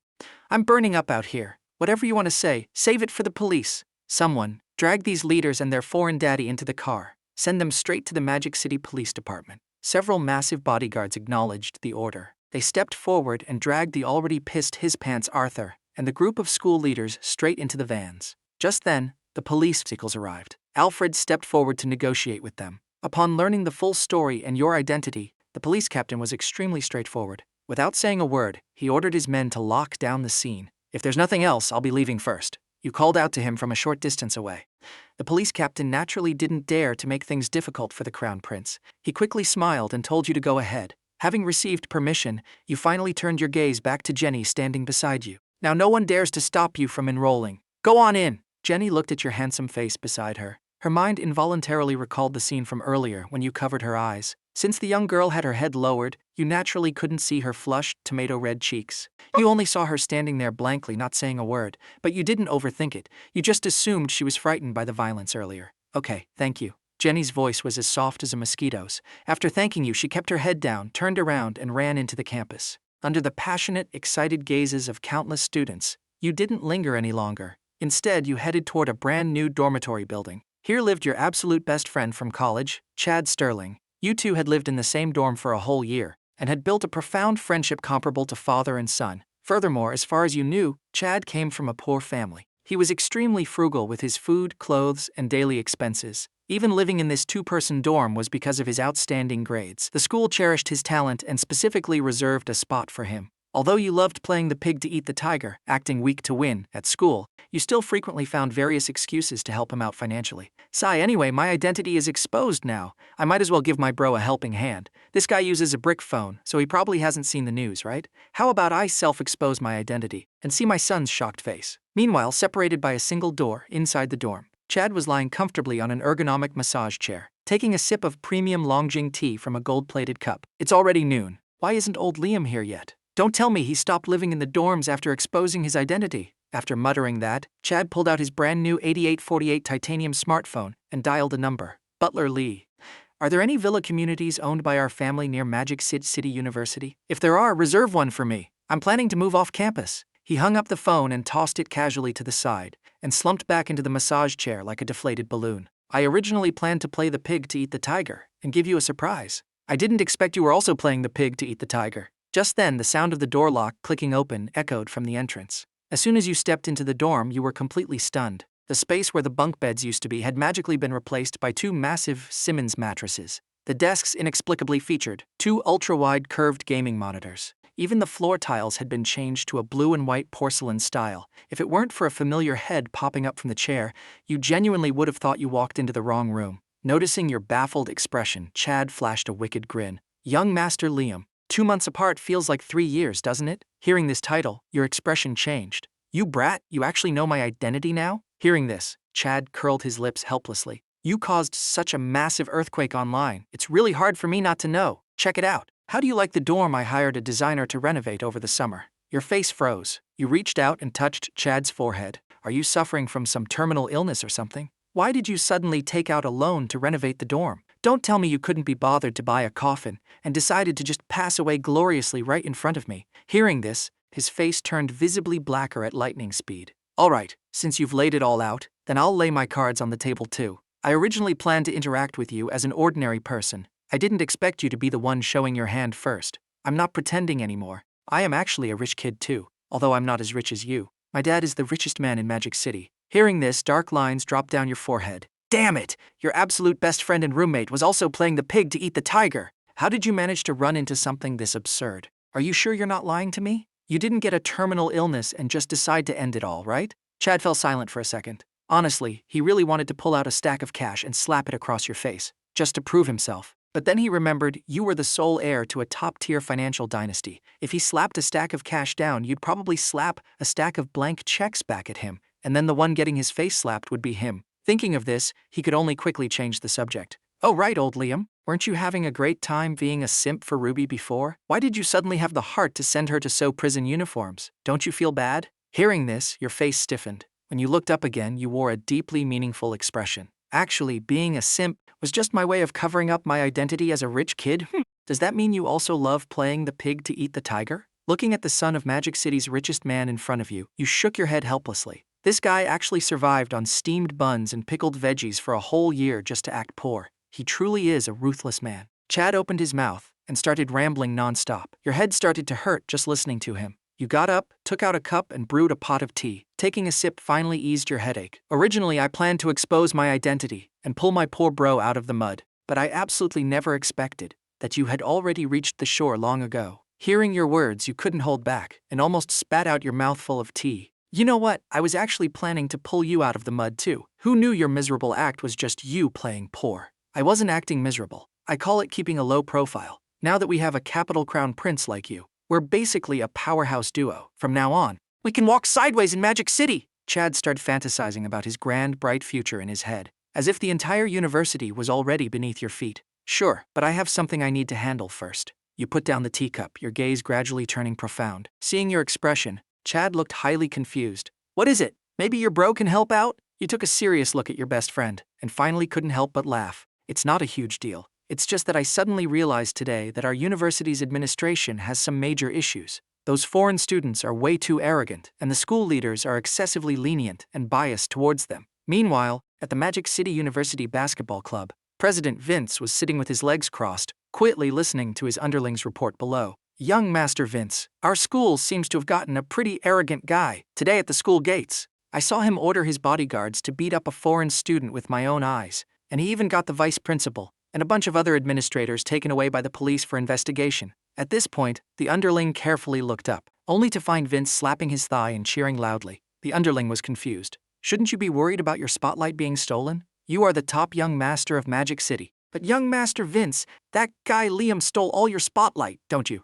Hearing this, Vince, who was just smiling, suddenly turned his face dark. He stared dead straight at the underling in front of him. I was wondering why you looked so familiar. Turns out you're the brain-dead lackey from those web novels. Am I mentally ill or something? Am I that bored? Who the hell flexes for no reason? Saying that, Vince brutally kicked him a few more times. I'm warning you all. If anyone gets bored and decides to go provoke him, don't blame me when I show no mercy. After saying that, Vince pulled out his phone and called his dad, the city council official. Dad, I want to report something. Magic City University's administration might have traitors. Yes, I strongly recommend a thorough investigation. You'll send an investigation team tomorrow? Awesome. Don't worry, Dad. Your political achievements will be guarded by your son. No evil shall escape the judgment of the law. With a click, he hung up the phone. Vince turned around and cast a deeply disdainful look at his utterly dumbfounded underling. Do you understand what vision means? Do you understand what uniting against a common enemy means? Forget it. Just get lost. And don't ever tell anyone you were my underling. I can't afford to lose that much face. At this moment, hundreds of foreign students had gathered on the sports field, demanding the university severely punish you. This sudden spectacle left everyone completely baffled. Excuse me, this is our country, and you guys are pulling this stunt here? Soon, the school administrators arrived. A complex look flashed across the principal's face. He wanted to say something, but couldn't get the words out. It wasn't that he didn't want to investigate. It was because your background was simply too massive. Didn't they see the vice principal get arrested and taken away for investigation? If he blindly rushed in to serve himself up on a silver platter right now, wouldn't he be a complete idiot? Thinking of this, the principal sighed helplessly. He decided to first calm the emotions of these foreign students and suppress the incident for now. Fellow students, I understand your concerns. I promise you that the university will thoroughly investigate this matter to the end. We will not wrongfully accuse a good person, and we will absolutely not let a bad person go. The moment those words dropped, the foreign students' expressions changed. Then, a look of realization dawned on their faces. That makes sense. The principal took in their expressions and couldn't help but feel a surge of joy in his heart. Suddenly, a loud honk echoed through the air. Everyone shifted their gaze in confusion, only to see 3 Audi A6s slowly driving in from the school gates. The principal instinctively glanced at the license plate and was instantly covered in cold sweat. Shanghai A55555. Wasn't this the license plate of the city council? Soon, the vehicles parked next to the sports field. A young man with an extraordinary aura was the first to step out. Young Master Vince, you're? The principal swallowed hard, feeling incredibly guilty. Vince glanced at the foreign students on the sports field, then looked at the middle-aged principal pasting a nervous smile in front of him. A look of sudden realization appeared on his face. Oh, Principal Liu, it's nothing really. I was just bored, and I heard the school administration loves licking the stinky feet of foreign students, so I just conveniently reported all of you school leaders. No need to thank me. It's all for the greater good. Look, the people behind me are the Special Investigation Task Force deployed directly from the city. After he said that, the investigators stepped forward and shook his hand one by one. The fake diplomatic smiles, plastered on their faces, made Principal Liu tremble in fear. When we get to the station later, please cooperate fully with our work. Yes, you must confess everything you need to confess. Don't make our jobs difficult. This absurd scene practically stunned every single student present. What the hell? The city council's special task force? The school administration really kicked a steel plate this time. They'll probably have a new principal airdropped in within 2 days. Hearing the murmurs of the surrounding students, the sweat on the principal's forehead flowed even more uncontrollably. Today he had a strong premonition that he was doomed. Young Master Vince, this is a misunderstanding. Our university has always handled these matters fairly and justly. We absolutely did not engage in any illegal procedures. The principal squeezed out a smile uglier than crying. I'm not in charge of this. If you have any grievances, you should tell the investigation team. Vince chuckled softly. The investigators behind him moved in, preparing to secure the school leaders first. At this moment, a voice rang out. The sports field is quite lively today, huh? You and Chad walked shoulder to shoulder to the front of the crowd. You scanned the surroundings. Finally, your eyes locked onto the principal's tightly handcuffed hands. Yesterday, the vice principal went in. Today, the principal couldn't wait to join him? Hearing this, the principal's face flushed crimson. He gritted his teeth and squeezed out a sentence. Young Master Liam, did you come here this early in the morning just to mock me? Hearing this title, Vince narrowed his eyes, his interest piqued. He began to carefully observe this legendary Lancaster crown prince standing in front of him. Feeling his gaze, you reached out and initiated a greeting. The other party showed absolutely zero malice, so you naturally wanted to get to know him too. Hello, Liam from the capital. After saying that, you didn't forget to introduce your best friend beside you. This is Chad Sterling, my bro. The moment those words dropped, Vince suddenly realized something. I remember now. You're the young master of the Sterling family, the richest man in Magic City. The principal standing nearby heard their conversation,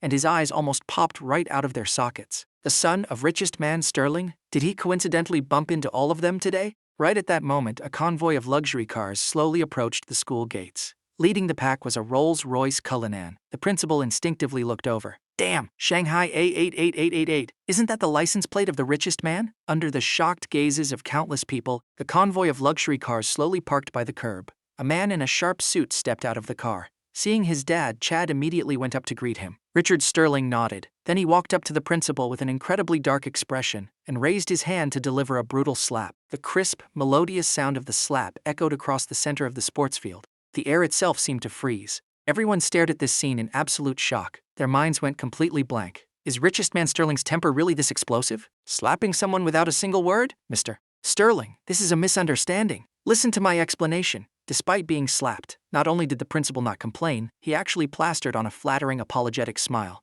Explain my ass! Hearing this, Richard Sterling grew even more furious and delivered 2 more slaps. Now the principal was truly stunned, slapped into absolute confusion. Mainly because this man was a massive financial backer, and he couldn't afford to offend him. The money I donate every year is for you to cultivate talents for our country, not for you to feed dogs. Richard Sterling shook his head. Then he reached out his finger and poked the principal hard in the forehead. You ungrateful, backstabbing piece of trash. Wait until you go in to sew prison uniforms. I'll pay the inmates every day to feed you and Lawson massive slap combos. When you sleep at night, you better clench your backsides tight. Otherwise, heh. Hearing this, the principal felt a freezing chill run down his backside and instinctively clenched it tighter. Seeing that his dad had finally calmed down a bit, Chad finally spoke up to introduce you. Dad, this is Liam, my ironclad bro. Hearing this, you smiled faintly and initiated a greeting. Richard Sterling turned his head, saw the familiar face in front of him, and his expression showed a hint of surprise. You are young Master Liam, Uncle Sterling. There's no need to be formal. Chad is my bro.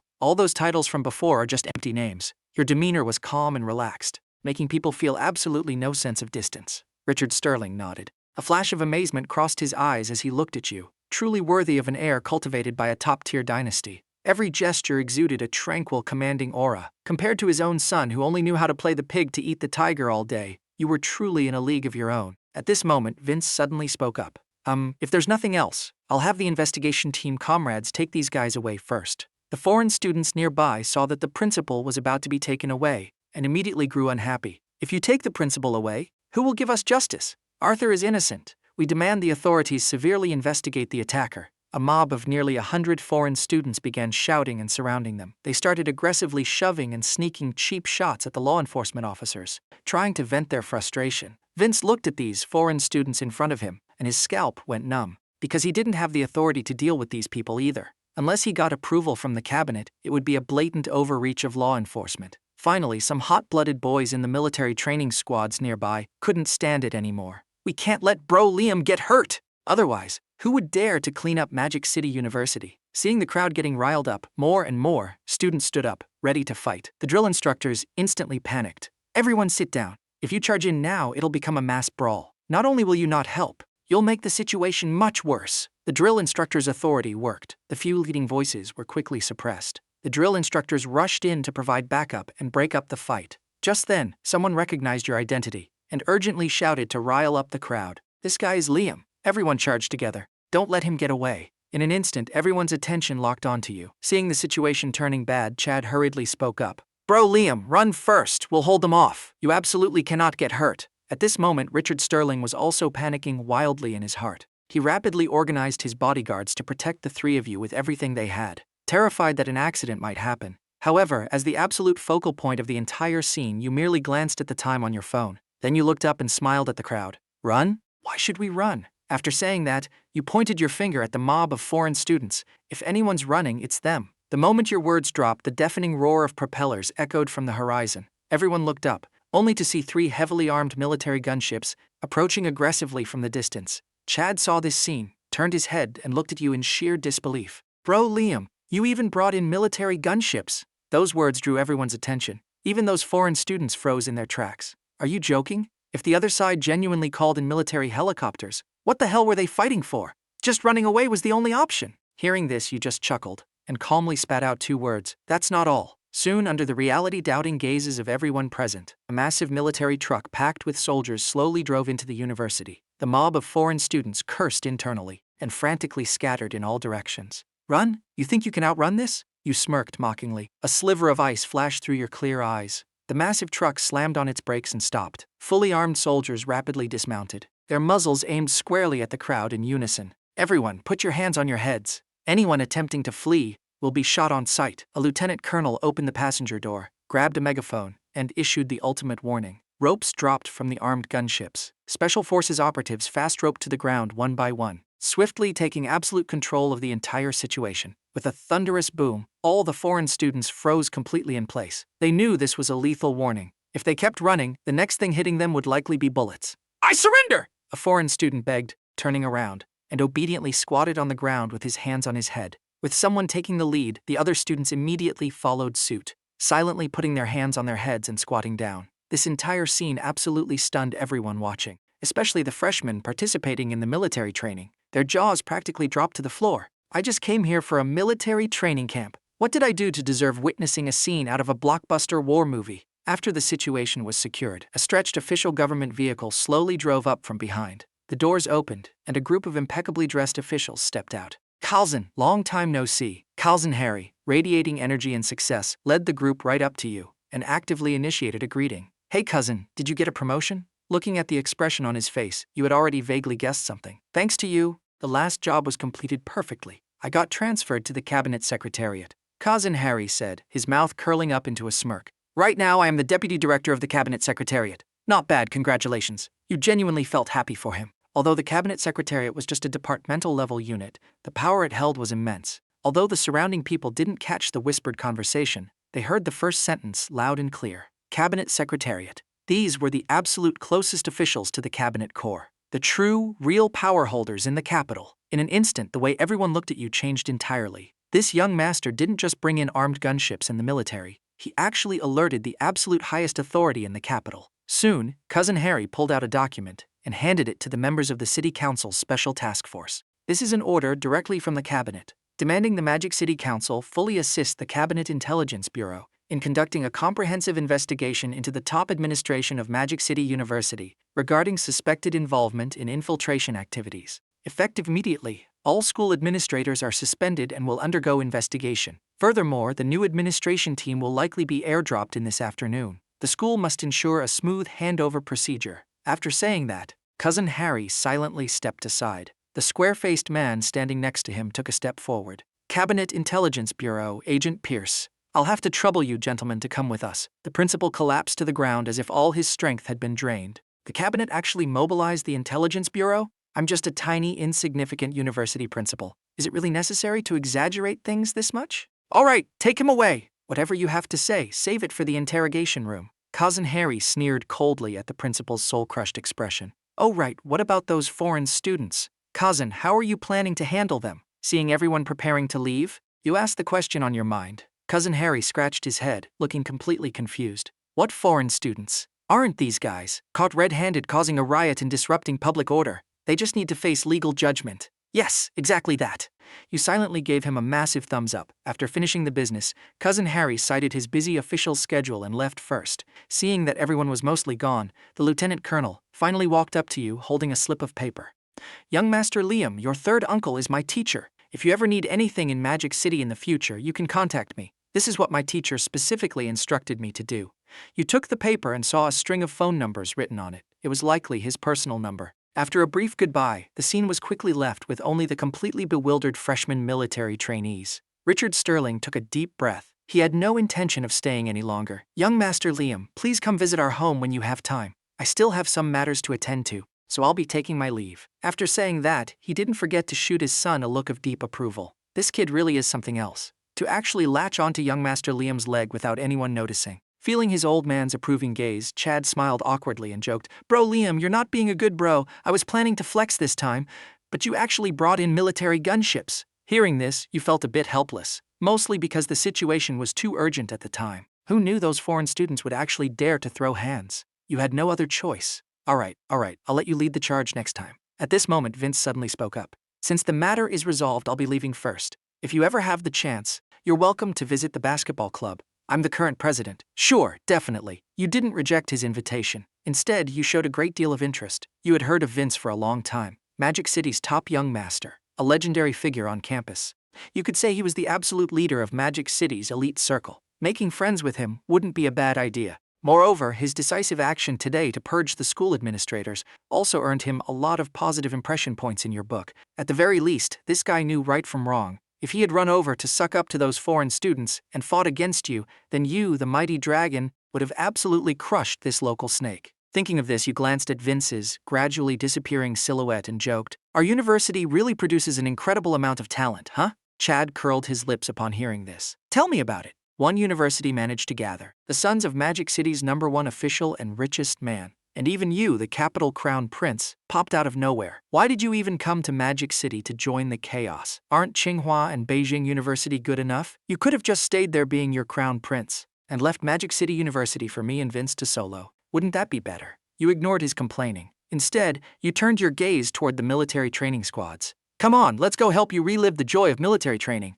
I'm not reliving anything. If you said we're going to check out the freshman girls, that's fine. Although Chad's mouth was heavily refusing, his legs consciously followed right behind you. Because if he wasn't going to flex now, when else would he? After the dust settled, you took Chad to the military training grounds. The head drill instructor plastered on a flattering smile and hurried over to you both. The arrival of these two ultimate young masters genuinely made him feel terrified. You have to realize, these two guys just sent the entire school administration to jail right in front of everyone, and didn't even spare those foreign students who usually acted like untouchable gods. You noticed the fear in his eyes. You smiled helplessly and actively explained, "Don't be nervous. I'm just here to visit my friend. I don't have any other intentions." After saying that, you winked at the front row of the formation, at a sweet, adorable girl whose eyes were hidden under the thick brim of her cap. Feeling your gaze, Mia instinctively pulled her cap brim even lower. Contrasted against the military uniform, the young girl's face gradually bloomed with a layer of red blush. The head drill instructor immediately understood. "Understood, young Master Liam. Please go ahead." Students nearby who heard their conversation felt the flames of gossip burning wildly in their hearts. "Young Master Liam's friend? Where? I think young Master Liam is looking at me. Does he like me? If he confesses to me later, should I accept or not? If I accept immediately, will I look too easy? Ugh, I'm so torn. What should we name our future children? How about Liam Jr.? The freshman's murmurs weren't too loud, but they weren't too quiet either. Just loud enough for you and Chad to hear clearly. Hearing this, you felt a wave of helplessness. You didn't expect that, just by casually glancing at the crowd, you'd inexplicably gain a son. Meanwhile, Chad standing beside you felt a bit sour. He was, after all, the son of Magic City's richest man. A top-tier rich kid. Why couldn't everyone focus their attention on him? Thinking of this, he spoke with a sour tone. "Bro Liam, you used to say I was your only bro. Why do you suddenly have a freshman friend now? Confess right now, is it a guy or a girl?" You gave him a bizarre look. Your expression was highly intriguing. "Do you really think I'd be bored enough to run over here to look at a man?" Hearing this, Chad's face froze. No wonder you stopped simping for Ruby. Turns out, you bagged a new freshman girl. Point her out to your bro so I can recognize her face. Saves me from accidentally hitting on her later and causing a flood to wash away the Dragon King's temple, turning myself into Gotham's Joker. Hearing this, you laughed helplessly. "She and I are just regular friends right now, but I can definitely point her out to you later so you recognize her face." Seeing you and Chad sitting in the stands laughing and chatting, the drill instructors could finally organize the training in peace. 2.5 hours later, accompanied by the head drill instructor's command, "Rest in place for 25 minutes!" The crowd scattered like wild horses breaking free from their reins. Mia wiped the crystal-clear beads of sweat from her adorable cheeks. She looked up at the stands. Liam and Chad were currently eating watermelon. When did they buy watermelon? Mia rubbed her eyes. She thought her eyes were playing tricks on her. Just then, a male student in a military uniform walked toward her, and boldly in front of everyone got straight to the point. "Classmate, can I add your WeChat?"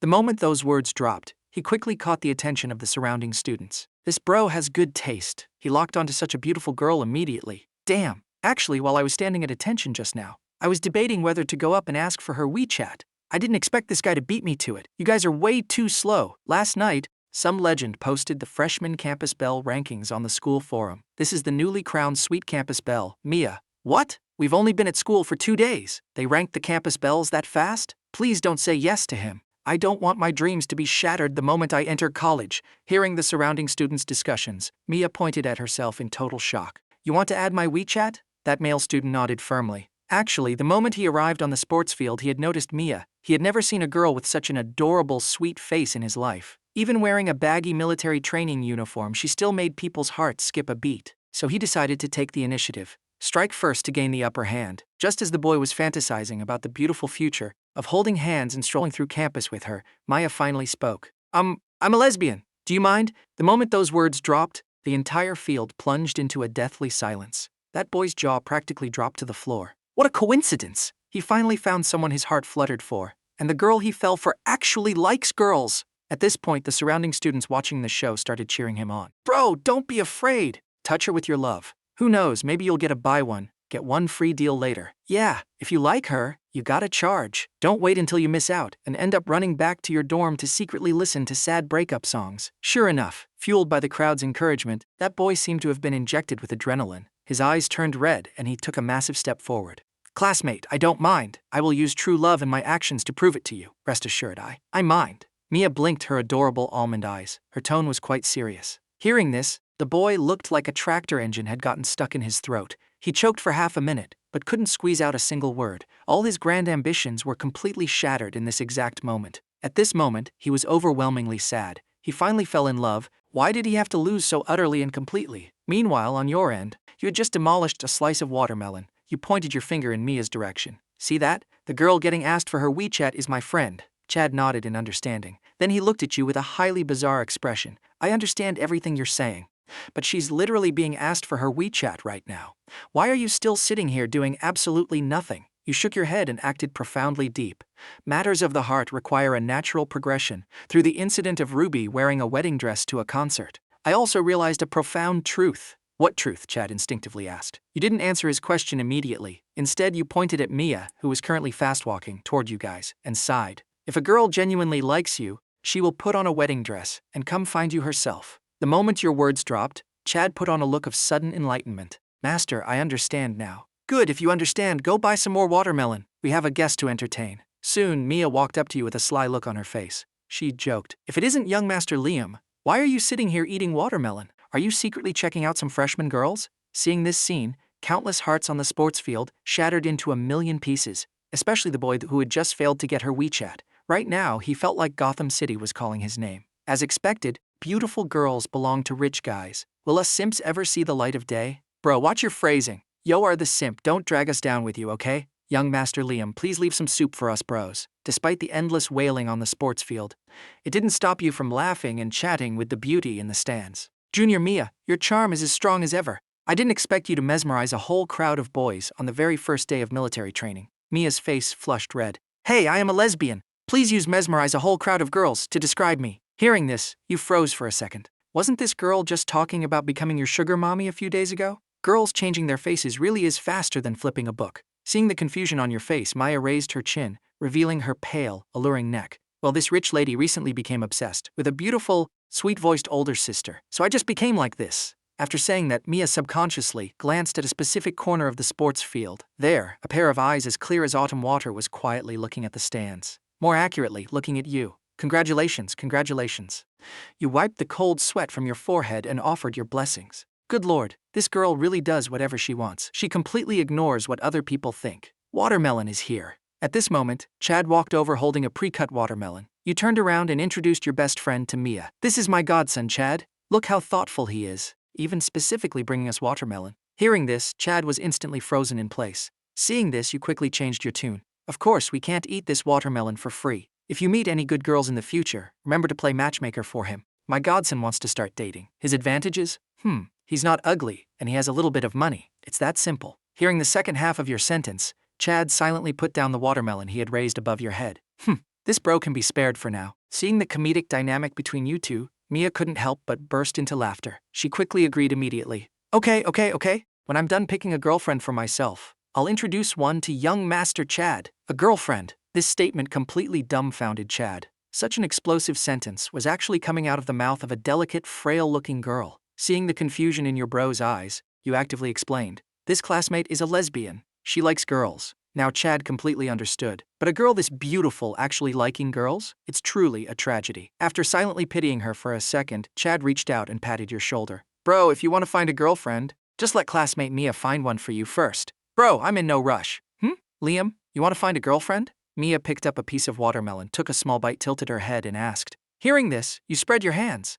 If I wanted to find one, I'd probably be at the movies with a girl right now. I wouldn't be sitting here eating watermelon with you two. Oh, that makes sense. Mia nodded thoughtfully. Suddenly, the head drill instructor blew the whistle. Hearing the whistle, Mia's face turned pale. She hurriedly took a few more bites of watermelon, then turned around and said goodbye. I'm leaving now. Bye-bye. After Mia left, Chad smacked his lips. He patted your shoulder with a look of deep sympathy. Bro, your taste isn't bad. It's just a shame your luck is a bit lacking. Look at the girl leading the squad in the corner over there. Isn't she beautiful? That side profile genuinely stunned me. Is she looking at me? You slapped him on the back of the head, utterly speechless. Do you know what the 3 great illusions of life are? What 3? Chad snapped back to reality and asked blankly. She likes me. My phone is vibrating, and I can turn this fight around. Seeing him frozen in place, you waved your hand helplessly. All right, let's go. The sun is going to roast people alive at noon. After saying that, you picked up the watermelon, walked onto the sports field, and yelled at the freshman formations. In this scorching summer heat, young Master Chad here is treating everyone to watermelon. Well, there aren't that many melons, so please share nicely. Chad, who was following beside you, heard this, and his eyes instantly lit up. He quickly turned around, plastering a sunny smile on his face, and added, What are you talking about? What are you talking about? Later, I'll have someone bring in a whole truckload of iced watermelons for everyone to eat until they're full. The moment those words dropped, the entire sports field boiled over. Wow. Thank you, young Master Liam. Thank you, young Master Chad. This is too amazing. Is this the love and care of our senior upperclassmen? First, the 3 great young masters teamed up to purge the school administration. Now, they're treating us to watermelon during military training. I definitely chose the right university. Amidst the waves of cheers, Chad felt like he was floating on cloud 9. Isn't this exactly the feeling he wanted from playing the pig to eat the tiger? He finally got to experience it. All right, young Master Chad, stop spacing out. If you keep standing there completely frozen, I'm leaving. You smirked and joked. I'm not just flexing for no reason. I'm satisfying their desires. Hearing this, Chad finally snapped back to reality. Okay, bro Liam. Since you both had classes in the afternoon, you quickly grabbed lunch and headed back to the dorm. Chad had also arranged for an off-campus villa. It was a villa community owned by his family's corporation, and to make sure he could remain inseparable from his best bro, he even got 2 villas right next to each other, just to be your roommate and your neighbor at the same time. After finding all this out, you didn't say much. If you ran over and offered to pay him back right now, he would definitely refuse, and it might even create a sense of distance between you two. Just as you were agonizing over whether to gift him a hypercar or help him find a girlfriend to return the favor, Chad suddenly slammed his keyboard and yelled, Holy crap, old Liam! Hearing this, dark lines dropped down your forehead. Stop messing around. We have compatible personalities but incompatible genders. Chad froze, clearly bewildered. After reacting, he quickly stiffened his neck and explained, No, that's not what I meant. Look at the school forum quickly. Someone posted that to celebrate the successful purge operation at Magic U, the basketball club is planning to team up with several other clubs to host a grand mixer gala. Hearing this, you instantly felt amused. You opened your laptop and went to the school forum. Sure enough, the #1 pinned post was about hosting a mixer gala, and the basketball club? Wasn't that Vince's club? You clicked your mouse. An invitation letter boldly appeared on the screen. Given the outstanding contributions made by Liam and Chad during this recent operation, we sincerely invite both of you to attend the gala as special guest stars. Furthermore, we are issuing a campus-wide talent competition invitation to all students and faculty. All participants will be eligible to win massive cash prizes provided by the organizers. Seeing this, you fell silent. What kind of crazy stunt is this? It was obvious that the organizer behind this was definitely Vince. Old Liam, what do you think? Chad leaned over, his face full of intense excitement. It was clear he didn't want to miss out on such a massive opportunity to show off. This wasn't just a mixer gala. This was literally a mixer gala custom-tailored exactly for him. Of course, he wasn't greedy. He just wanted to meet a girl he clicked with. He wasn't planning on monopolizing the whole event and taking everyone for himself. There are many ways to socialize in college. It doesn't always have to be. You couldn't quite figure out Vince's true motive for hosting this gala. You were just about to decline, but seeing Chad's hopeful puppy dog eyes, your heart softened. Fine, going to check it out isn't a bad thing. Consider it getting some fresh air. Old Liam, you truly are a real bro. When we make our grand entrance, we will absolutely make the entire crowd scream. Chad threw his arm around your shoulder with supreme Chuny energy and shook you vigorously. You ignored him. Instead, you quietly found the contact info for the organizer at the bottom of the post and dialed the number on your phone. Going is fine, but this organizer list must absolutely have your name on it. Meanwhile, inside the basketball club's activity room, around 20 core members of the basketball club were gathered. Without exception, They were all Vince's followers and underlings. All of them were somewhat famous rich kids and children of officials. Young Master Vince is truly the son of the city council. We are going to strike gold this time. Yeah! Right now, Liam's hype online is astronomical. If we invite him as our poster boy and open a live stream, we'll make our money back just from the donations. And that's not even the most important part. The important part is that an event hosted by our young Master Vince, even if Liam is the capital crown prince, he has to give us face and attend. This single move instantly elevated the status of our Magic City elite circle to a whole new level. Vince sat high up in the boss's chair at the head of the table, listening to the flattering words from the underlings around the conference table. His eyebrows furrowed imperceptibly. When he used to sit securely as Magic City's top young master, why didn't he notice that the underlings around him were this incredibly stupid? For crying out loud, everyone here has seen at least a little bit of the world. How could they be blinded by such petty fame and tiny profits? He did take the lead in organizing this gala with an ulterior motive, but it absolutely wasn't what these idiots were saying. Making a quick buck off your hype, or stepping on you to elevate his own status. Being born into an official's family, Vince understood better than anyone. True status can only be fought for by yourself. His goal was never to make that little bit of money, nor was it to show off in front of people and be worshipped by the masses.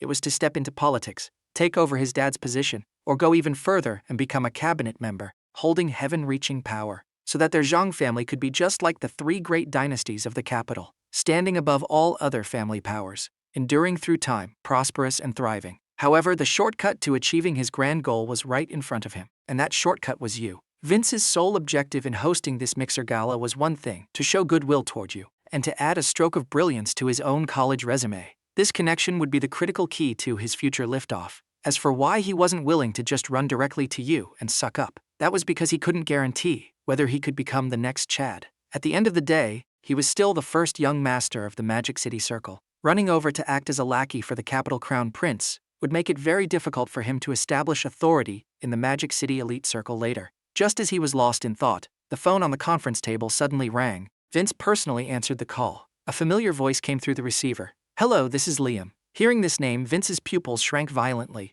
Even his breathing became a bit tense. "Classmate Liam, is there something you need? I heard you're planning to host a mixer gala. I'm just calling to ask if I can bring some investment into the group." Hearing this, Vince's expression relaxed. "No problem. Right now, the organizers are only the school administration and our basketball club. If you guys are willing to join, everyone is naturally welcome. Furthermore, we will use the school's official account to open a full live stream. We'll split the revenue to new 40-40, and the remaining 20% will be donated to charity. How does that sound?" "Sure. You weren't doing this for the money anyway. What you wanted was the security of being an insider. Since classmate Vince is showing so much sincerity, then let's use this collaboration to completely blast the reputation of Magic City University into the stratosphere." Your voice came through the phone clearly into Vince's ear. This made him freeze for a second. "Blast the reputation?" However, your next sentence completely broke everyone in the room. "Chad and I will invest 10 million each. I want this mixer gala to be held exactly according to a top-tier celebrity concert standard." "What kind of play is this?"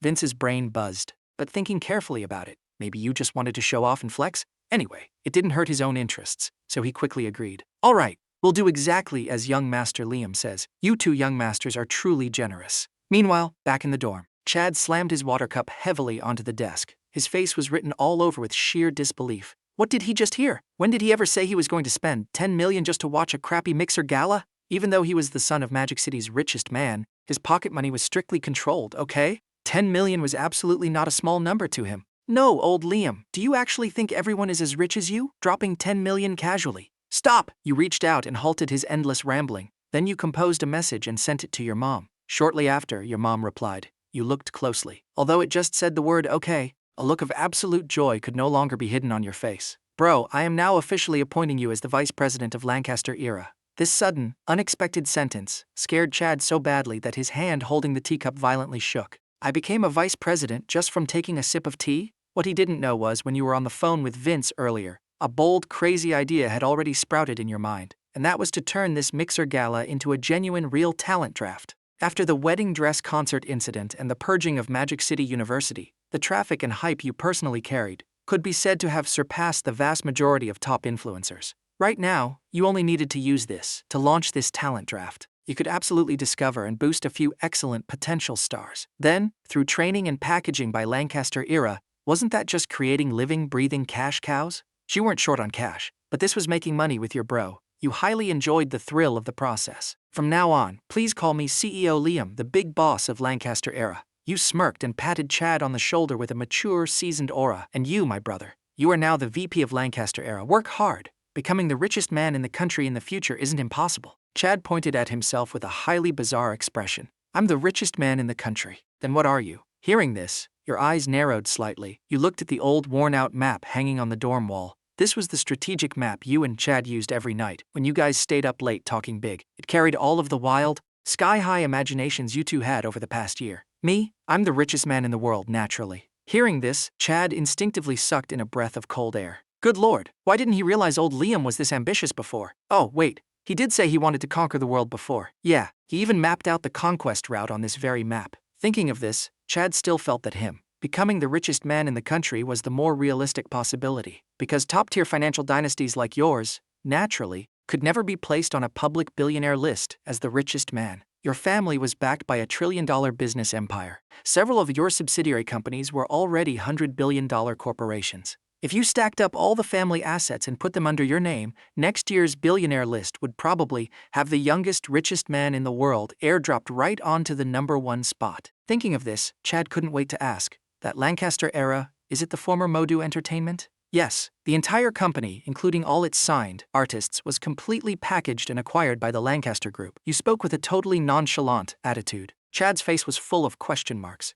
This is a Dragon Country entertainment titan. The powers backing it are terrifyingly huge. Even his family wouldn't dare provoke them easily. How much did the Lancaster family spend to acquire it? Hearing this, you hesitated for a moment, afraid of damaging your good bro's self-esteem. What? Is it an unimaginably astronomical number? Chad leaned in mysteriously. Yeah, you're right. How many billions? $0 purchase. Very quickly, your exploits spread throughout the entirety of Magic City University. At this moment, you and Chad had just arrived at the classroom for a lecture. People immediately started whispering about you. Isn't that Liam? Why don't I see Ruby and Stella with him? Are you living under a rock with no internet access or what? Those people are eating peanuts, bullets, jail time, and you're still thinking about that trash, Stella. Our young master Liam slaughtered his way from the capital to Magic City.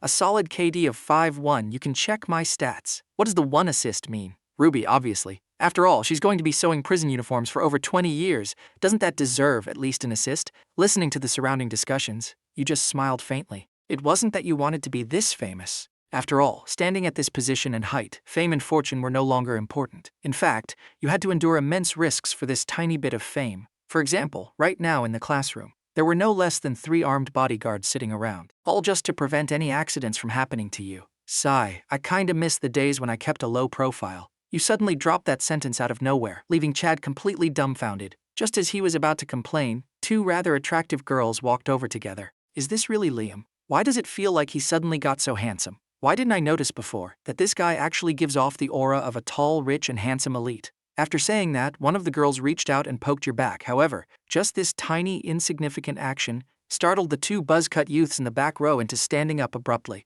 They instinctively reached for the fanny packs at their waists. You quickly turned your head and shot the back row a look that meant stay calm and stand down. Can I help you? Fellow female classmates? The girl with the ponytail let out a light laugh. Don't joke around. We've been classmates for a whole year. Could you possibly not know my name? Hearing this, you narrowed your eyes and thought for a moment. The only impression you had of these 2 girls was, back when you were being a simp for Ruby, they had mocked you. Thinking of this, your voice instantly turned freezing cold. If you have something to say, spit it out. The moment those words dropped, the ponytail girl's expression froze. She had originally planned to use a few little tricks to see if she could hook a golden bachelor. But right now, you didn't seem as easy to fool as you used to be. Fortunately, the glasses-wearing girl beside her quickly eased the tension. Actually, we don't have any other intentions. We've been in the same class for a year and haven't really talked much. I was just thinking we could add each other on WeChat. At night, when you're feeling lonely, empty, and cold, you can find us to chat. Saying that, she even shot you a seductive wink. This scene was naturally witnessed by the surrounding classmates, but out of fear for your status, they only dared to whisper among themselves. Do you guys think Liam will agree? Of course he will agree. Just playing around. It's totally consensual. After all, the bodies on these 2 are genuinely top tier. Who wouldn't want that? The surrounding discussions were quiet, but a few dirty remarks still managed to reach the 2 girls' ears. Not only did Mary not feel ashamed or angry, she actually felt a surge of secret joy in her heart. Although she wasn't as beautiful as the campus belles, her figure, which she was most proud of, was a massive bonus point in the eyes of boys. Thinking of this, Mary gently tossed her ponytail back. She leaned her body down, looking at you with bedroom eyes. So, how about it, classmate Liam? You wouldn't refuse to give me your WeChat, would you? Beside you. Chad stared blankly at the scene unfolding. Is it really this wild? Everyone is literally watching. Can't you guys restrain yourselves a little bit? Wait until you go to a hotel before you cough? Chad shook his head, dispelling those highly unrealistic thoughts from his mind. But he genuinely envied his good bro. Not only does he have high looks and elite reincarnation skills, even the girls chasing him are actually pretty juicy. After a long while, you slowly raised your head. Your eyes held an eternal, unchanging coldness. Are you done? Mary froze. What do you mean, are you done? So she turned a confused look toward her companion, Yuna. However, Yuna acted as if she had a sudden epiphany and opened her small mouth wide. Then she directly reached out and grabbed your arm. Oh, so young Master Liam likes to enjoy the blessings of having two girls at once. But we can't do that right now. How about you add Mary's WeChat first? When class is over and we have time, we can go solo offline. These completely unfiltered words made Chad's nose feel hot. Damn, it's really hot today. I'm literally getting a heat stroke. Quick! Turn down the AC temperature in the classroom. There is no AC in the classroom. You were also amused by Chad's reaction and said dryly, these two classmates are offering such passionate hospitality. Do you want to get to know them? Hearing this, Yuna's face changed. Do rich families really play this open? Mary, on the other hand, had her eyes light up. The son of Magic City's richest man. He could also help her achieve absolute financial freedom. If she couldn't bag you, bagging Chad was also an incredible backup plan. Unexpectedly, Chad turned his head with a bitter smile. Old Liam, you know exactly what kind of person I am. How could I possibly? All right, I understand. You nodded. Then you turned your gaze back to the two girls. Thank you for your kind offer, but we don't have any special needs. You may leave now. Hearing this, the two girls were instantly dumbfounded. Your words echoed clearly through the massive classroom. In an instant, the entire classroom plunged into absolute deathly silence. Pairs of highly bizarre eyes immediately looked over in your direction. Is this the kind of thing you discuss in a classroom? Wait, did he say I can pay for this service? Do you take transfer or cash? I'm a student, can I go first? As a barrage of degrading comments entered their ears, even with Mary and Yuna's incredibly thick skin, they could no longer sit still, even though their behavior wasn't much different from a cheap street corner transaction. But you can't just say it out loud! Thinking of this, Mary angrily slammed her hand on the desk. Liam, what right do you have to slander us? Don't think that just because you have money and power, you can casually destroy people's innocence. Exactly.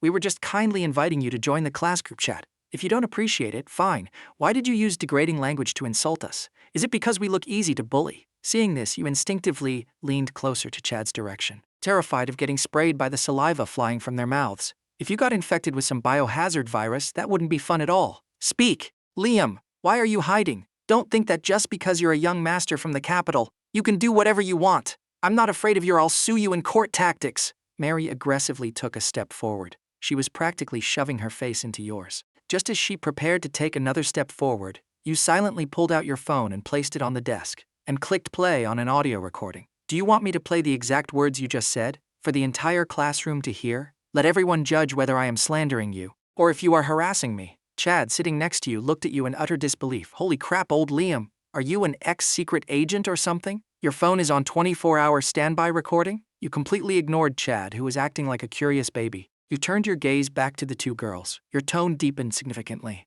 Answer me. Mary's face turned white, and she didn't dare make a peep. Her body couldn't help but stumble backward a few steps. She didn't dare to gamble. If you truly recorded what she just said and played it for the whole class to hear, she feared that before the night was over, her name would spread across the entirety of Magic City University, becoming the ultimate laughingstock in everyone's mouths. At this moment, Yuna, whose brain reacted faster, was the first to speak. She completely dropped her ego and humbly begged you for mercy. Young Master Liam, it was our fault, for the sake of our 1 year of being classmates. Please let us go. Hearing this, you fell silent for a second. Then you said coldly, scram, even though it was just one word. To their ears, it sounded like the voice of salvation. Young Master Liam, we'll scram right now. Thank you, young Master Liam, for showing mercy. After saying that, completely ignoring the stares of everyone else in the classroom, they covered their faces and fled out the door like escaping convicts. Seeing this, Chad patted your ear and whispered emotionally, Old Liam, your self-control is no joke. If it were me, I might just, do you want me to help you call them back? You raised an eyebrow and shot him a testing look. Hearing this, Chad awkwardly rubbed his nose.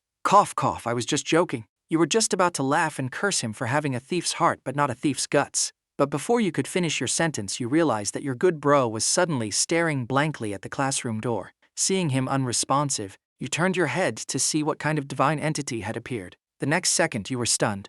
Standing at the classroom door was a stunningly beautiful girl dressed in a pure white, elegant dress. The originally noisy classroom came to an abrupt halt. Everyone's eyes locked onto the girl. "School beauty, Bella?" I was wondering why the air suddenly smelled so sweet. Turns out I inhaled the carbon dioxide exhaled by school beauty Bella. My goddess has arrived. Bras, give me some encouragement. I'm going straight up to confess my love. Young Master Liam's presence won't work here. I said it. Is there anything I need to pay attention to for my first class with the school beauty? Bras, pay attention to self-control. Bella's arrival made the already restless classroom go completely insane. Faced with everyone's enthusiasm, Bella just smiled politely. Then her eyes began searching the classroom for an empty seat. At that moment, she spotted a familiar face. Liam? Bella's gaze paused slightly. A hint of pleasant surprise flashed across her delicate, perfect face. "Old Liam, look! School beauty Bella is walking over!" Chad tugged hard at the hem of your shirt. All right, I see it. Stop pulling. This shirt is very expensive. You were just about to stand up and say hi to Bella, but someone beat you to it.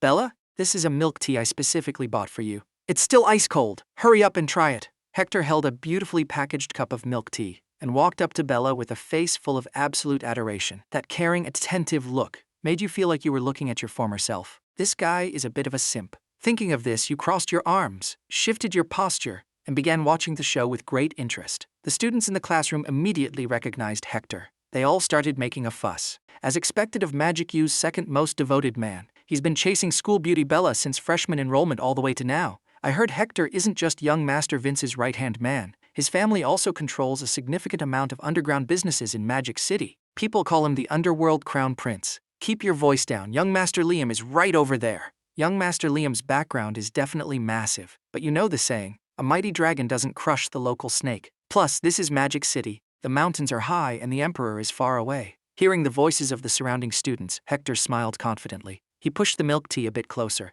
Bella, just take this cup of milk tea first. I have a little surprise for you. Bella looked at him expressionlessly and spoke coldly. No, thank you for the kind gesture, Hector. The professor will be here soon. I don't want to be misunderstood. Hector choked on his words. His gaze swept viciously over Bella's exquisite, perfect, icy face. A surge of wicked, unholy fire boiled in his heart. No woman had ever been able to escape the palm of his hand. This Ice Queen school beauty in front of him would be no exception. After a summer of secret investigation, Hector had basically grasped the entire foundation of the family backing Bella, a lawyer brother, and a father who worked as a prosecutor in the courts. Other than that, there were absolutely no other notable figures worth mentioning. This kind of background, in the eyes of ordinary people, might belong to a safe, comfortable, rich girl, but to him it was merely nothing special. Thinking of this, Hector took a deep breath, suppressing the rage in his heart slightly. Originally, he thought she was a princess from some massive capital dynasty, so he had been patiently and slowly pursuing her. But now, he had 10,000 ways to make Bella obediently surrender without a fight. Bella, don't be in such a rush to refuse. Hector placed the milk tea on a nearby desk. With a smile, he pulled a delicate little square box from his jacket and got down on one knee. Seeing this scene straight out of a soap opera, the girls in the classroom couldn't help but let out screams. Bella's face turned pale. She panicked and stepped aside, trying to walk around him, but she was blocked by 7 or 8 students holding bouquets of flowers. Bella, did you know? From the very moment we enrolled, I started paying attention to you, and today happens to be the 1-year anniversary of the day I fell in love with you. So I want to give this gift to you in front of the whole class. After saying that, Hector slowly opened the small square box. A sapphire ring exuding a cold, elegant aura appeared before everyone's eyes. Bella, will you be my girlfriend? Hector offered the ring with a deeply affectionate face. His eyes were brimming with love. The girls in the classroom were tearing up. Each one of them shed tears of deep emotion. I never thought such a deeply devoted man would actually exist right beside me. I'm so jealous of school beauty Bella. Looking at young Master Hector, I feel like I'm looking at that man again. As the crowd gossiped, their attention shifted towards you. This guy used to be Magic U's #1 devoted man. Hearing your name, Hector scoffed in utter disdain. That guy is just a stinking simp. How can he compare to me? Setting aside the massive gap in our status and positions, just my glorious track record alone is enough to easily crush him. At this moment, Bella finally spoke up. I'm sorry, Hector. We are not compatible. The moment those words dropped, the atmosphere in the classroom instantly froze. You could tell Hector had genuinely put effort into this confession ceremony. If it were anyone else, even if they didn't agree, they would at least hesitate for a moment, right? Just as countless people's minds were filled with confusion, Hector also voiced the doubt in his heart. I want a reason. Hearing this, Bella's clear, beautiful eyes instantly turned icy cold. Reason? You already have so many girlfriends. Why do you insist on pestering me? The moment those words dropped, you were the first to burst out laughing. Being publicly exposed like this is truly embarrassing. Huh? Beside you, Chad was also trying very hard to hold back his laughter. After all, they were all part of Magic City's elite circle. If he laughed out loud, it would be really awkward the next time they met. Hector's eyelids twitched violently. A flash of dark, sinister energy crossed his eyes. He couldn't figure out how Bella knew about the private affairs he had with female college students. Although I don't know where you heard these rumors, my sincere heart for you can be witnessed by heaven and earth. Hector gritted his teeth, looking incredibly wronged. Bella had absolutely zero good feelings toward this man in front of her, not just because of his relentless, stalker-like pursuit tactics. His private life made her physically nauseous. We are all classmates here. There's no point in poking through the paper window. Bella's words were already very obvious. Hector wasn't an idiot either. She absolutely knew something. Otherwise, her attitude wouldn't be this resolute. Thinking of this, he pretended to lower his head in disappointment. Then, inexplicably, he dropped a sentence. Actually, I recently encountered a little trouble. I was planning to find your brother to help me fight a lawsuit. Sigh. Right at the court where your father works. The moment those words dropped, Bella, who was just about to walk away, suddenly froze in place. Her pupils shrank violently. You investigated me? Hector raised his head again at this moment. Except this time his gaze was filled with freezing hostility. What kind of words are those, classmate Bella? Lawyer Ben is the industry gold standard. Who doesn't know him? Does a young master like me even need to investigate? And your respected father is a famously upright and unyielding prosecutor. I heard he's about to be promoted to a permanent position recently, and I happen to have some connections. So naturally, I was preparing to help your family out a bit. Hector's voice was piercingly cold. Listening to it made Bella involuntarily shudder. Although on the surface he didn't show any malice, every single word between the lines expressed two words: threat. You are a despicable monster. Bella took 2 steps back, clenching her teeth tightly. Hector smiled, stepped forward, and lowered his voice to threaten her. You wouldn't want your only brother to be beaten into a cripple, would you? Your father has worked diligently at his post for decades. If one day he is suddenly notified of suspension for investigation, he would be completely devastated, wouldn't he? Classmate Bella? Like a voice transmitting directly from hell echoing in her ears. At this moment, Bella's heart plunged completely into an ice cellar. Students in the classroom saw the atmosphere turning weird and wanted to step forward to check, but they were blocked by a group of heavily built students. Young Master Hector is handling business. If you don't want to get beaten up, sit quietly in your seats. Chad rubbed his head and spoke up from the side. Wait a minute, old Liam. Isn't this a confession? Why does it look like school beauty Bella is being coerced? You don't need to say looks like. She is absolutely being coerced. You nodded helplessly, then you slowly stood up. Let alone the fact that Bella was one of your very few friends. Just based on the fact that Ben fought a beautiful lawsuit for you, you couldn't just sit and watch his sister get hurt. Just then, a hand pressed down on your shoulder. You turned your head in surprise, only to see Chad smiling. This guy is involved in Magic City's underground black market. Your crown prince status might not intimidate him. Let a local like your bro accompany you. Okay, you felt that made sense, and firmly nodded your head. While everyone was distracted, 2 figures suddenly left their seats. However, Hector didn't notice the anomaly. He was forcing Bella step by step into a corner. Classmate Bella, as long as you become my girlfriend, from now on you will be the crown princess of Magic City's underground world. Even your disappointing family can bask in the glory and benefit from it. Why not do it? Hector couldn't wait any longer. He wanted nothing more than to conquer this arrogant ice queen right here, right now. Just as Bella was so desperate she wanted to scream for help, she suddenly noticed behind Hector, a familiar silhouette had appeared. Hey, bald Hector, right? Hector felt someone tap him on the back. He instinctively turned around, only to see you standing right behind him with a cheerful smile. Liam! Seeing you, Hector's brow furrowed deeply. A faint feeling of bad premonition arose in his heart. What is this guy doing here? He had never heard of you having any relationship with Bella. Bald Hector, could you step to the side? You took a step forward, your tone unfriendly. The moment those words dropped, a wave of mocking laughter echoed through the classroom. That name reminds me of an old friend who works in the logging industry. He lives in Bear Ridge, Bros. That's way too out of pocket. Pfft, the surrounding students mercilessly mocked Hector, mostly because his unreasonable, tyrannical behavior just now really pissed them off. Originally, everyone thought this was just a normal confession ceremony, but it turned out he couldn't handle rejection. When his dirty laundry was aired, he resorted to forceful coercion. Who could tolerate that? Everyone shut up! Hector turned his head with a vicious, menacing look. This time, the entire classroom was silent out of fear. Everyone was still genuinely terrified of this underworld crown prince. Seeing the classroom quiet down significantly, Hector turned his gaze back to you. The corner of his mouth curled into a cruel smirk. Young Master Liam, is it? What? Are you trying to interfere with the confession ceremony I meticulously prepared for school beauty Bella? You gave him a bizarre look. You pointed at Bella, who was shrinking in the corner, with a highly peculiar expression. This is what you call a confession ceremony. I genuinely thought you were preparing to forcefully kidnap a civilian woman in broad daylight. Gotta say, your ceremony is quite unique, just like you, acts like an unchained stray dog. As your voice faded, the air fell into absolute silence. Chad's eyes widened to the extreme. He looked at his good bro in sheer disbelief. No, bro! Even though you're incredibly awesome, you have to read the room. He literally has the numerical advantage right now, and you just straight up called their boss a dog? Exactly as he expected. The very next second, several underlings charged forward aggressively, looking like they were about to throw hands. However, you just smiled faintly. If you got hurt under the watchful size of this many people, tomorrow, Magic City would probably face the biggest purge in its entire history.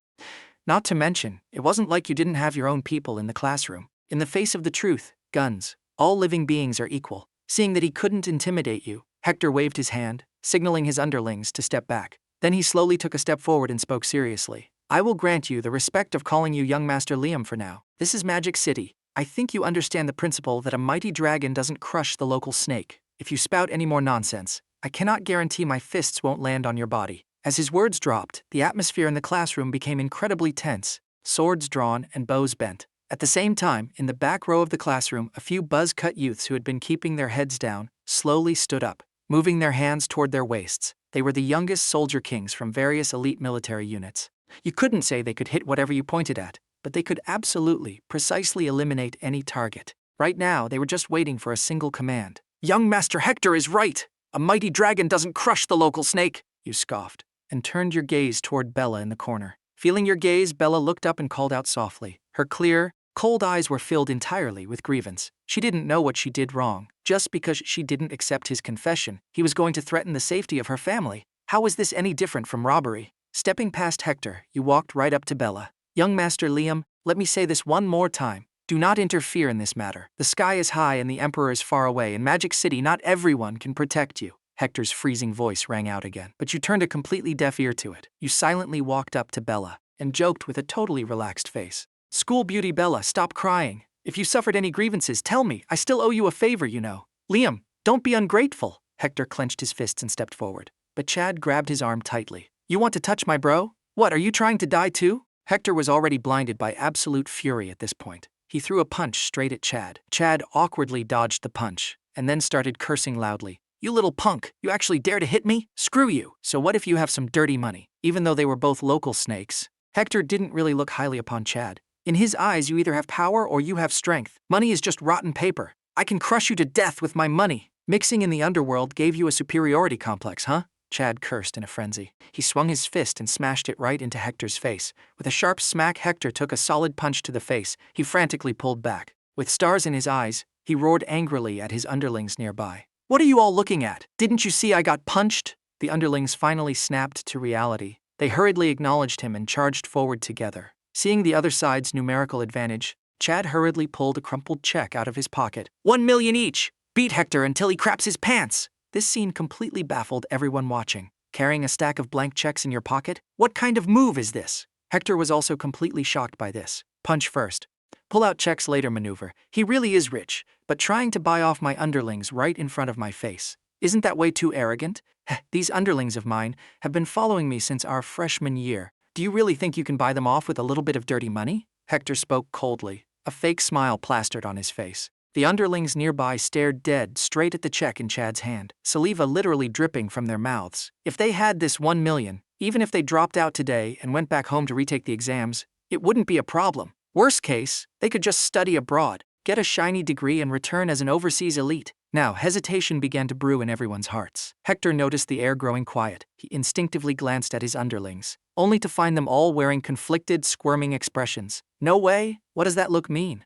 Are you guys actually tempted? What are you idiots still standing there for? Even if you want that million, do you have the life to spend it? Hector rolled up his sleeves and roared fiercely. This finally snapped the crowd back to reality. The other party was Magic City's underworld crown prince. Even if they took the money, they might not be able to walk out of Magic City alive. How dare you use money to insult our loyalty to young Master Hector? Bros, get him! With an underling's furious roar, the crowd responded and surged forward, surrounding Chad tightly. However, Chad didn't show a single ounce of fear. Instead, he pulled another check out of his pocket. Looks like the price wasn't right, huh? 2 million each! Beat Hector until he craps his pants. I guarantee you will walk out of Magic City safely. Everyone froze, instinctively turning their heads to look at Hector's face, which was now as black as the bottom of a wok. Young Master Hector, It's really not that we bros want to backstab you. It's primarily because he's offering way too damn much. Damn it, are you guys rebelling? Hector cursed furiously and prepared to pull out his phone to call for backup, but he was stopped by your voice. When your pursuit fails, you resort to threats.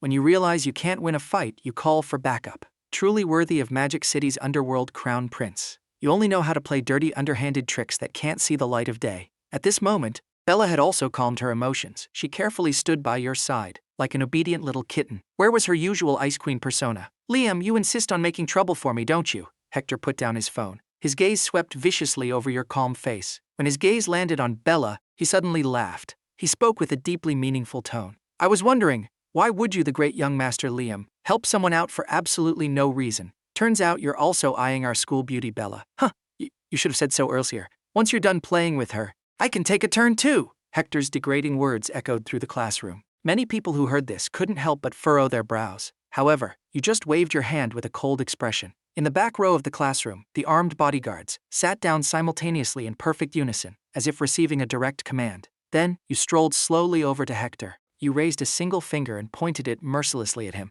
You said a mighty dragon doesn't crush the local snake, right? Well, I'm putting my words right here today. Bella is Liam's friend. I'm interfering in this today. What are you going to do about it? Do you want to call for backup right now? I'll give you time. I want to see exactly how many rats you can summon. Saying that, you took a massive stride forward. With an overwhelmingly oppressive aura, you said coldly, I heard you wanted to threaten her family? What a coincidence. Her family is in the capital. Try extending your hand into the capital. Watch how I stomp it into dust. The moment those words dropped, the classroom plunged into a deathly silence. Everyone watched this scene, not even daring to breathe loudly. Is this the capital's Lancaster crown prince? Probably in the entire dragon country, only he would dare to say such words. This is Hector, the underworld crown prince's home turf. Bella was standing very close to you. Naturally, these words entered her ears without missing a single syllable. While her heart felt warm, the silhouette of the man in front of her gradually magnified in her eyes. Turns out she had backing too. Recalling the extreme caution she had developed since entering college, and the helplessness she felt when she was threatened by Hector just now,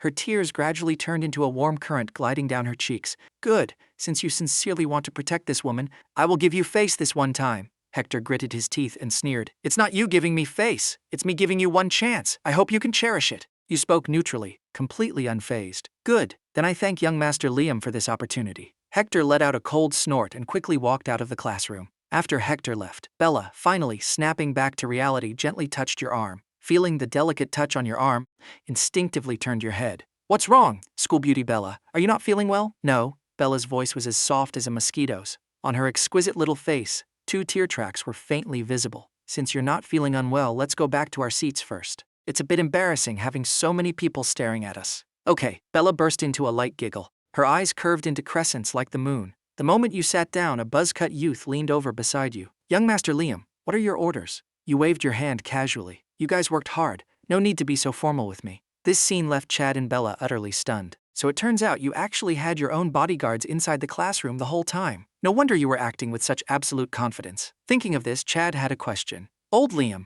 the things these bros are carrying in their waistbands, those are the truth. Guns, right? Yeah. What about it? Don't tell me you wanted to ask why I didn't just eliminate Hector directly. Chad laughed awkwardly. No, I'm definitely not that stupid. Are you kidding me? With so many people watching in the classroom? Just because of a few verbal conflicts, you just execute the guy? Seeing this, you nodded. A look of proud fatherly satisfaction appeared on your face. Not bad, you've really grown a lot. Hearing this, Chad felt like something was a bit off, but before he could interrupt, you continued. There are too many eyes watching me right now, unless it's for self-defense. Otherwise, even just throwing a punch would cause a massive public opinion storm. Do you guys understand? You spoke with a perfectly calm expression. It was the absolute truth. Within a short half-month, 2 earth-shattering events had already occurred. Even though the voices from overseas had been suppressed, you couldn't just keep creating problems for your family. Once the pressure fell entirely on the Lancaster family, the other 2 great dynasties would definitely take the opportunity to kick you while you're down.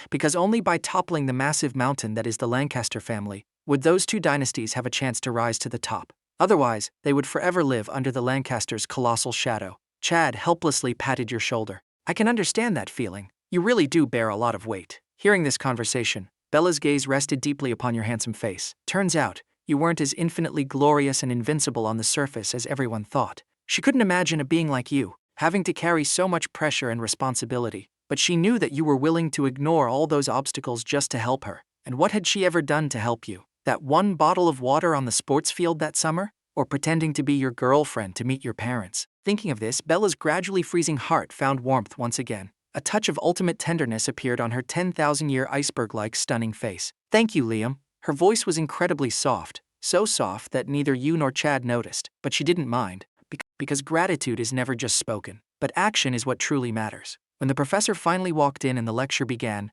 Bella quietly slid a small note across the desk. You glanced down. The neat, elegant handwriting read, "About that favor you mentioned, pretending to be your girlfriend for your uncle's birthday. I'll do it." You looked at her, a genuine smile breaking through your usually calm facade. You quickly scribbled back, "It's my dad's birthday, actually. And be warned, the capital's elite circles are a shark tank." Bella read the note, her cheeks flushing a faint pink, but she nodded firmly. The Ice Queen had made her decision. Over the next 2 weeks, Magic City University underwent an earth-shattering transformation. With the old administration purged and a strict new team airdropped by the cabinet, the toxic culture surrounding the international students vanished overnight. Meanwhile, the highly anticipated Mixer Gala evolved into something straight out of a Hollywood blockbuster. With you and Chad pouring in 20 million RMB, the university stadium was transformed into a top-tier concert arena. Professional lighting, world-class sound systems, and a massive stage. Lancaster era's talent scouts were seated in the front row, armed with contracts to sign the absolute best performers. Chad was practically vibrating with excitement in his custom Italian suit,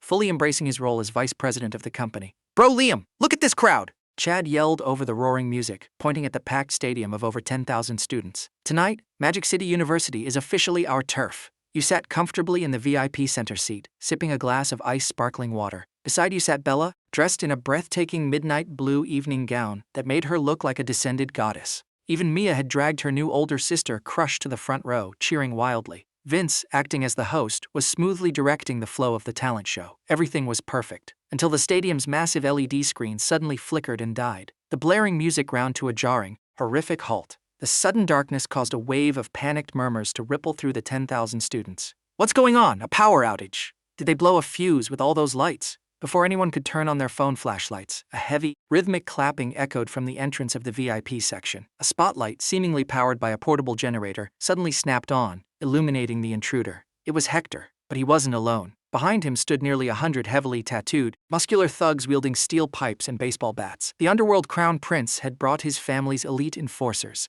A talent show? A mixer gala? Hector's voice was amplified by a megaphone, dripping with venomous sarcasm. "Young Master Liam, you really know how to throw a party, but you forgot to invite Magic City's true hosts." The students in the crowd screamed in terror, scrambling backward as the thugs violently pushed their way toward the VIP seats. Chad's face turned pale. "Old Liam, this lunatic actually brought the mob to a university campus?" Vince sprinted down from the stage, signaling the campus security, but they were vastly outnumbered. "Hector, are you insane?" Vince roared. "My father will have the SWAT teams here in 5 minutes." Hector laughed, a crazed, desperate sound. 5 minutes? I only need 1. His vicious gaze locked directly onto you and Bella. Ever since you humiliated him in the classroom, his status in the underground circle had plummeted. Other syndicate bosses were laughing at his family, saying the mighty Hector bowed to a college kid. His ego couldn't take it. He had to make a public statement. "Liam, I told you a mighty dragon doesn't crush the local snake. Today I'm going to break your legs, take Bella, and let's see if your capital dynasty can save you in time. Get them!" The mob of thugs roared,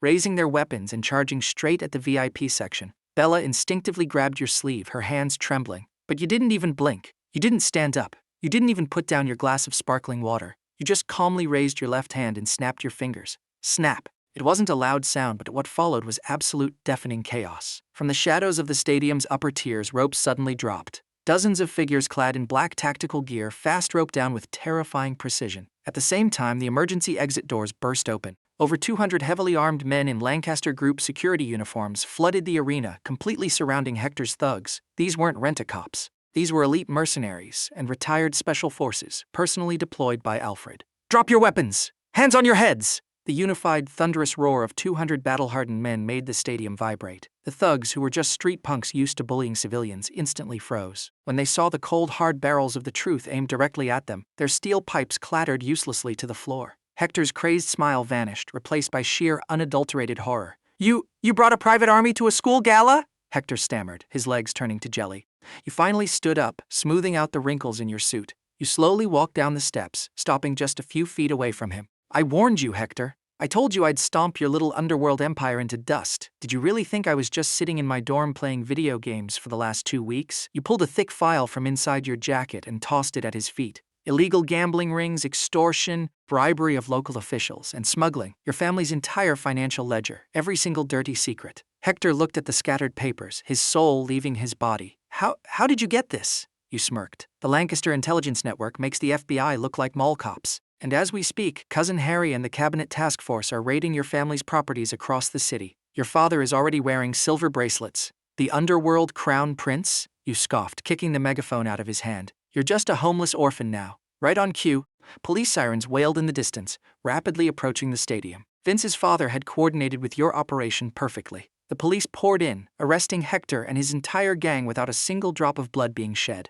As Hector was dragged away in handcuffs, screaming in absolute despair, you turned back to the crowd. The 10,000 students were completely silent, staring at you like you were a literal god of war. You picked up a microphone from the floor, tapping it twice. Sorry for the interruption, everyone. Just taking out the trash. Alfred, turn the power back on. Let's get this party restarted. The stadium lights blazed back to life. The music hit with a massive bass drop, and the crowd absolutely erupted. The cheers were deafening, chanting your name until the walls shook. You walked back to your seat, where Chad was fanning himself with his hands, looking like he was about to pass out from pure hype. Bro, that was the most flex thing I have ever seen in my entire life. You just laughed and turned to Bella. Her eyes were wide, shining with a mixture of awe and something much deeper. Are you okay? You asked softly. I am now, shh, she whispered, her voice barely audible over the music. She didn't let go of your sleeve. Instead, she gently intertwined her fingers with yours. You didn't pull away. A week later, the Capital International Airport. A sleek Gulfstream G650 private jet sat on the tarmac, waiting for its VIP passengers. You stood at the base of the stairs wearing a tailored charcoal suit that screamed absolute wealth and power.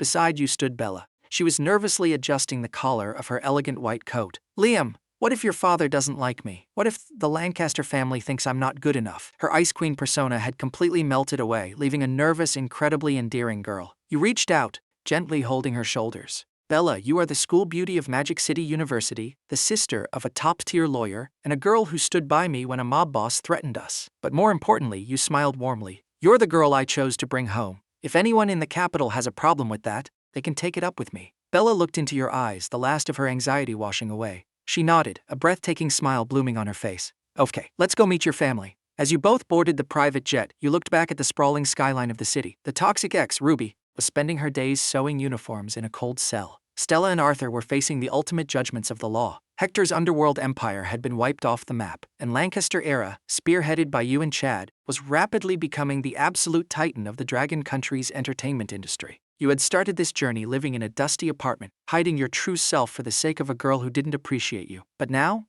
you were Liam Lancaster, the undisputed crown prince. And as the jet's engines roared to life, carrying you toward the capital and the infinite possibilities of the future, you knew one thing for certain. The world was vast, and this was only the beginning of your absolute conquest.